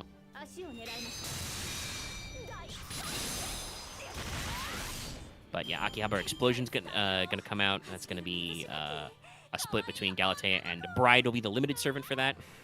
Oh, actually, fuck, it's also Kabahime as well. God, you guys are gremlins. It's gonna be 3 different banners. Those are all separate pity rates. Galatea, Bride, Osaka Hime. Well, you get to take your pick, I guess. Work it. And then Grail Live will obviously be very interesting because that will come with, a huge bevy of costumes and other fun stuff. And Mysterious Idol X. Mixa. So, interesting. Okay, so in JP, May was very lean. That was the pre-release for the Agarthlem movie release, the Camelot movie release, I believe the second one. Another Grailfront, Super Camelot Grailfront, with Bunny Ears Merlin. And the rerun of Summer Servant Camp, very early rerun. But then, when we get to June, that's in JP when Avalon the Fae Part 1 was the pre-release campaign for that. The Avalon the Fae summoning campaigns for, for just Castorian stuff. And the Nerofest quote-unquote rerun, the remix of the original Nerofest. Now, they might just go ahead and slam a jam Servant Summer Camp out of the way early, but I suspect that will be the first sign of where we're going to see if our schedule is going to move, because based on the Nightingale Christmas rerun, they'll probably do the Summer Camp rerun that early. But if they don't, that probably means they're going to give us some extra space to get us some of the Lost Belt stuff early. And actually, anyway, with our schedule needing to be pushed up to make room for things, the pre-release for Avalon the Fae starts in June 2nd. It started in June 2nd in JP. The actual release was June 11th. We'll probably see that move up a week or two for us. So you might even see technically late May for Lost Belt 6 anyway. Okay. July was for JP was fucking nothing. Okay, yeah, we're definitely gonna have to move that. So, Avalon the Fae Part 2 will have to release earlier than it did in JP because it was the 14th of July in JP. That is after our anniversary date. So, I suspect we might see Lost Belt 6 Part 1 as early as late May. And they might push back our summer rerun to be closer to July so that we can get Part 2 out of the way, because that's all that stuff. And then anniversary early.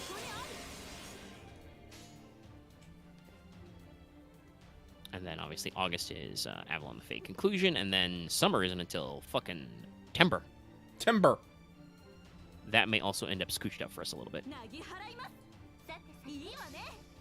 Ugh, the most cursed banner ever. Sorry, I'm just looking at Kalea Summer Adventure Summoning Campaign 2 with the pictured images of Doman and Columbus. I'm just like, oh, why would you do this? So yeah, and obviously there is more stuff after that. There's the Halloween Trilogy and Halloween Comeback stuff going in, Halloween Rising, all those fun campaigns. Guda Guda Close Call is going to come out with Mysterious Ranmaru X. Shit like that. Some of the main quest clear campaigns are going to come up. And obviously you've got Merry Christmas and Tunguska Sanctuary at the end of the year. But I think the big one is going to be that May through July line and see how they shake that up for us. So I would say based on this stuff I'm looking at, right, we're probably going to get... I will hold off. Yeah, just a couple minutes. You're probably going to see Lost Belt 6 technically earlier than... we did in JP, if only by a few weeks, because again, that unless they want to do that thing where they make Lost Belt 6 Part 2 a butt right up on the anniversary, like we ended up doing with the Camelot Singularity, which they might do again, timing. But there's gonna be a lot of stuff happening back to back, so they probably want to give us a little wiggle room. And honestly, those couple of months leading up to and around the Lost Belt 6 releases are very bare, right? All right, 4 hours. 1 minute left. Like he's looking at his bones. There's not a lot of bones. You know, like, eventually I'm going to get everyone up to 444 or 666 or 101010, but I like looking at things just to see where I'm at, and I'm just all like, I am not where I want to be.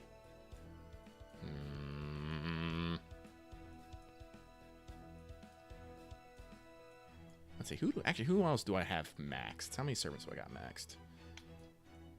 Actually, it's not a small number. It looks like, let's see here, that's 3, 8, 13, 18, 23, 26.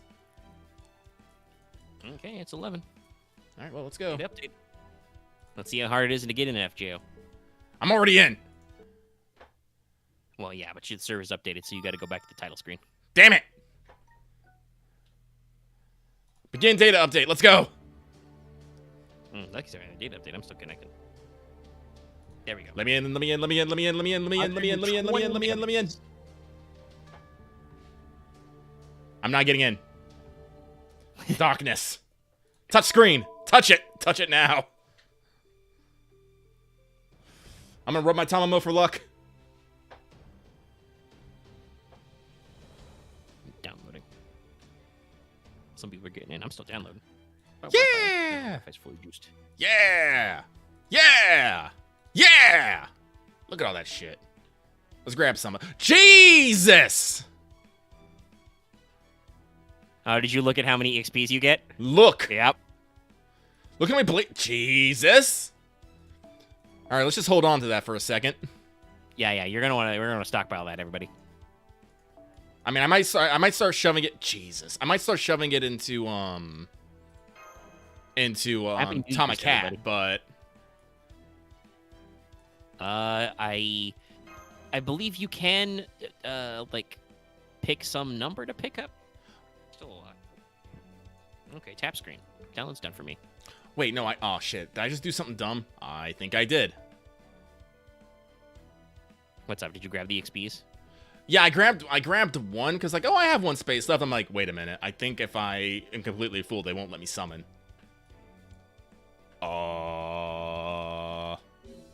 Enhance. Servant. Oh, and you can do the trial quest on stream too. All right, let me just There's a ticket on Cat. that. Let me just feed Cat up. Feed Cat here an ember. Here you go, girl.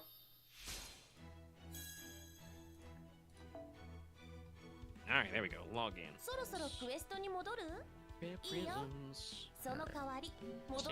let's go to summon. Oh, we can summon to our 100 over? Oh, very well done. All right, but enough about that. We'll get to Muramasa here in a minute. Nay, I say. I know where I'm about. Fuck off.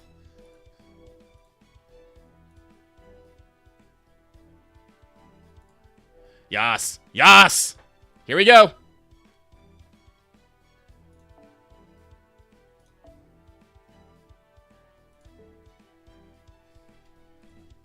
Okay. I'm on the right one. Let's go. I'll click so I can activate skip game. Indeed, powerful skip game. It's an assassin? Oh. There we go. Who is it? It's a caster. Of course, it's Ilya. That's like I think my second most not wanted one, but it's life. Yeah. Heaven's feel. Alright, here it is.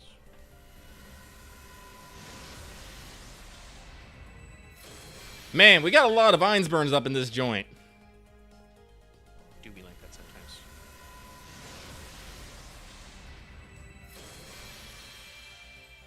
No, you be elegant.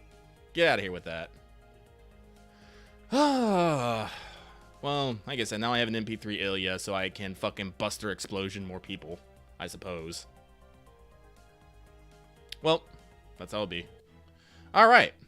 Well, I'm glad that my fucking summon thing is now not filled with fucking, Man, so let's do some Muramasa rolls here. Let's get some CEs. Let's roll.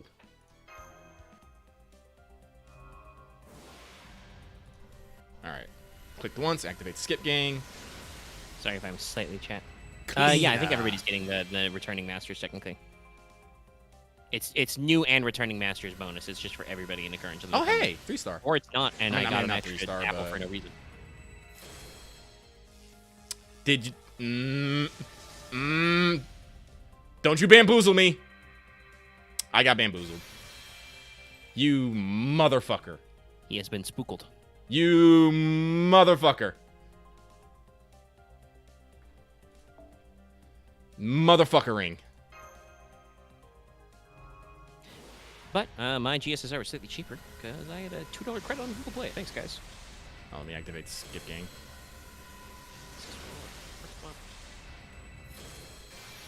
La Folia. Min-ass roll. It do be like that sometimes. I feel like the summoning animation has been a lot smoother, and I don't know why. It's all that high def. It is all that high def. That's a 4-star CE against my Skip Gang. Thank you. Says that showing off that cleavage. Skip Gang. Come on! Arctic. Luckily, I know this is the GSSR poll, so a servant will come, but that's the third 4-star CE. Well, we'll get maintenance quartz. There it is. There's the lag. Or they'll just say everybody gets the bonus. Who knows? All right. It's a gold rider. It's Maid Altar. That's a new servant, everybody. We didn't get a dupe. Well, this wasn't a min roll, but I'm have getting the upset altar here before. slightly. Come on. Listen, giving me a fucking silver to gold fucking Rama saber, that's offensive. It offends my sensibilities. It's a little rude. It's a little rude. Do we ever get the ability to 10 spin with tickets? Anyway.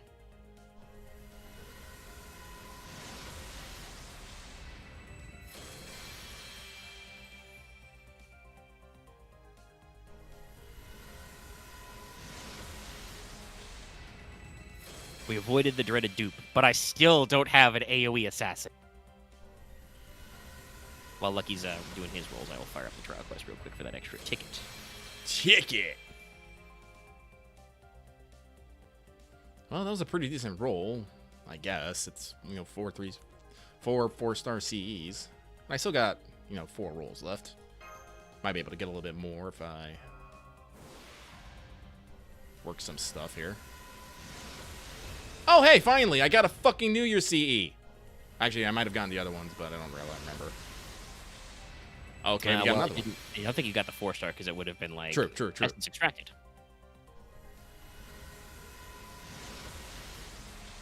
Oh, there it is.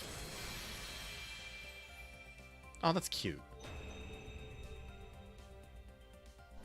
That's adorable. That is not the Emmy I want. You animal people.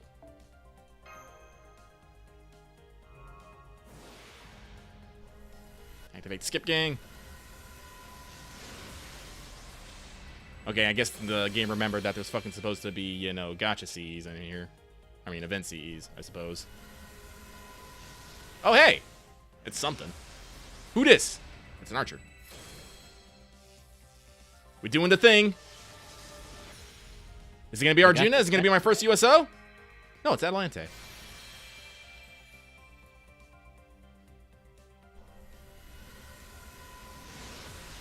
I'm never upset to have, to have the cat show up.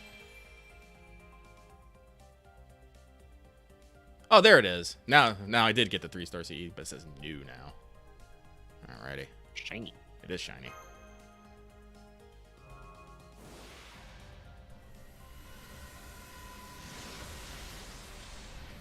Another of the 5 stars. Genico.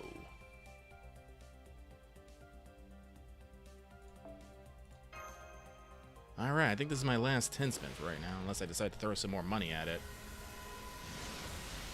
Did you do tickets yet? No, not yet. I could do tickets, I suppose. There's also some tickets and maybe some extra St. Courts in the panel missions as well. But we made it, chat. We're here.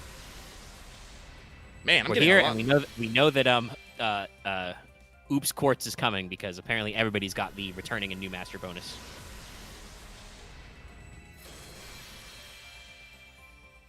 They'll probably comp us the equivalent of the bonus for the first day as an apology.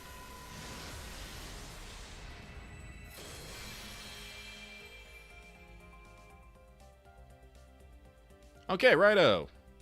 Let me see if I can pull out some quartz somewhere. Well, let's see. You're 10 down, so I guess double check where. Let's see here. Let me check these panel missions.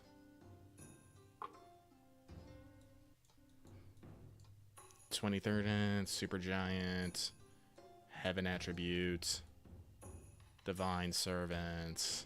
Well, you can get some of that done from doing the trial quest. Yeah, that seems like a pain. Let me see. What else do I have anything left in here? No. Well, hang on 1 second. Let me double check. Noble Phantasm.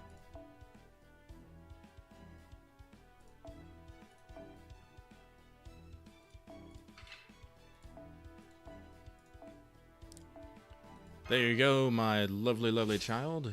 Go forth and explode things. And if I remember correctly, yes, Ranma and are both MP5 already, so everyone can get sold. So let's work on that real quick, just so I can have the extra space.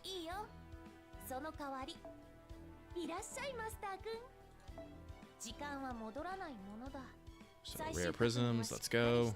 Too far. Burn. Oh, actually, are we doing the... Yeah, we're doing the double up. Yeah, so we got 10 in the shop. That's right. I'll pick up the other stuff later. But let's do some ticket summons. So let's go.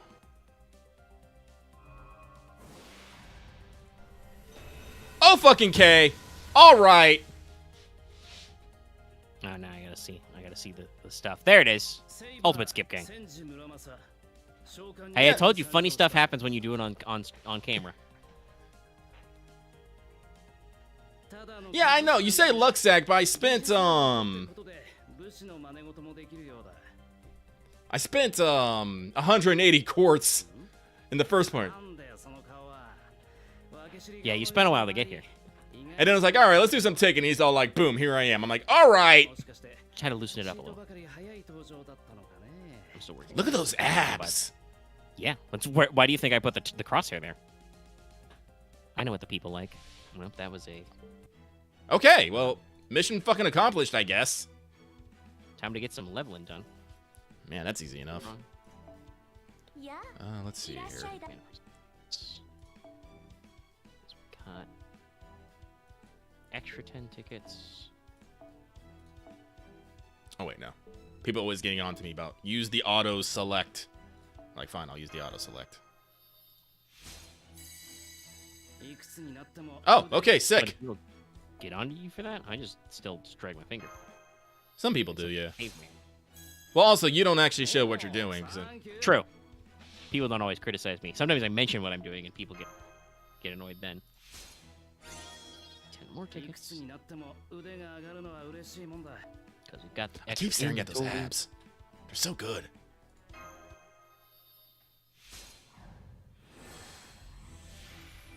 Got the first 2x summon on tickets.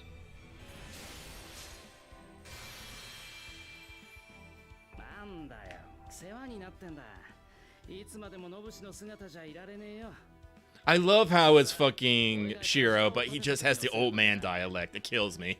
Yeah. Some people are still not caught up on the stream. I'd say do that double time speed, but you know, they can't really. Crystals! Ah! Okay. Okay. Okay. Gold sparks on ticket. What do we got? It's an archer. It's the wrong area. God damn it, you motherfucker. You're like NP7, too. Oh, I guess I get a rare prism. Wrong guy. You fucking time hack me now, buddy. Why does everyone need fucking crystals? Oh, that's my first New Year's CE off tickets. It's the 4-star. It's fucking adorable. It is Crystal on the exchange ticket for this month, but obviously that's, you know, only one per day. I need 6 per now.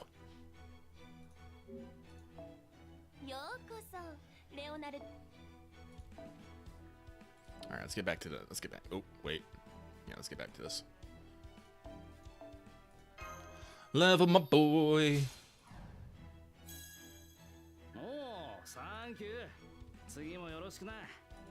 Yuga Kishtera.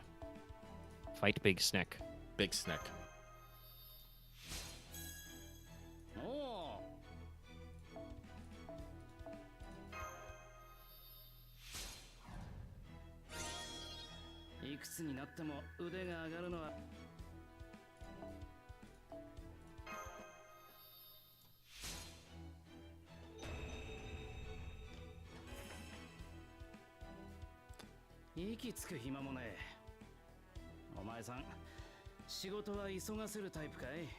Yes, here at Chaldea, we are a black company.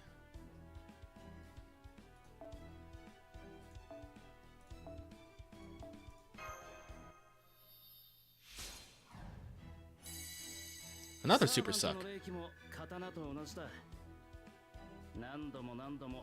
Alright, that was all my tickets. Wrong Emmy, let's roll some sync chords. And activate the sacred power of Skip Gang. Skip Gang. That was a min roll. Why do you hate my guts so much, Gotcha?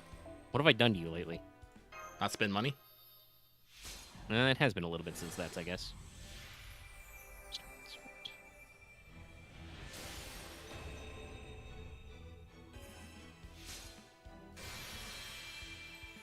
Ooh.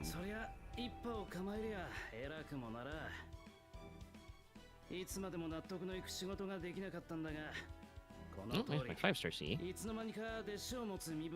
The new year. I think it'd be really badass if Fate Samurai Remnant had fucking Muramasa in it. And it was just another Emiya face. It could be.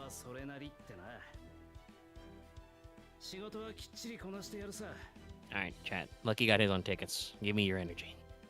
We're rolling sync chords. Oh, that's the 3-star C. That was our first roll. That's funny. And I know, Axe, did you watch the one that I did?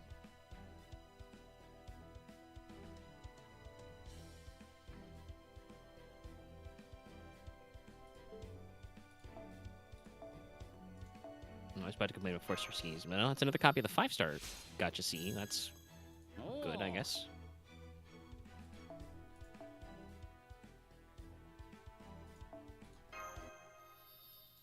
Nope, it's another Oops All C's. Excuse me.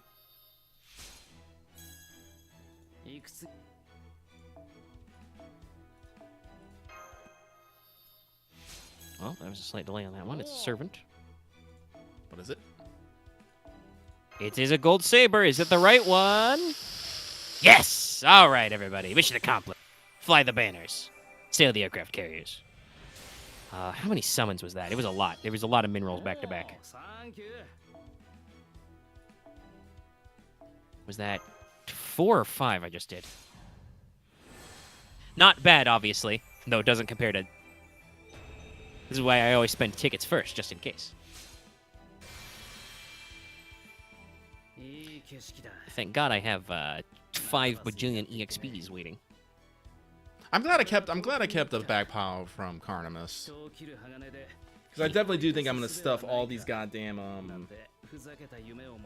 all these 5-star EXPs into my Tomicat. It's the literal last fucking card in my summon is Muramasa. He was literally the last boy. Look at that smug face. I don't actually imagine Shiro making that face.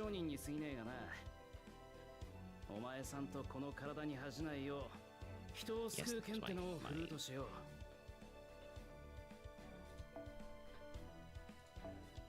Alright, chat. We'll do a couple more to hunt for NP2, Oh, but I don't agree. I'm out. Let me go grab some from my box. Oh, look at this. 124? Here we go. Here, this 50.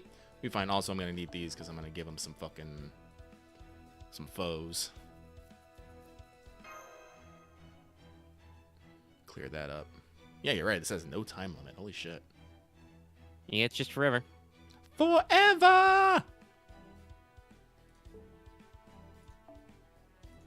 Okay. That's my first ever Dion in that pull for NP2.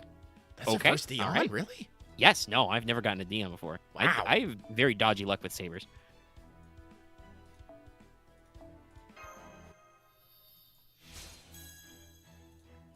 There you go. And there you go. There you go. Nice. All right. All right, that was Oops All See. It's time to stop. It's time to stop. Get help. We'll take a Muramasa. We'll take a not a dupe on the GSSR. And we'll go about our business. Well, I think that's basically the show. We've been going for almost 4.5 hours. Yeah. We could probably wrap up once we won't hide the anticipation from the audience. We can wrap it up once we get to Lucky finally finishing off that Muramasa. Let's see, just a couple more. Oh yeah, and technically I did get an extraneous Amiya copy in my ticket summons. Yes, that did happen. It's like ROM flavor.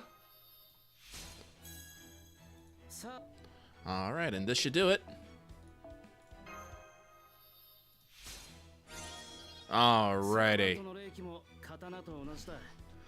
All right, everybody. So, boom, there we have it. Yep. I'll probably go give him 444 in his skills, because I think I have the stuff for that. But other than that, nah, I think we're done here.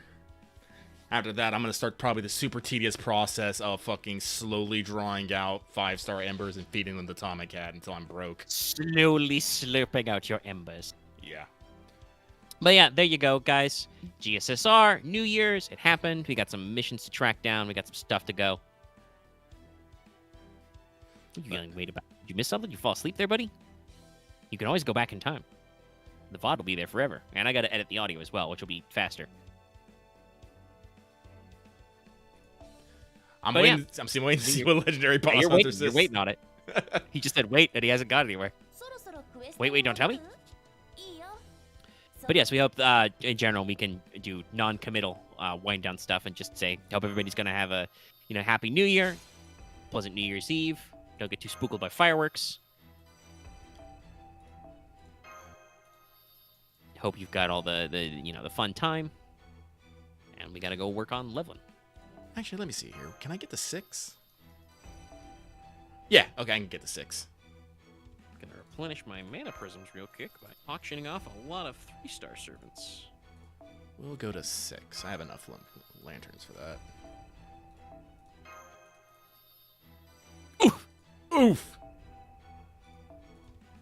Once again, Roblox oof.mp3.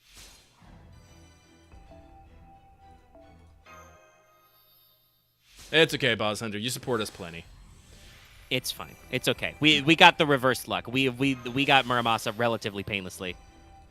I mean, I had to spend a little bit. I didn't tell people, but I did buy a 90-pack before we got started, just so I would have, an amount to roll that. Plenty of stuff. Yeah.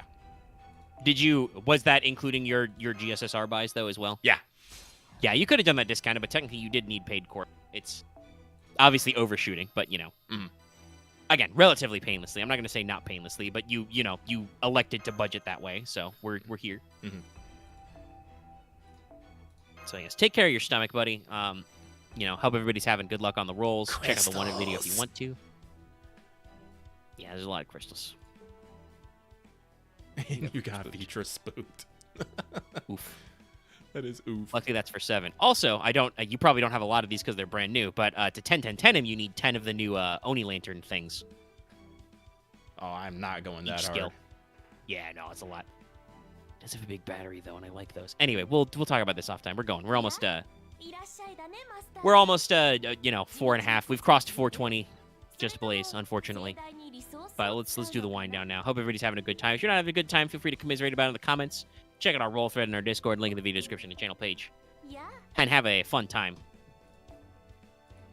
And we got plenty of views and chat revenue. It's fine. Thanks for being with us here and hanging out for 4 hours and almost 30 minutes. I know you did it because you wanted to see the GSSRs and the Muramasa rolls and the stuff, but you still stuck it out. Thanks everybody. Obviously, as we're winding down and people are logging in, we're declining a little bit, but that means it's time to goot on out of it. Get on out of here. Oh, sweet! I got exactly 5 copies of this. Neato. All right, but have a good evening, everyone. We'll see you next time. Don't forget to like and subscribe, please.